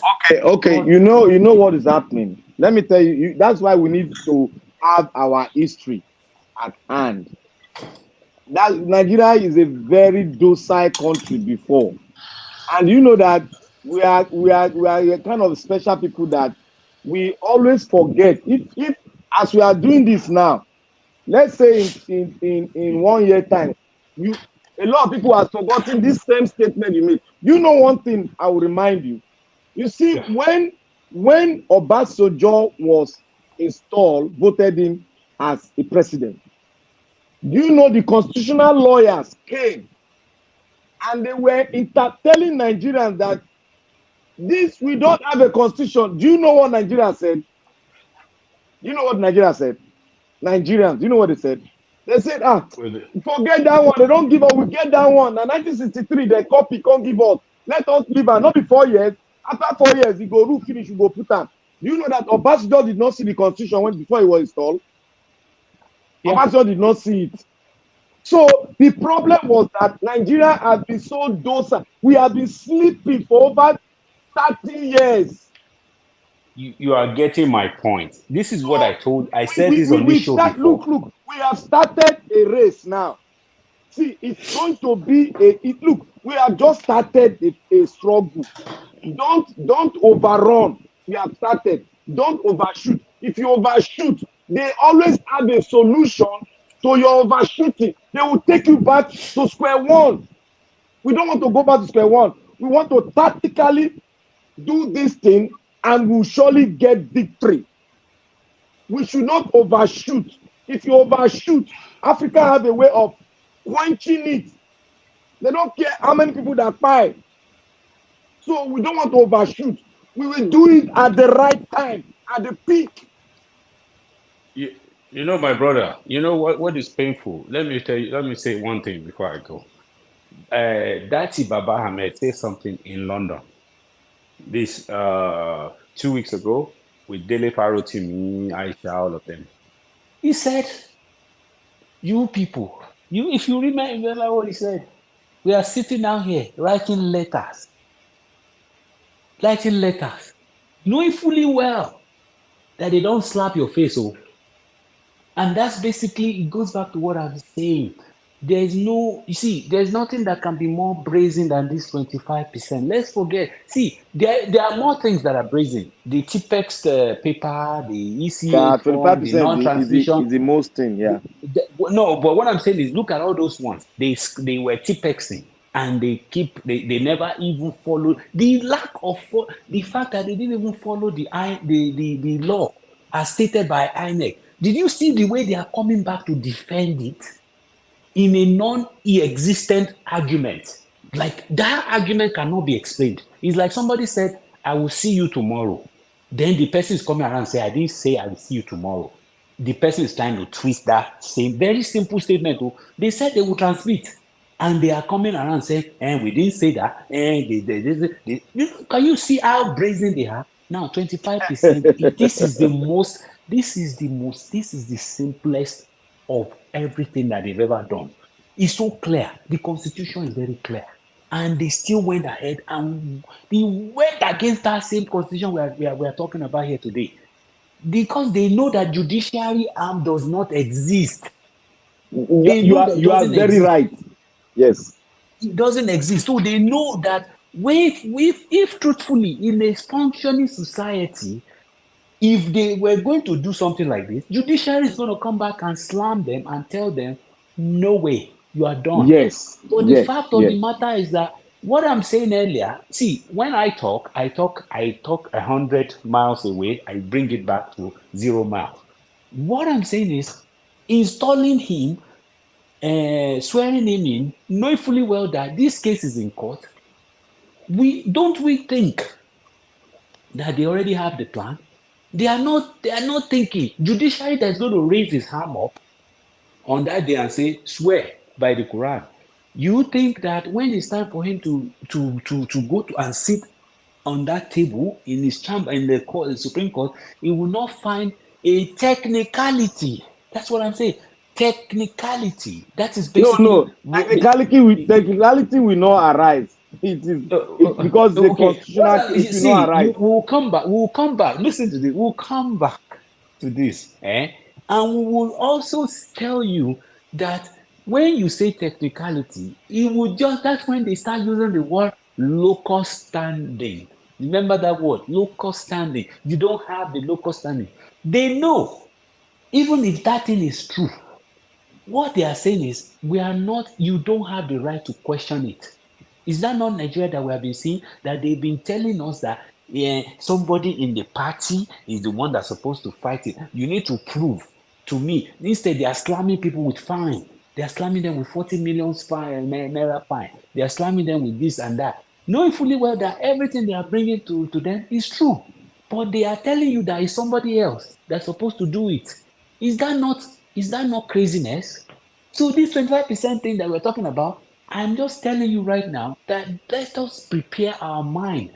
Technicalities are being used left, right, and center. They will come around. I'm just giving an example. They might say, well, if this thing did not, since we swearing him in, it was not heard before the swearing in. So because of that, see, my brother. That's an example. I know the law. Let me tell you one thing. There's some kind of things you can dodge in law, and there's some kind of things you can say technicality. You know why sometimes technicality comes in? Most cases that they bring forward they don't come with a convincing fact. Look at the case that went to that PDP brought in. Is PDP supposed to bring that case in? Why the constitution is dead? Now they don't need to be part of that case. Why did they go to court with the same case? Okay, let me ask you, my brother. My brother, let me ask you. That is what the law says now. I'm not saying it's right, though. I'm not saying it's right. No, let me ask you. Let me ask you this question. Our principal, does he not have that same thing on the 4 prayers, amongst the 4 prayers, the 25% in Abuja? No, not 25%. I'm sorry. The double nomination. Does he not have it as part of his prayers for Shetima? Yes. Okay, is that not the same thing? There's an explanation. There's an explanation they gave to that. I've forgotten it. I'm trying to remember. There's an explanation they gave to that. Yeah. Then it's not like that. There's an explanation they gave to that. They gave an explanation. They found a way. What I'm trying to tell you is this: they found a way, right? Because they agreed. They agreed. It's part of the preamble. They now agreed on it. So what I'm trying to say is this: let's not see. There are 4 prayers. Double nomination of Shetima. We have it on the appeal case. So we know that Supreme Court has struck it down with article. So that's already gone out of our own too. Technically, let's not even pretend. Let's not deceive ourselves. Now you have the other cases, which is 25%. You have the certificate. All those all those things are gone. The only thing we have left is the 25% that the High Court is refusing to hear to make judgment on. Yeah, I'll come and carry You're you. on Don't worry. mute, so we are hearing your business. You're not on so mute. Go ahead. so the 25% is what's left, and also the cases, the rigged, what do you call it, all the forms that they read, the TPEX and all that kind of stuff. That's what's left right now. So let's just know that that is what we're dealing with now. INEC. Let's go back to the legal system, the failed legal system we're talking about. The legal system had told INEC, go and give them everything they need. They told them. About how many weeks or months ago did they listen to them? No, they didn't listen to them. They are even going ahead and releasing the result bit by bit after they've changed it. And I know I saw the lawyer say this and that, but you know there are technicalities involved in all this electioneering issue. And that's what I'm trying to tell you. The fact of the matter is, if you have a goal and all you needed is the judge, what you are telling us that we can box the Supreme Court to a corner. But Supreme Court is telling you that no, you cannot box me to a corner in Nigeria. In Nigeria. I'm not saying in any part of the world. In Nigeria, the only thing that can box Supreme Court to the corner is the people of that country. If the people are not telling you that they are tired, other than talking on a newspaper and this and that, look at our media houses. Shouldn't they have been releasing results? Shouldn't they have been releasing all these state results? Shouldn't they have been investigative journalists and doing the right thing? No, they didn't do anything. They accepted it. They accepted. Look at what happened the day after the election. Look at what happened the weeks after. That is when it was hot. It was supposed to be the hottest period where this thing should have been fought. But we kind of say, okay, we are going to court, as if the court. And like I said, a state election is different from national. National is a big deal. Fine, our principal has experience, but at the same time, you are dealing with a mafia. You are dealing with the most ruthless set of people that My can brother, exist in Africa. sorry to interject you. You see, the magnitude of this case, the magnitude, quote and unquote, of this case is so strong and heavy that it can make the Supreme Court irrelevant later after the case if they don't give judgment according to the substantial fact given to them to My brother, squash. let me use something against you. Let me say something that you used yourself. You said Okay. Nigerians forget. Remember you said it earlier.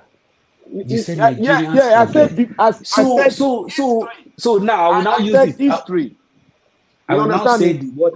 Yeah, I know, but let me now say this. This is what they are going to. This is why the Supreme Court will do whatever they want, because they believe that Nigerians will forget. They believe that they can do whatever and move on. That's basically what No, it is. this case is not like, it's not going to be like that. Let me tell you one thing. Let me tell you. You know that anything the Supreme Court does, any judgment they do now and make the Constitution irrelevant is going to be irrelevant forever. Do you know that? Okay, go ahead, Any please. judgment they give now and squash the Constitution will be squashed forever. You know why I'm saying this?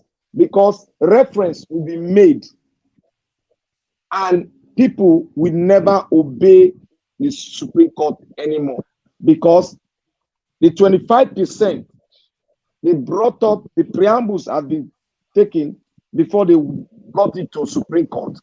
The Supreme Court said the 25% is in conjunction. That 25% is needed in Abuja. So, therefore, if the Supreme Court, because of the magnitude of the case and the substantial fact leading to that Agbado did not get to third in 24 states, and there is manipulation, which the fact is there, and they are bringing 50 of them to testify, and the Supreme Court went ahead and squashed the Constitution. it will be very difficult to reverse that thing again. And it's going to be the trend, it's going to be trending in the history and forever in Nigeria. And will the Supreme Court take that path to squash their own integrity and bring down Nigerian constitution? That's the question I ask myself. And when I ask myself, I garner momentum and see reason to the question I ask myself. We need to be asking ourselves questions. We don't need to follow sometimes the trajectory that, oh, Nigeria is so corrupt. You cannot be so corrupt to the extent in a Supreme Court. You now squash your constitution and upheld an illegality, saying under technicality ground prior to your past judgment, where they brought the case to you, you now interpreted the constitution, and now you now squash what you have interpreted. You got to ask yourself a question as a Nigerian. Forget about the corruption. Corruption is there, but we still need to have the integrity of the Supreme Court now will play a very big role, because this case is not like Buhari and PDP APC or CMPC PDP. It's not like that. This one is, the momentum in this one is bigger. And if we did not take it serious, and the Supreme Court did not take it serious and follow the trajectory of APC, then the Supreme Court has no power and has no voice again. Will they lose their will they want to lose their integrity or sustain it? That is the question I ask myself. I'm not saying I'm not speaking as I'm speaking as somebody that see the Supreme Court as supreme. So when I say something, let me tell you something, my brother. This is the problem. You see, it be like person way one go talk to a small pikin and say, if you get shape, you know go there, you know go do it. If you get shape, you know go do that. That's basically what's going on here. See, a lot of things that is happening right now in Nigeria, and most especially the Supreme Court. If they have their integrity to protect, they won't be doing them. They won't be making some of these judgments. They don't care about their integrity. They don't even think. There's no integrity left.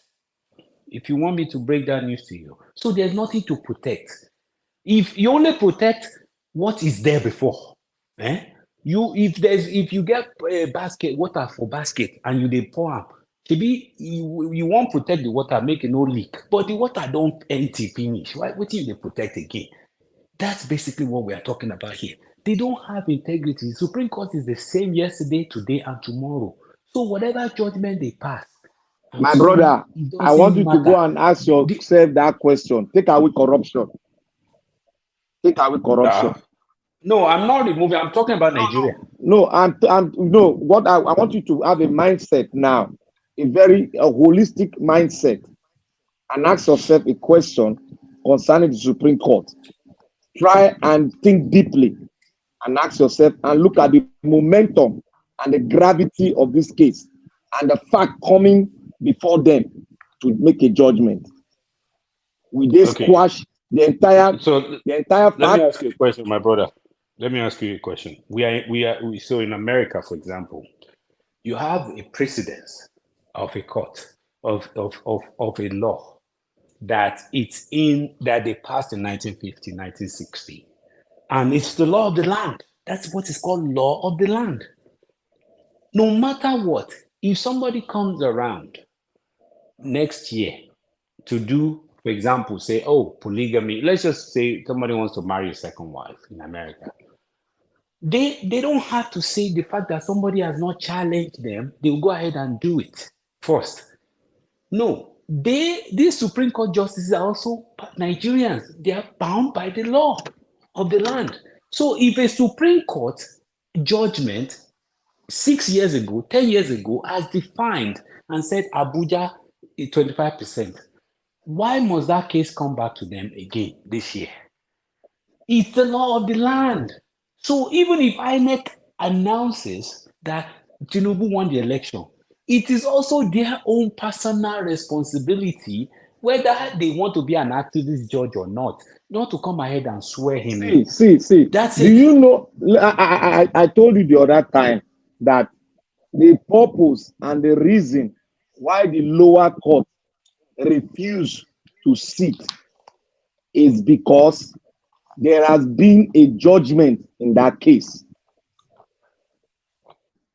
And if they sit, it's as if they don't have power because they won't have power to overturn the interpretation of the Supreme Court.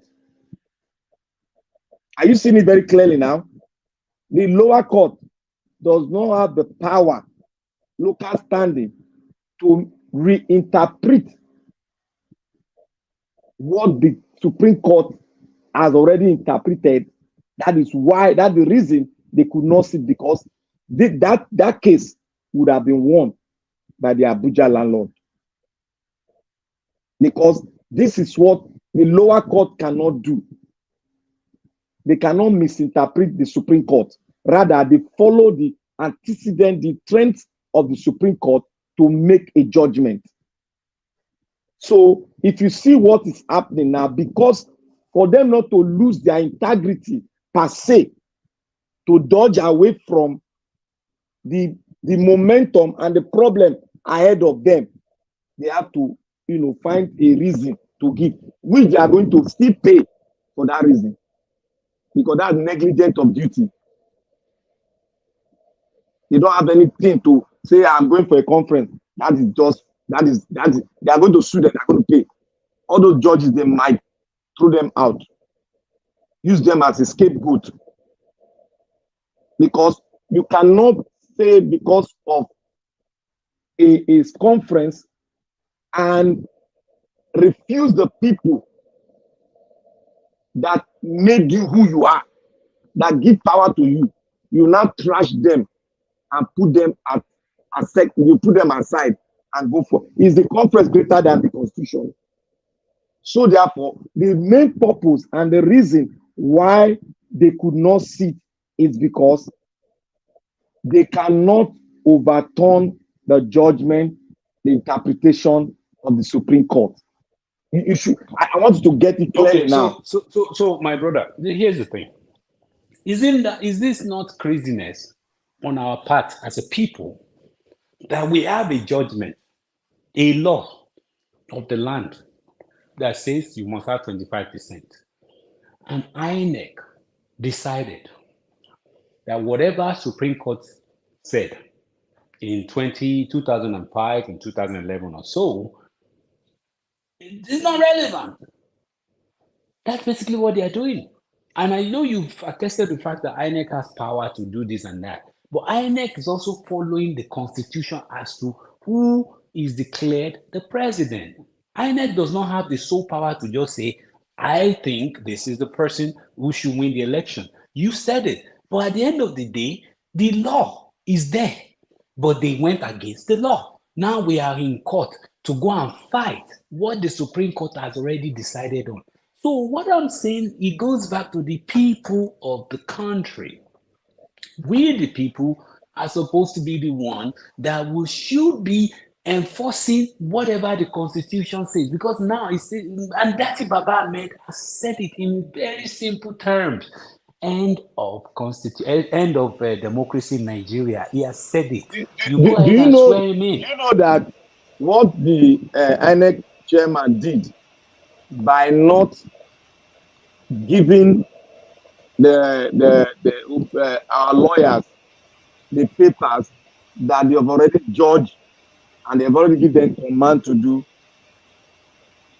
The INEC chairman is supposed to be in prison by now. So what does that tell you? What does that tell you? I'm trying to tell you why. I'm trying to lead you somewhere.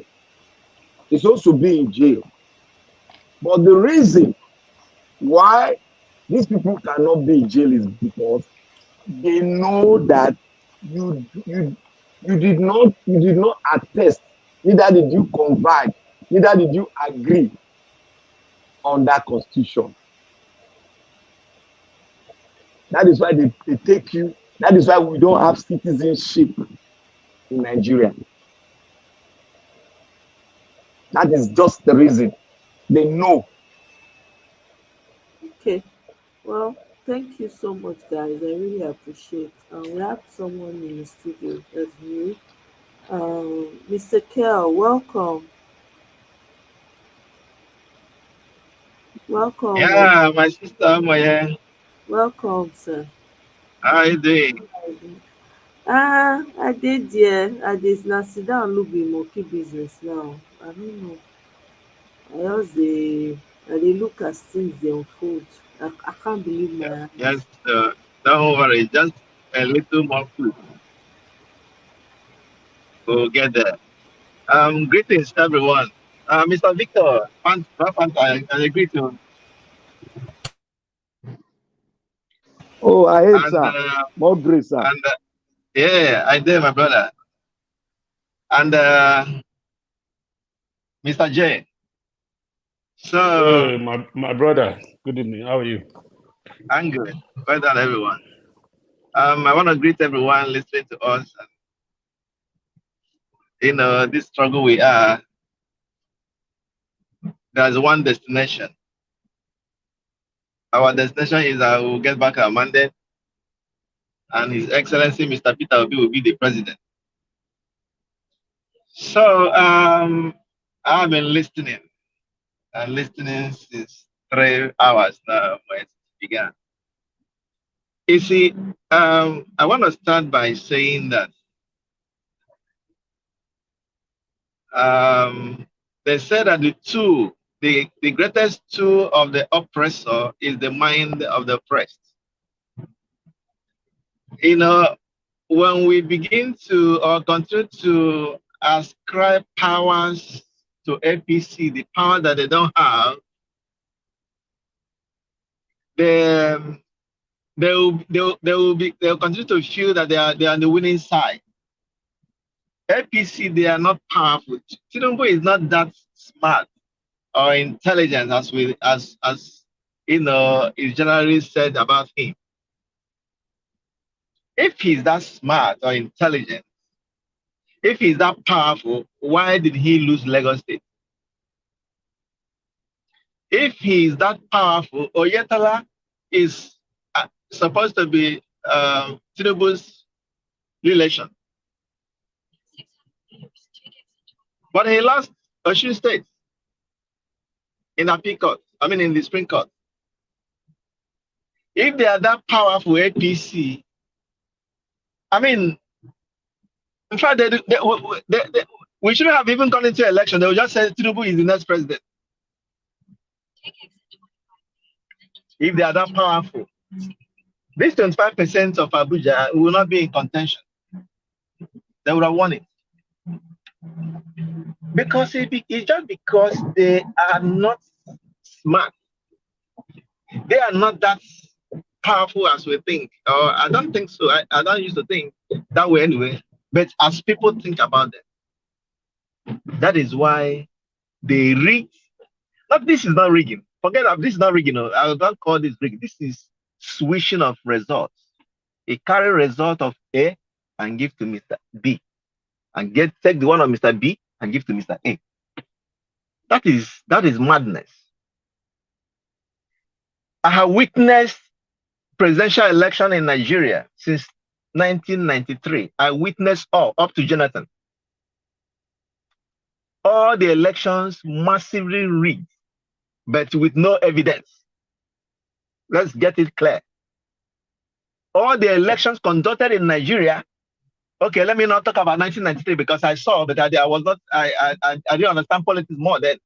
Oh, but all the elections, starting from 1999 that brought Obasanjo, they were all massively rigged, but no evidence. That is what's called rigging. But when you saw a result being switched, Mr. Peter Obi scored 200 votes, they converted it to 20. Tinubu scored 0 votes, they converted it to 300. That is that is switching of results, alteration with T-paste. Some even use a biro, cancel and write. And we are here discussing they are smart. They are not smart. That is madness. So what they are doing is, you see, they don't know what is coming as it stands now. What they are doing is, we will do what we used to do. Nothing will happen. You see, the most dangerous thing a leader will do is a leader who does not know when trends change. NSAS was just a prelude to tell them that this little girl you are calling a girl is no longer a girl, or is a mother, is a woman now. NSAS was, these children you used to call children are no longer children, they are now men and women.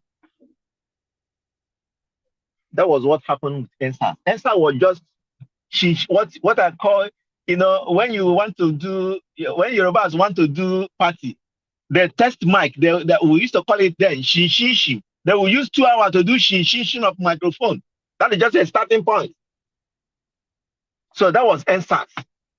And the obedient movement came and swept everyone.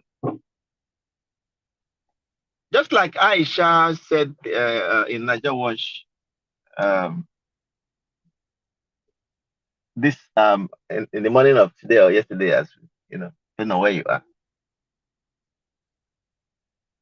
She said that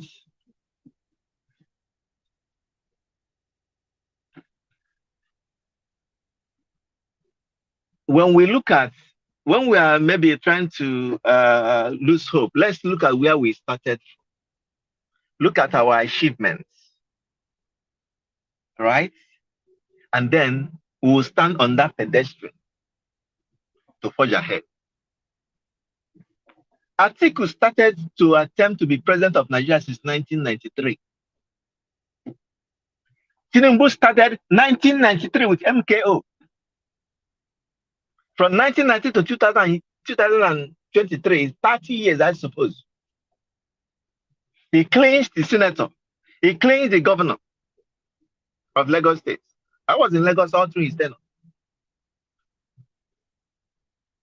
Now, so after 30 years, all he could do was to bribe everybody, pay everybody, manipulate things, and say INEC declared him selected. But Obi then came out in 10 months. In 10 months. A month is considered of 30 days. 30 times 10. We came out in 300 days. We were able to outsmart this so-called master builder, master planner. What? My people, these guys are not smart. Now, let me not tell us the danger. We used to talk about, we're supposed to have gone on protest, See, I grew up in the village. If we want to fight when we were kids, if I want to fight somebody that is older than me or that is bigger than me, I will not fight him in the terrain that he used to. He will beat me, I will go. Maybe I will wait for him on the way to the stream, the way to the river. Where I know best how to fight. I will deal with him right there.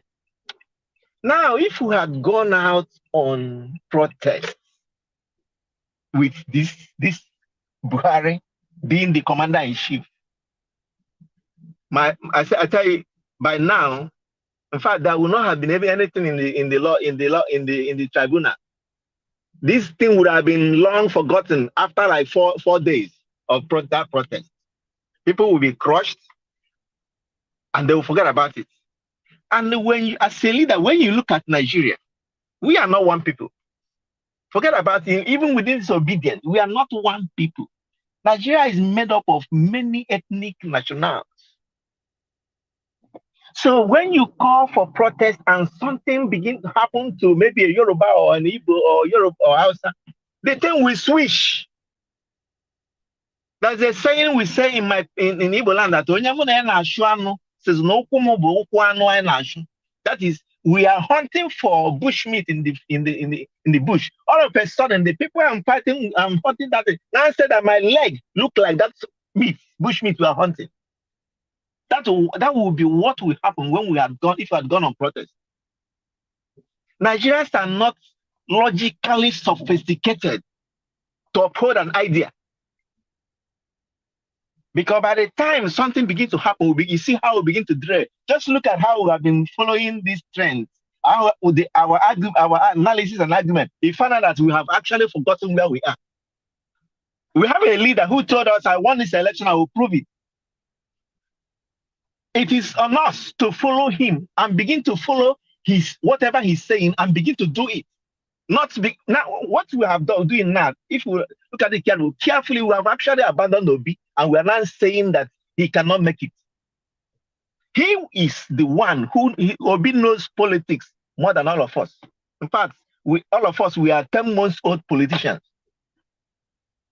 Since obedience started, that is when I say we are in politics, we are 10 months old. But this guy has been there since 2000 and let me just say the time he became governor, 2023. I mean 2003 when he contested for the governorship of Anambra State. He told us, I won this election and I will prove it. Imagine if this is APC that own obedience. My people, you will see the analysis. You will see how they will be analyzing this thing. Even if you will see the fire will keep burning. But obedience, we are going ahead of our leader, thinking that we know more than him. This guy understands Nigeria. If we had gone on protest, forget it. There will not be anything in the court. Now, the 2 days ago, right? Buhari conferred on Tinubu GCFR, that the Grand Commander of the Federal Republic. That is the highest honor in the land. That is the office, the rank of the Commander-in-Chief. Are you aware that that position can be contested in court if he's sworn in? Because that award or whatever that was given to him in illegality. He don't have to sit in two active GCFR. Go and look at who from all our presidents. That honor is conferred on him on the day of inauguration, the minute before he has the constitution to uphold, because the active GCFR will be stepping down at that moment. Now we have two GCFR active. Buhari is there, Tinubu is there. I hope our legal luminaries, I hope they're listening, they're watching. That is number one. Number two is this. To be president of a country, there are two group of people that must say yes to you. Number one are the citizens of the country. Number two are the military.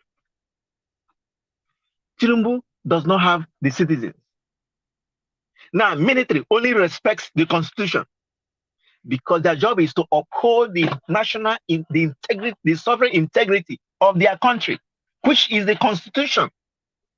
Tinubu does not have the constitutional backing to be president of Nigeria, to be commander-in-chief. Now, I now want to say this.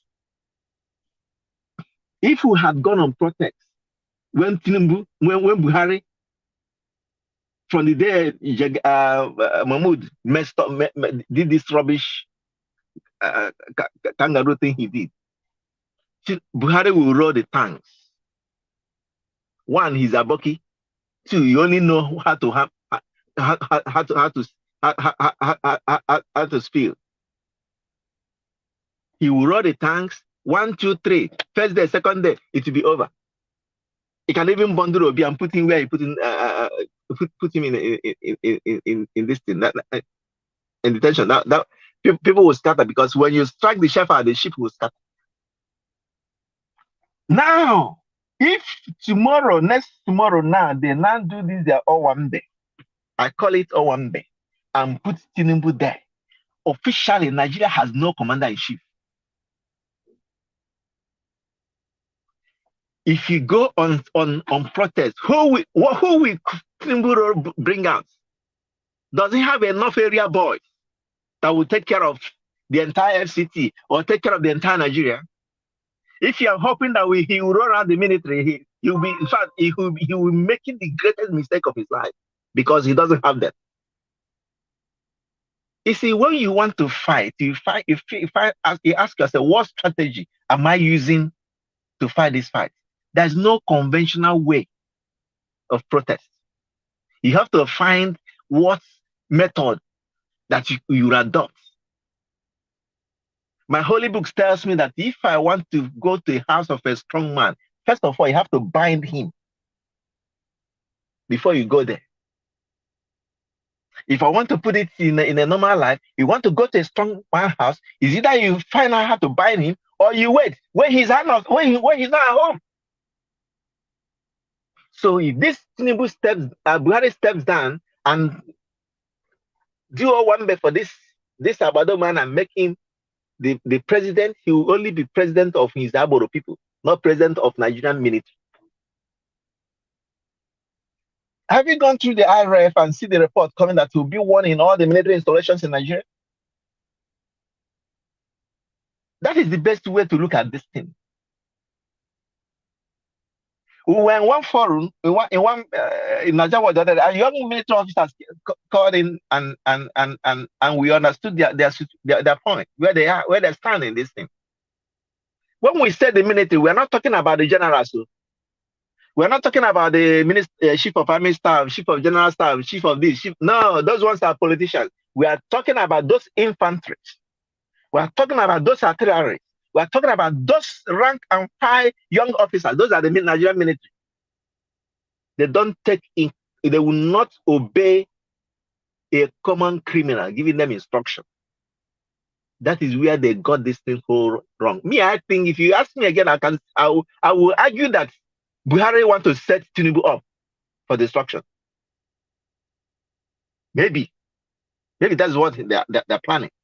Even with this GSF out in here, he conferred on him 2 days ago. So, like what is looming in Abuja now, there will be a protest. There may be protest from Sunday night. And it can last as long as this tribunal goes. There will be chaos in the country. We don't have a president. We don't have laws anymore. Swearing in, he has suspended the constitution.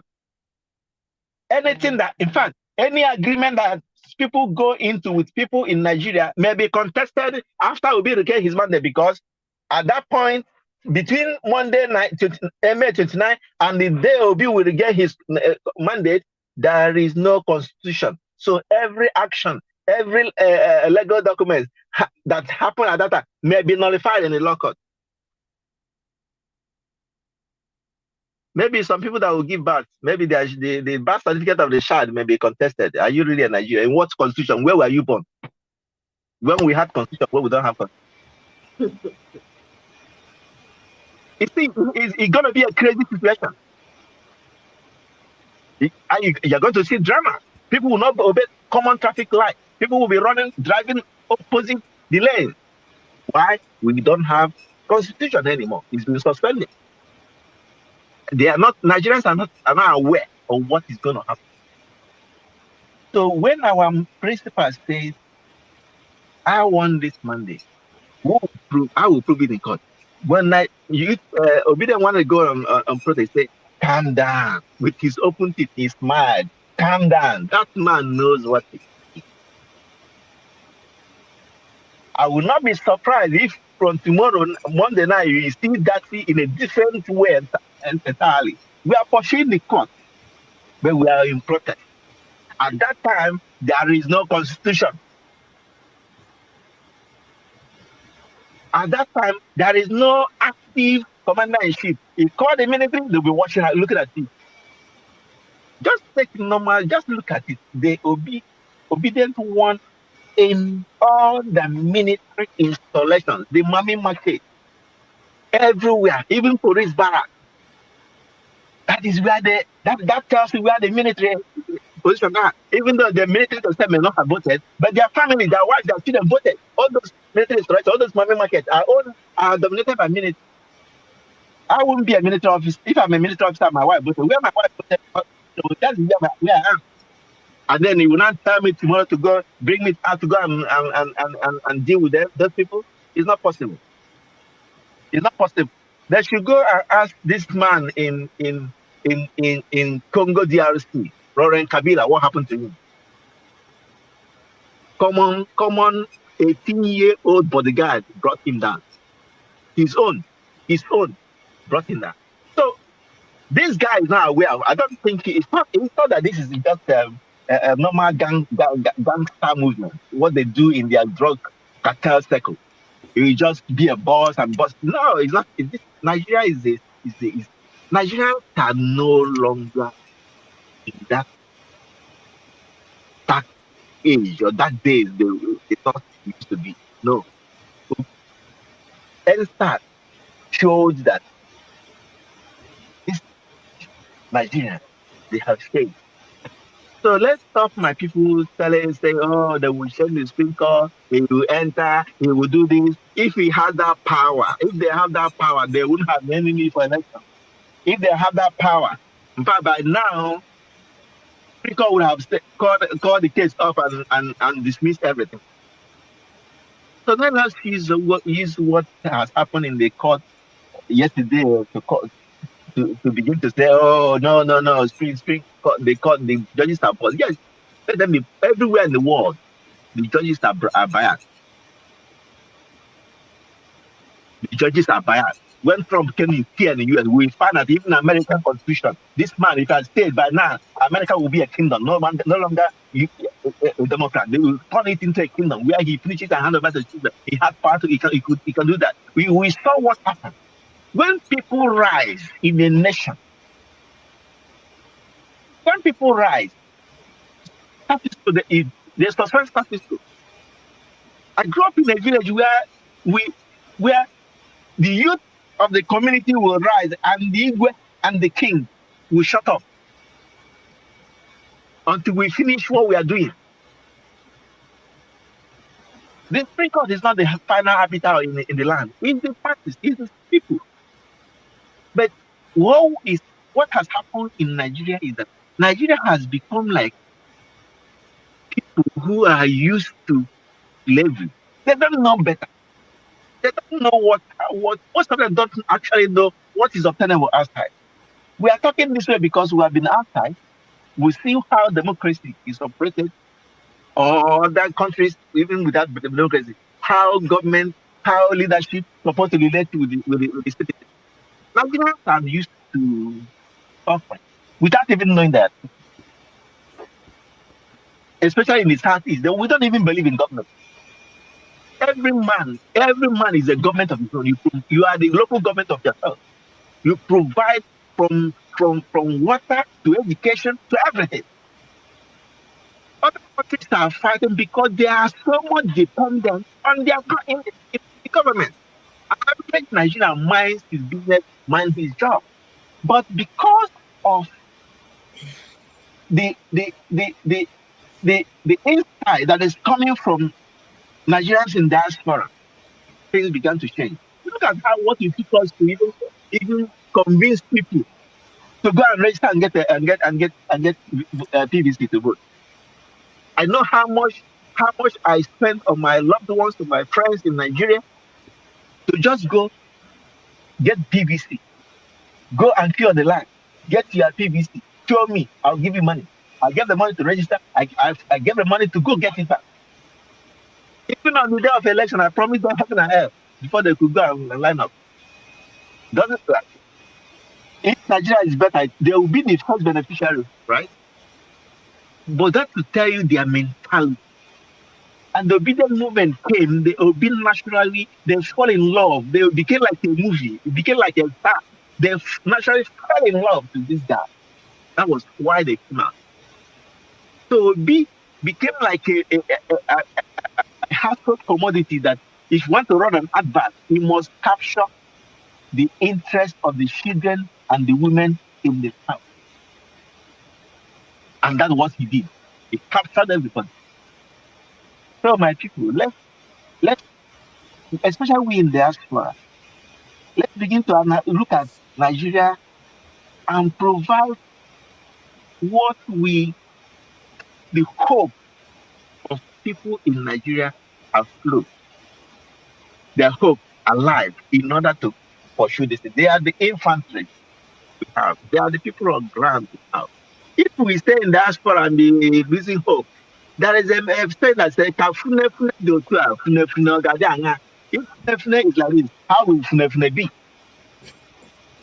Victor, I hope you saw understand where I'm coming from. Yeah, So I do. Thank you so much, Mr. Kell. I mean, I appreciate it, but it's human to kind of feel down, but I appreciate it. I know, to be honest with you right now, I can't say I know it all. I see what's going to happen, but I just kind of feel helpless. The fact that, I'm not seeing anything happening, I just don't want this to be like the election. We can't afford it. The suffering you is see, too you much. see, you see, my sister. See, you don't need to see it. You just need to maintain focus on what, just like what the APC are doing. They don't see the result, but they kept doing it, hoping that obedience Nigerians will be thinking the way we are thinking now. That will be their threat. And again, see, the judges gauge will gauge the mood of the country. So if we keep saying, "Oh, APC have power, they can do this, they can do that," right? Now the judges can use that to now say, "Okay, if we side APC, right, these people, Nigerians will accept it because they expected it." Right. But Mr. Kell, but that's what I was saying. That's what I said. The mood of the country should reflect that we don't accept what they are trying Yeah. to do. That's what I Yeah, was trying to say. yes. Their judgments are always guided by the mood of the country. But if you accept, if we are docile like we have been now, who says that what I'm saying earlier, and I think you refer to some of the things I said. Unfortunately, we have been shortchanged many times. Every time we keep hoping, then the next thing they will do this. Every time we keep passing all these nonsense technical terms, and at the end of the day, people just say, "Okay, let's wait for the next one." That next one, call, Mr. J, Mr. J, you Mr. J, you know what? You know why? We have not been involved. well, I mean, I'm hoping for the best, though. Don't get me wrong. My mind is with We know how to principal. enumerate. We know how to enumerate and recount our progress, but it ends there. Before you know it, Nigerians will fun speak with it. Nigerians will do comedy with it. Nigerians will sing with it. It ends there. But until this obedience came, and I Right. tell you, these people they are cowards. They are very much afraid that they're only looking at, okay, if we do this, how would they do? So they are testing water and they are watching us, see how we will react. Eh? So let's All I'm not saying, even, yeah, yeah. Mr. Kerr, all I'm saying is we should be doing this 25% thing. It's a no-brainer. It's a no-brainer. If something is as brazen as 25% in Abuja, and they have successfully uh, silenced us, we went to the legal arm, the legal ground. We want to fight it legally. They found a way to stifle, because that's what they did. They stifled the court. No, no. See, Even something that is the, as clearing and clear as the 25%, and they weren't but the able to case, let the the, courts the case, start. the You know, case is still, now our constitution is somehow where the problem lies. But let's keep that aside. We will get to the constitution. See, if in our constitutional electoral act, whatever the INEC chairman declared remains so until court upon. If Mahmoud Jaga, I mean, what's her name, Mahmoud, Mr. Mahmoud, right? If he had declared Showore the president-elect, it will be so until the matter gets to Supreme Court. And if the matter didn't get to Supreme Court until May 29, Showore will be sworn in. That is what nobody will start. Once he has opened his mouth and declare that so and so is the elect, according to him, he remains so.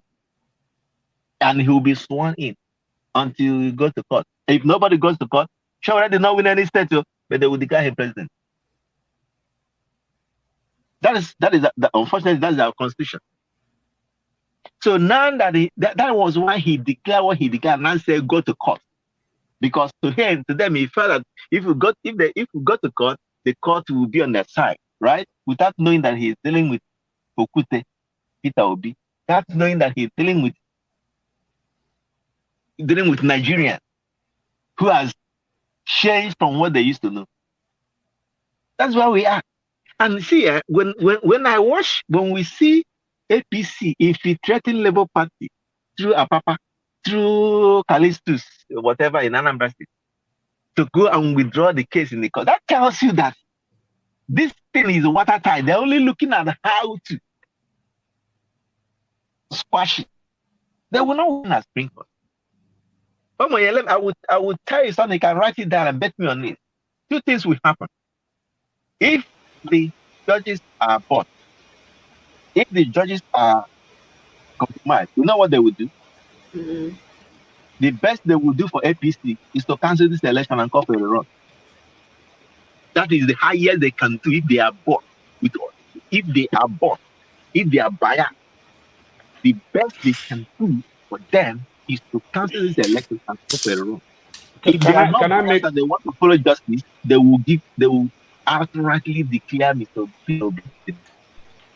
So this is my own prediction before I go. What I think is going to happen is this: there are two issues we're dealing with here: the 25% and the rigging from different states. What I think they're going to do, the 25% is not going to be looked at solely because it's very simple. I said this before months ago. It's a very simple thing. That should be enough to just say, okay, they win. But they don't want to make it simple. What they are going to do, they are going to go back to every state and pull every case via IREP and other evidences that are provided. And as long as we're able to pull away we're able to pull away Tinubu's win down to 20 or 20 something, not 24. As long as it doesn't meet the spread, they are going to take it away from him. But if we go back and look at every state one by one, and we are not able to prove that Obi had a spread versus Tinubu, then we have a problem. That's what I would say. You know why I would tell you they may not go that route. If they go that route, you find out that Tinubu did not get up to 2 million votes. If they go that route, you find out that Tinubu did not win 25% in Lagos. And if they go that route, a lot of people will go to jail. You provide lacuna for litigation for a lot of people to be protected. Whose phone is ringing? Well, that's my. Someone's phone is ringing. That's not mine. That route. Well, that route is the judicious route. If they want to do 100% justice, what you have just said. If they want to do 100% justice, this route you said is what they will go through. And if they go through this route, Tinubu will come distant forth. That is what I think they will do. Let's wait and see. Hold on. And when they begin to see that go that route, they begin to discover flaws. And there will be, you are providing lacuna for that is for prosecution, because you will see that is brazen lie. Everything, no, they can't go that. If they go that route, APC may be banned from contesting any political position in Nigeria. They may not go that route. They will just look at it and say, Okay, Mr. Kell, yeah, where I'm coming from is this: if you're gonna look at it from that perspective, they are going to say that lack of transmission of the result from the polling unit, they are not going to disqualify INEC from doing that because INEC will provide reasons for doing that. What they will say is, show me how the result, how the lack of transmission affected the outcome of the result. That's what they are going to say. Now, that is why where our principal will now come out and present evidences that will show that, okay, for example, in one Port Harcourt, Tinubu did not get 25%. Or in Lagos, this is what number of votes he had in Lagos. They have to litigate it in that route. They have to. They cannot just say, oh, they didn't transmit and that disqualifies. INEC will show, yes, I understand you did not transmit, but how did it affect the outcome? Then we will now show them. Now, if we're able to peel away enough votes, number one, and enough states from it, because remember, states are individual. We have to look at state as an individual entity of this election because that's what actually makes this election. You have to win 2/3 of all the states of the federation. So at the yes, end of the day, when you look at it, look at Osun State, for example. They went ahead in Osun State to say, okay, the evidence here, present this and that. You have to present IREF, you have to do this. So all the states have to be litigated one by one. And at the end of the day, we are going to peel away votes. We are going to peel away states from him. At the end of the day, we'll now look back. We also might lose some votes because they're going to say, okay, you two, you did this over here. But what APC is going to lose is no, not going to be no, is never going to be compared to what's going to happen with LP. I feel, this is my personal opinion. You might disagree with me, but at the end of the day, if we can peel away enough votes, drop him down to 20 states with 25%, that's what's going to do it. Not the simple technicality and say, oh, he did not get that. And I said it earlier, they will find a way with this 25% thing. You might remember what I'm just saying right now in a few months' time. That's what I'll let you speak. okay. Number one is 25%. There is no technicality around it. That one is sacrosanct. There's no technicality around that. Number two is going to look at individual states. I was trying to be lenient to APC because if they're going that way, that is the total, indictment on INEC and APC. Because when you come to Lagos, for instance, and go through what happened in Lagos, APC may not even have gotten 25%. When you go to places like Rivers, it will be alarming. When you go to Delta, it will be obvious of what PDP did. PDP is also involved in this, right? If you go to Edo, you will see more votes of Labour that has gone to PDP. Come to Delta, you see more that came to PDP. And you know that by the time you are taking from, if you come to Lagos, for instance, and give the right figures to Labour Party, APC on will shrink, right? It will reduce. Now, in the north, do you know that in the north, beavers are not used? From the report they got over there. Even in Anambra State or Imo, where Labour Party won, you will also see some results that were not counted. You know what these people did? They compressed, they reduced the vote, the scores of Obi, right, in some areas, and allow Tinubu to go high in other places, especially in the north. So by the time they go up north, you find out that all those places beavers were bypassed, they will all be cancelled. Those votes will be all voided. Labour Party will go up. And again, to tell you why INEC refused to give Labour Party the result sheet, the material, is because what they have cannot tarry with what they have declared. Remember, all the party agents of PDP, Labour Party, they all have the real result, unmutilated. As Labour Party is talking now, they have most of the results, if not all. Especially in some states, they have most or all. When this result come face to face with what INEC say they have, you find out that the discrepancies will be high. In our electoral act, it don't declare results that you don't have. INEC declared results, Tinubu's constituency, but they don't have it. They are now trying to fix on their own to match or to suit what they declare, which will never tarry with what is in the IRF on what is with the agent collected. So that is where the whole thing is twisted. That's why I said if the judges want to do APC favor, what they will do is they will look at it and use simple of non-compliance of INEC, right, to cancel the election.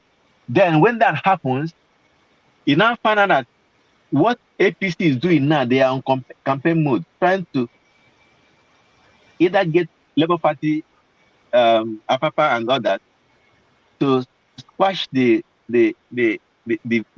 petition, or to use them destabilize the party, so that when there is a rerun, when a run is called, you find out that Labour Party will find it difficult to organize themselves. That's the two angles they are pursuing this thing. Mr. Curl, I actually like the way you went at this now. I do like that. That's exactly where they are going to come. Because if you are going to litigate this state by state, I believe there's no way you can do this without Obi winning this election.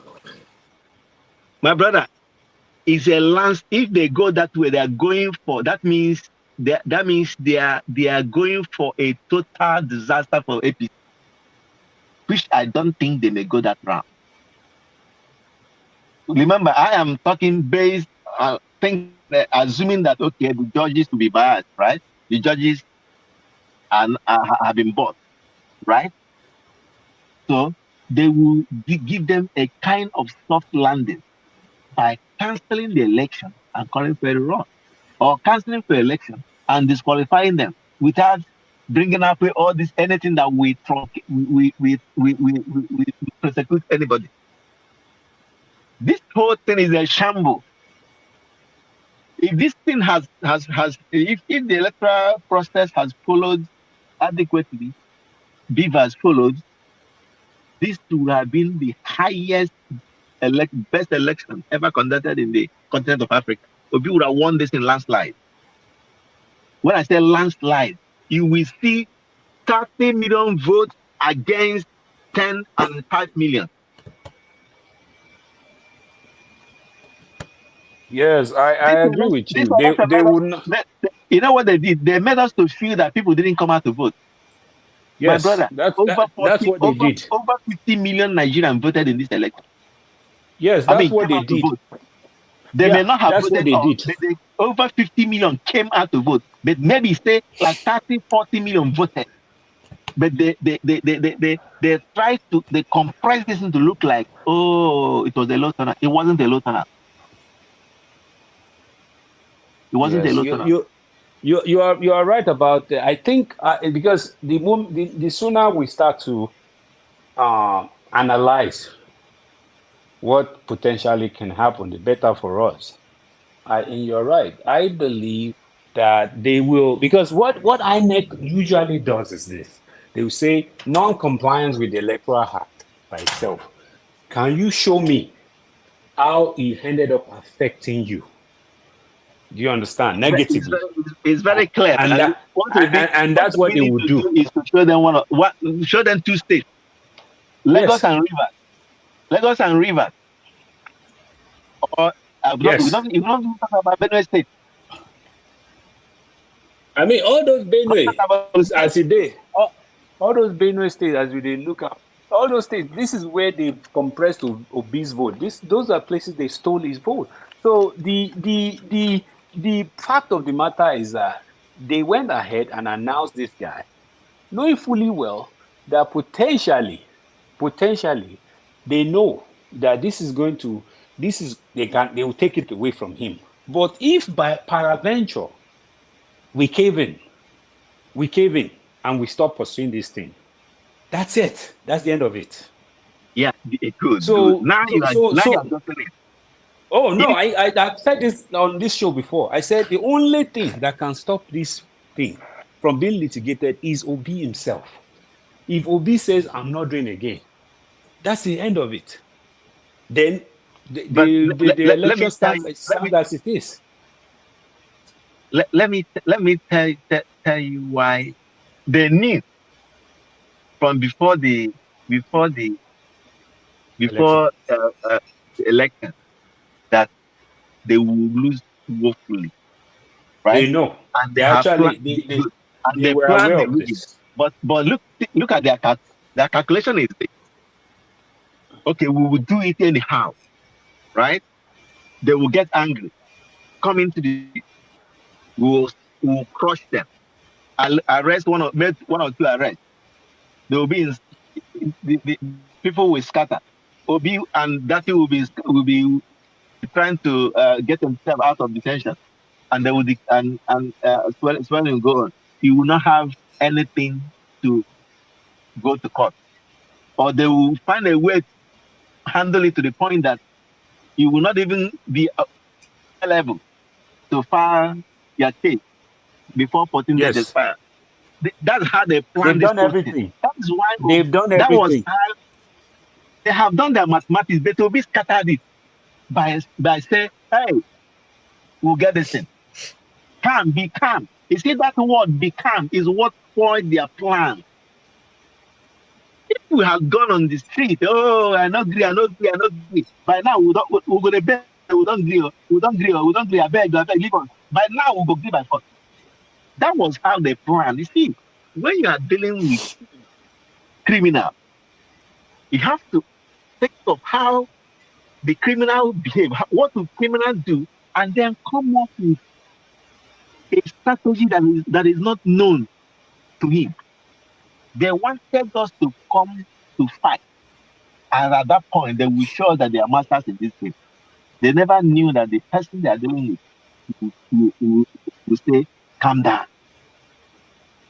So at this point now is it the judiciary that will look at Omoye and say, hey, your name is no longer Omoye, Ifeoma, right?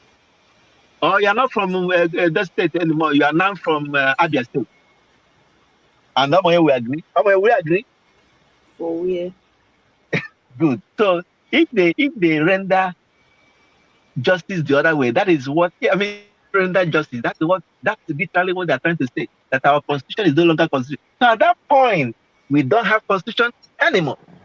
Mr. Kell, where the Supreme Court has actually smoked themselves as well. Yes. And this is actually what is going to destroy them if they do the wrong thing. You see that Supreme Court judgment that was done for Osun State recently, Good. where yes, so what they refer to beavers, they refer Good. to IREP, they refer everything.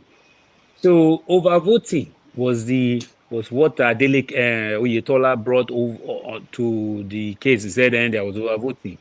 Then it was appeal court gave it to Oyetola. Then this guy went to Supreme Court, Adeleke.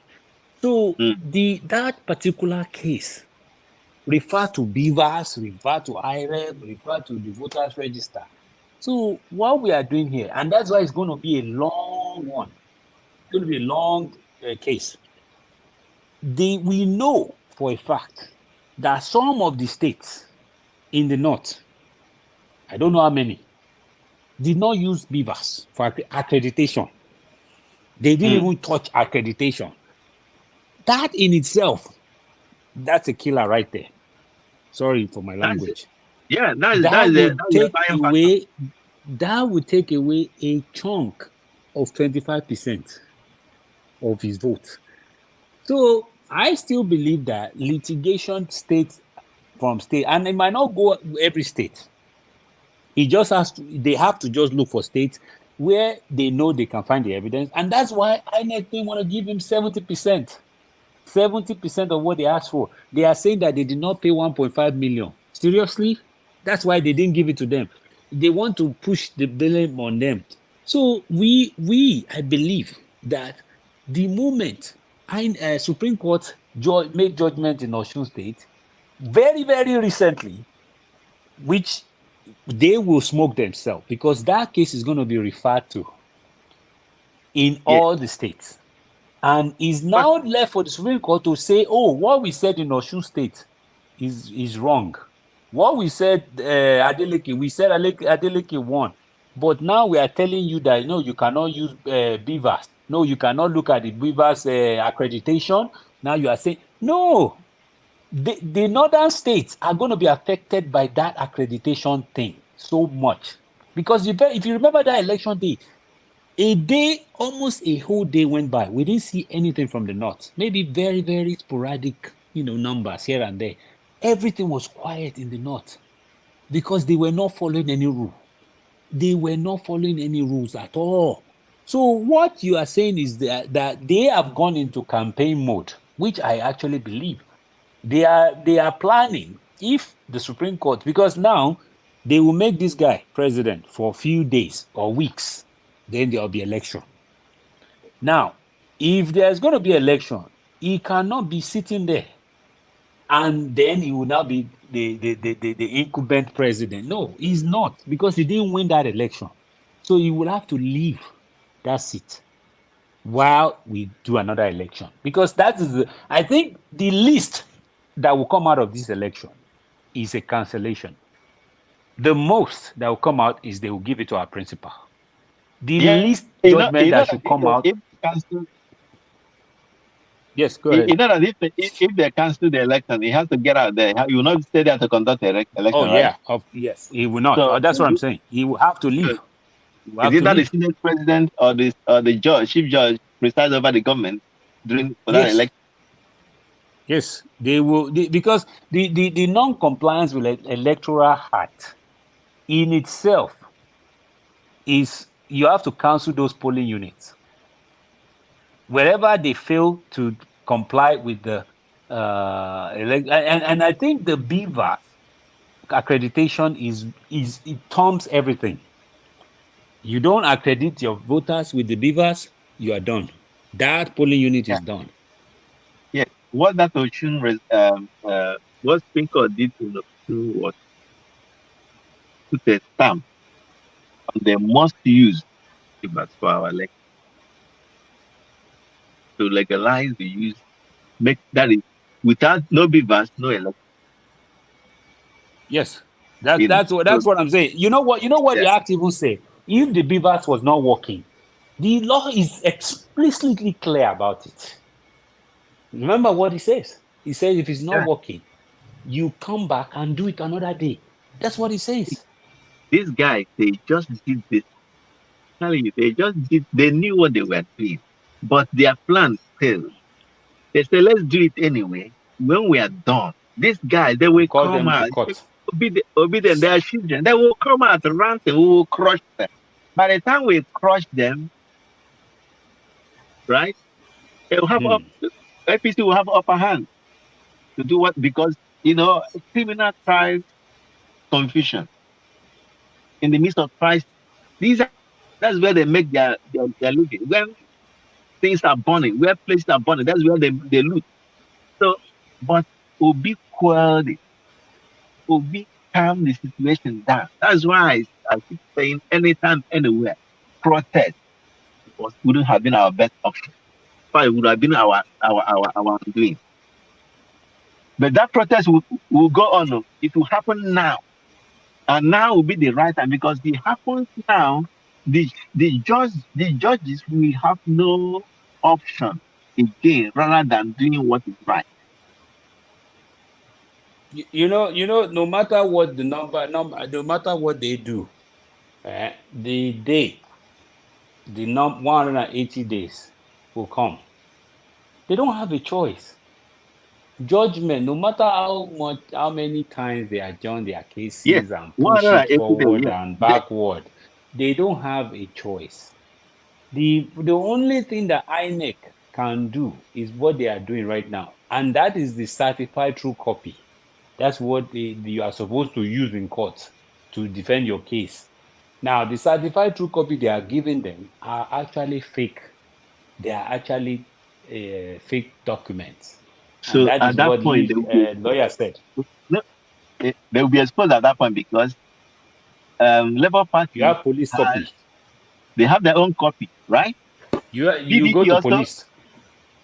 and okay, they have their Police copy. copy. PDP have their copy. Police have their copy. They will not come with fake. I said some people will go to jail in this. You see this matter. Yeah, People will go to jail. they Guys, planned that. Mama Yeah, Echo is on. Let me give her some okay. time. But Let's give thank her. you for the Okay. back and forth. I've been enjoying it, even though sleep don't they catch me. But the conversation has been really good, you know. So let's just hear what Mama Echo has to say. Okay. Mama Echo, Okay. welcome. Oh, good evening. Or No, good good, morning. good, good morning from here. Yeah, you are looking good though, and it's this late and you're looking this good. Ah, now wow, Mama Echo. Hey, all right. Because I dey celebrate the downfall of my children mandate stealer. I know, right? The only thing that I know be say it is not over until it is over. So we are getting back the mandate. That's just the truth. Make him go, make we see what happen on 25th. At least the case is not yet over in the court. And there are two sets of lawyer, be judges we get. The righteous judge and the evil judge. Now two of them sit on that throne. And the lawyers, there are two sets too. The evil lawyer and the righteous lawyers. And I've never seen where righteousness and truth does not prevail in any circumstances. And I know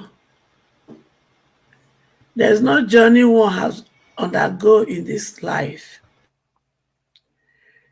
that when you have to fight battle, that you see the result before the battle. No. If God say want to do something for you, He never tell you the route for which He's going to give you the victory. And neither does He tell you the kind of battle you will confront before you get the victory. But one thing that is sure, and one thing that is certain, God has never fought any battle and loses it. This battle is of the Lord. Make we sit down and look. The irony of it is that Tinubu does not even know the enemy around him. Come on. It is such a thing I want to make it there for 4 years. The thing where they want, the real original plan is for them to enter and they will buy him and Shetima will take over. That is their plan from the north. So if he say he want there and stay 4 years, if we were not revoting like this, that's not the plan. He will end up like Yaradua. That is the plan from their own caucus. But when they come to my children's caucus, I know they are resolute to say this impunity will not stand. What is happening until we get here? That is why when we get it, if we be like it or not, the Constitution must be rewritten by we the people. Because there are some elements of the Constitution that is making them do all this their poker.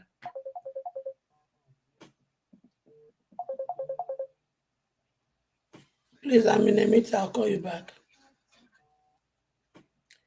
There's an element of the Constitution that is making them to do this. And people have been crying. But what I really don't understand, I'm still going to send this message to the military of Nigeria. You guys want to defend the Constitution. It's not only when external come that we will know we need to defend the Constitution. You were sent out to Lekki Toll Gate to buy my children in the name of defending the Constitution. And yet my children were not violating the Constitution. You went to the east to almost buy Nnamdi Kanu in the name of defending the Constitution. And yet you weren't defending the Constitution. You were defending somebody who sent you against somebody who is speaking the truth. You were also sent to the east in the name of Operation Python. You know what you did there? In that very journey, you weren't defending the Constitution. Because the people you went after never violated the Constitution. Now, Nigerian military, you see obviously the violation of Nigeria Constitution. I want to see what you're going to do. Then to decide whether you people are really there to defend the Constitution or you are there to define people who pick a fellow Nigerian who are speaking the truth and saying they are tired of the corruption. They are tired of their destiny being mortgaged in the altar of wickedness, in the altar of borrowing money in their head, and money were not used to do that, they have said. We will know. But just know one thing. I want you guys to know one thing. My children will never let you people go free or have peace. The Constitution says, President select. That is not what the Constitution says. The Constitution says, President elect. The one they are parading right now, that is against the Constitution. Because that is President select by Yakubu and his cohort. So that alone is against our Constitution. That means the people there, they are the enemy of our country. They are the enemy of our Constitution. You must defend the Constitution as you have agreed. The Constitution says the person that will become our president must win 25% in FCT. But the person that they are giving there violated the Constitution. So if the person on seat or the person you people want to put on seat is violating the constitution to come on seat, then how is he going to lead the people of Nigeria with their constitution? How can illegality now lead legality? Where is it done? Nigerian military men. We, the civilian, we are doing our part. Support us so that we can respect our constitution. Because the bitter truth is this: when the person on throne coming without respecting our constitution, do not expect the Western world or any other country to come and respect your constitution. So when they rise against us, we should be ready to dance the music. Because the person you people are forcing in by all means is coming in by disgracing and making our constitution a non-entity. And that is not what governs a country. Nigerian military, Nigerian police, Nigerian Navy, Nigerian custom. Because when it comes to my children, you people leave your various duty. You face them. They have laptop. You beat them up. They have smartphone. You beat them up.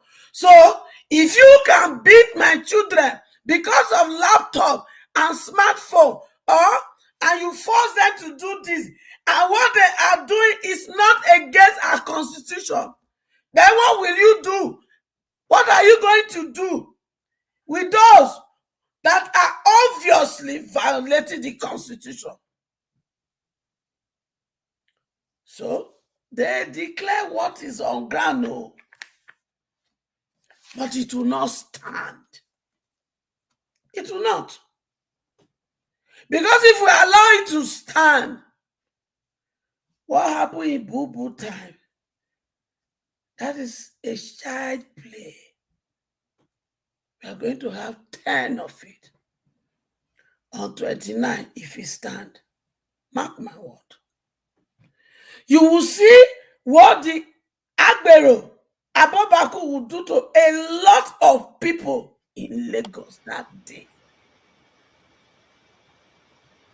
Because they are just waiting for the swearing in of their Agbero Oga. Then they will lynch the people to claim superiority, to claim they have won. And that breaks my heart. It breaks my heart that instead of celebrating on the 29th, a lot of people will lose their life because of this. So Nigeria Army, Nigeria forces, we've never called on you before, but we are calling on you now. Thank you very Defend much, the Mami. Constitution. Thank you. Thank you. I appreciate you. Thank you. Mr. Peace of, welcome to the live. Good evening or a good morning where you are. Happy Friday to you.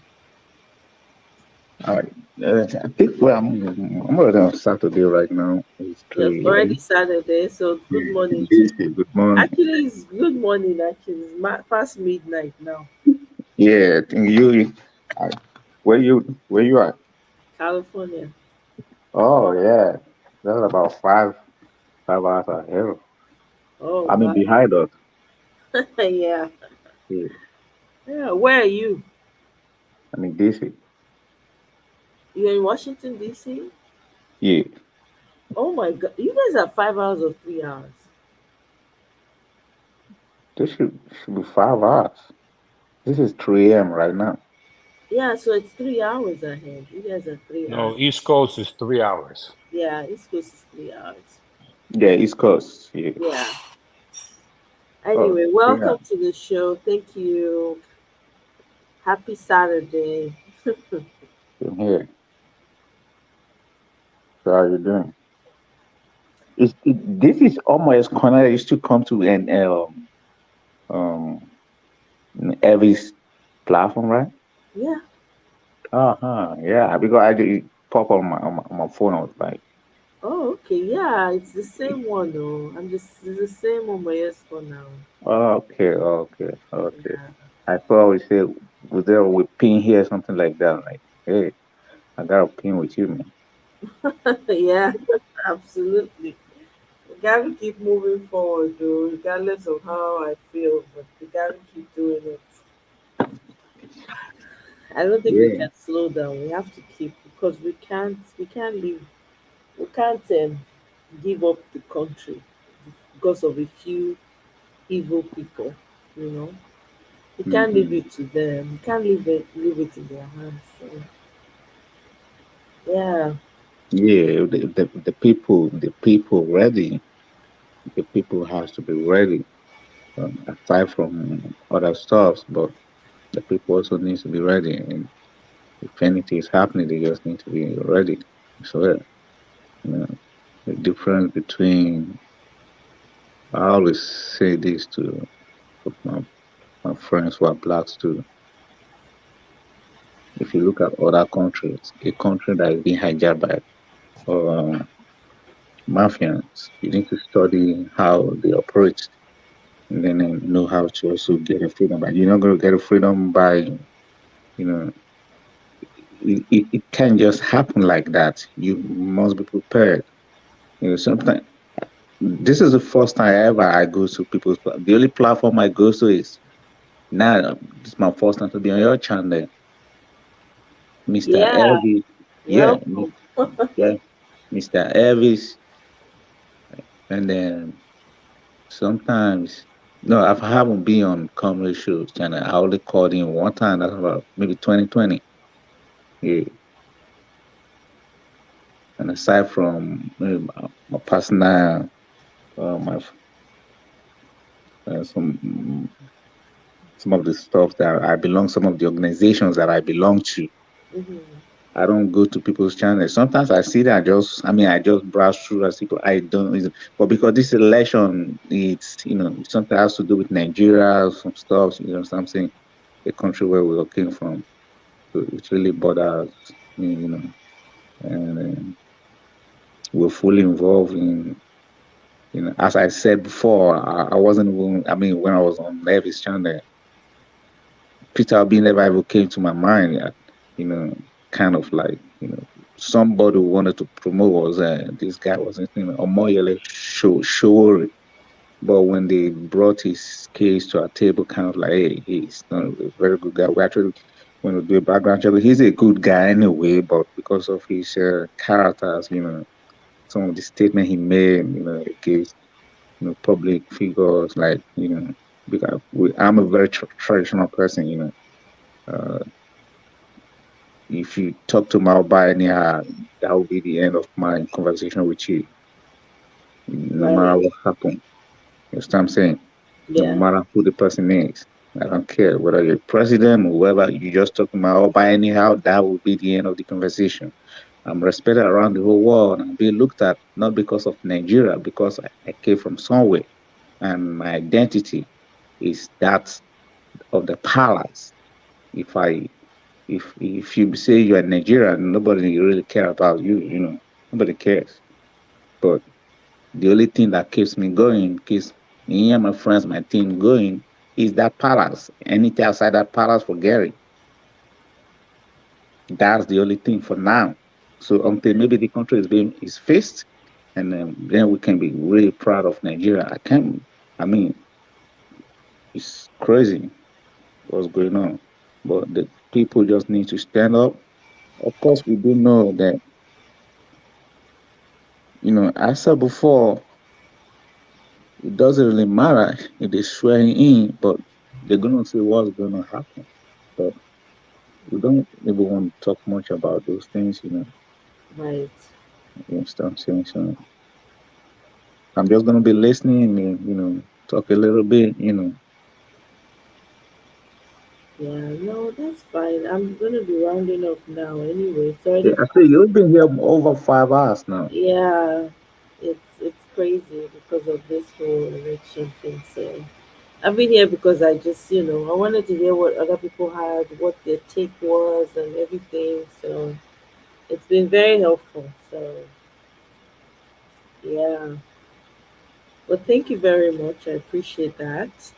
But Well, let's one, take. one thing I want to say, sometimes we should always kind of like, we shouldn't just put our head in one basket. For example, I don't know how to tell people to stop saying we trust the judiciary. You don't even if you trust it, you don't talk like that. Not even in the United States, you don't talk like that.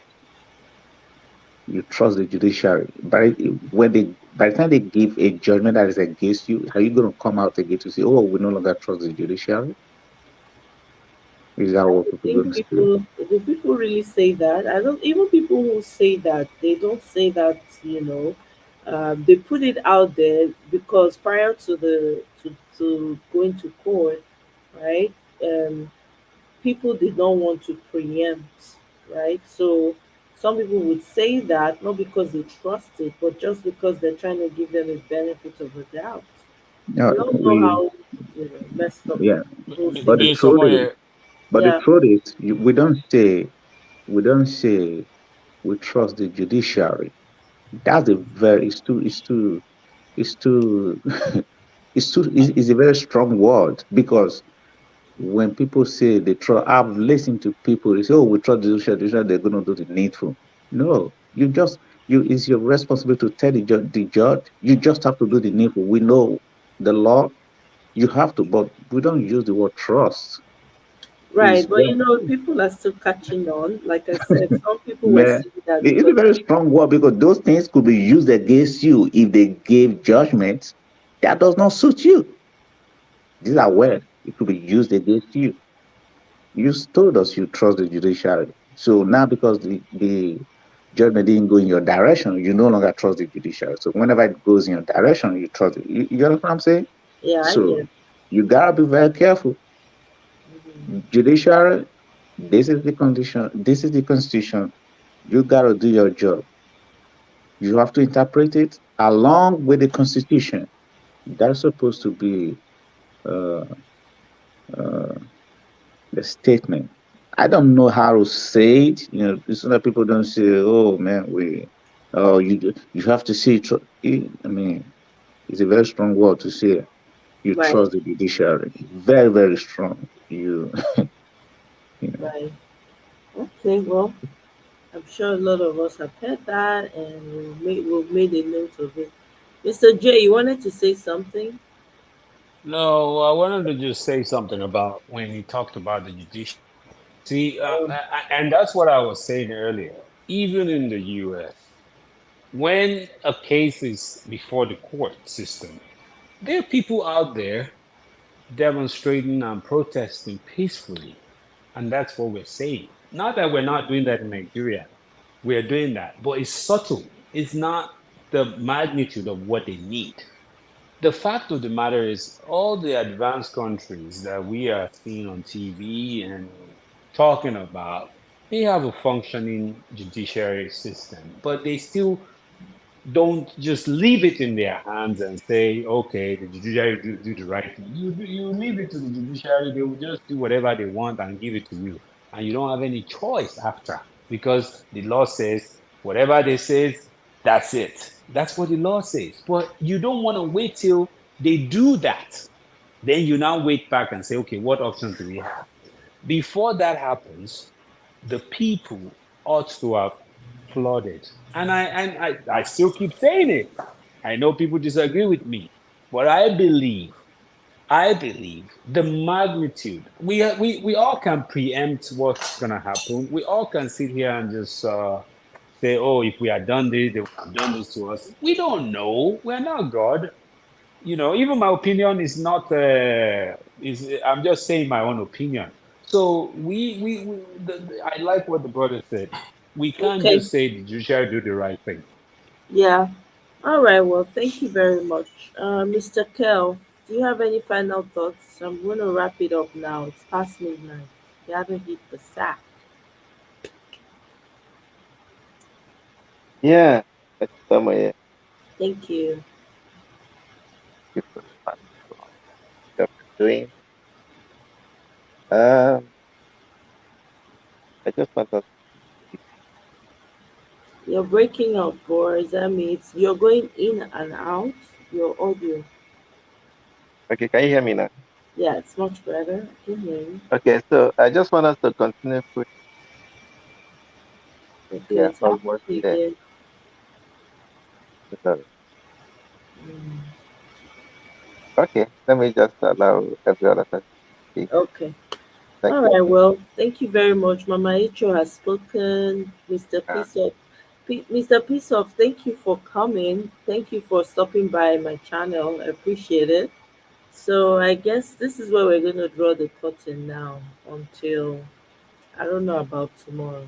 I mean, I don't know about later on in the day today. We'll play it by ear, and I'll definitely send out an invite so you guys will see once I send it out. But thank you so much, though. I've thoroughly enjoyed the conversation, to be honest.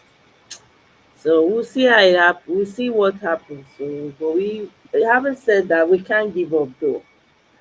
Regardless of how I feel, deep down, I know I can't give up. It's not something we can give up on because who's going to fix it, right? Who's going to fix it if not us? Who's going to fight for it if not us? Is this what, for those of us who have kids, is this what you want your children to come and inherit? People's children are thinking, oh, we don't want hibiscus, we want cactus, we want aloe vera. We are busy thinking heavy, heavy, heavy, heavy stuff. You know, this is not fair. I mean, no child should have to deal with these issues, to be honest. No child. I mean, children should grow up and, have the structures in place so that they can thrive and have visions for their lives and how they want their communities. Not this type of heavy, heavy stuff that will give you sleepless nights and you're wondering who say make I who say make they even why be say that they even dey born me, for you to start thinking like that. So anyway, we have to keep fighting. No, we can't give it up. I still look forward to going back and eating mango under the mango tree. That one here, I know that is going to happen, and eating roasted corn. So we are all with God. We can't give up. We gotta keep pushing. Thank you so much for joining me, guys. I'm Thank falling you. asleep already. Sorry. Thank you. Hi, let me say hi to recognize Mama Hate. I love your vibe. Okay. Yeah. Hi, Mama Hate. Thank you. I appreciate you. Yes. I watch you every time you come on air. Yeah, she has a lot of passion. We Yeah. appreciate her. Yes. Thank you so much, Mama Echo. We go see you again now. By the grace of God, we keep pushing. Only one country we get. We no get choice. We must fight to get them back. You're on mute, Mama Echo. If you're saying something, you're on mute. We can't hear you. Sorry, I still muted. I That's said, let us be strong, mm, just like anything about life. When they hit you and you fall, but since the game is not yet over, we have to pick up strength and courage and continue to fight. absolutely. Everybody was done with the judgment of the court. Yes, that is human for us. So we have the right to react that way. But then we know very well the battle is not yet over until it is over. And I know Absolutely. God has not turned his back on us. But no, it's not like that. So until it is over, Yes. we will continue to fight. Mm. So Thank you. to everyone out there, be strong, be courageous. Yes. We will get back our mandate. Yep. Thank you and Thank good you very night. much, Mama Icho. Really appreciate that. So, everyone, thank Thank you, you. Mr. Peacesoft, once Bye again for bye. Thank stopping you. by. I appreciate you. Thank you. We'll see you again. Thank you all. So have a wonderful rest of the day, and I will see you on my next one. Bye.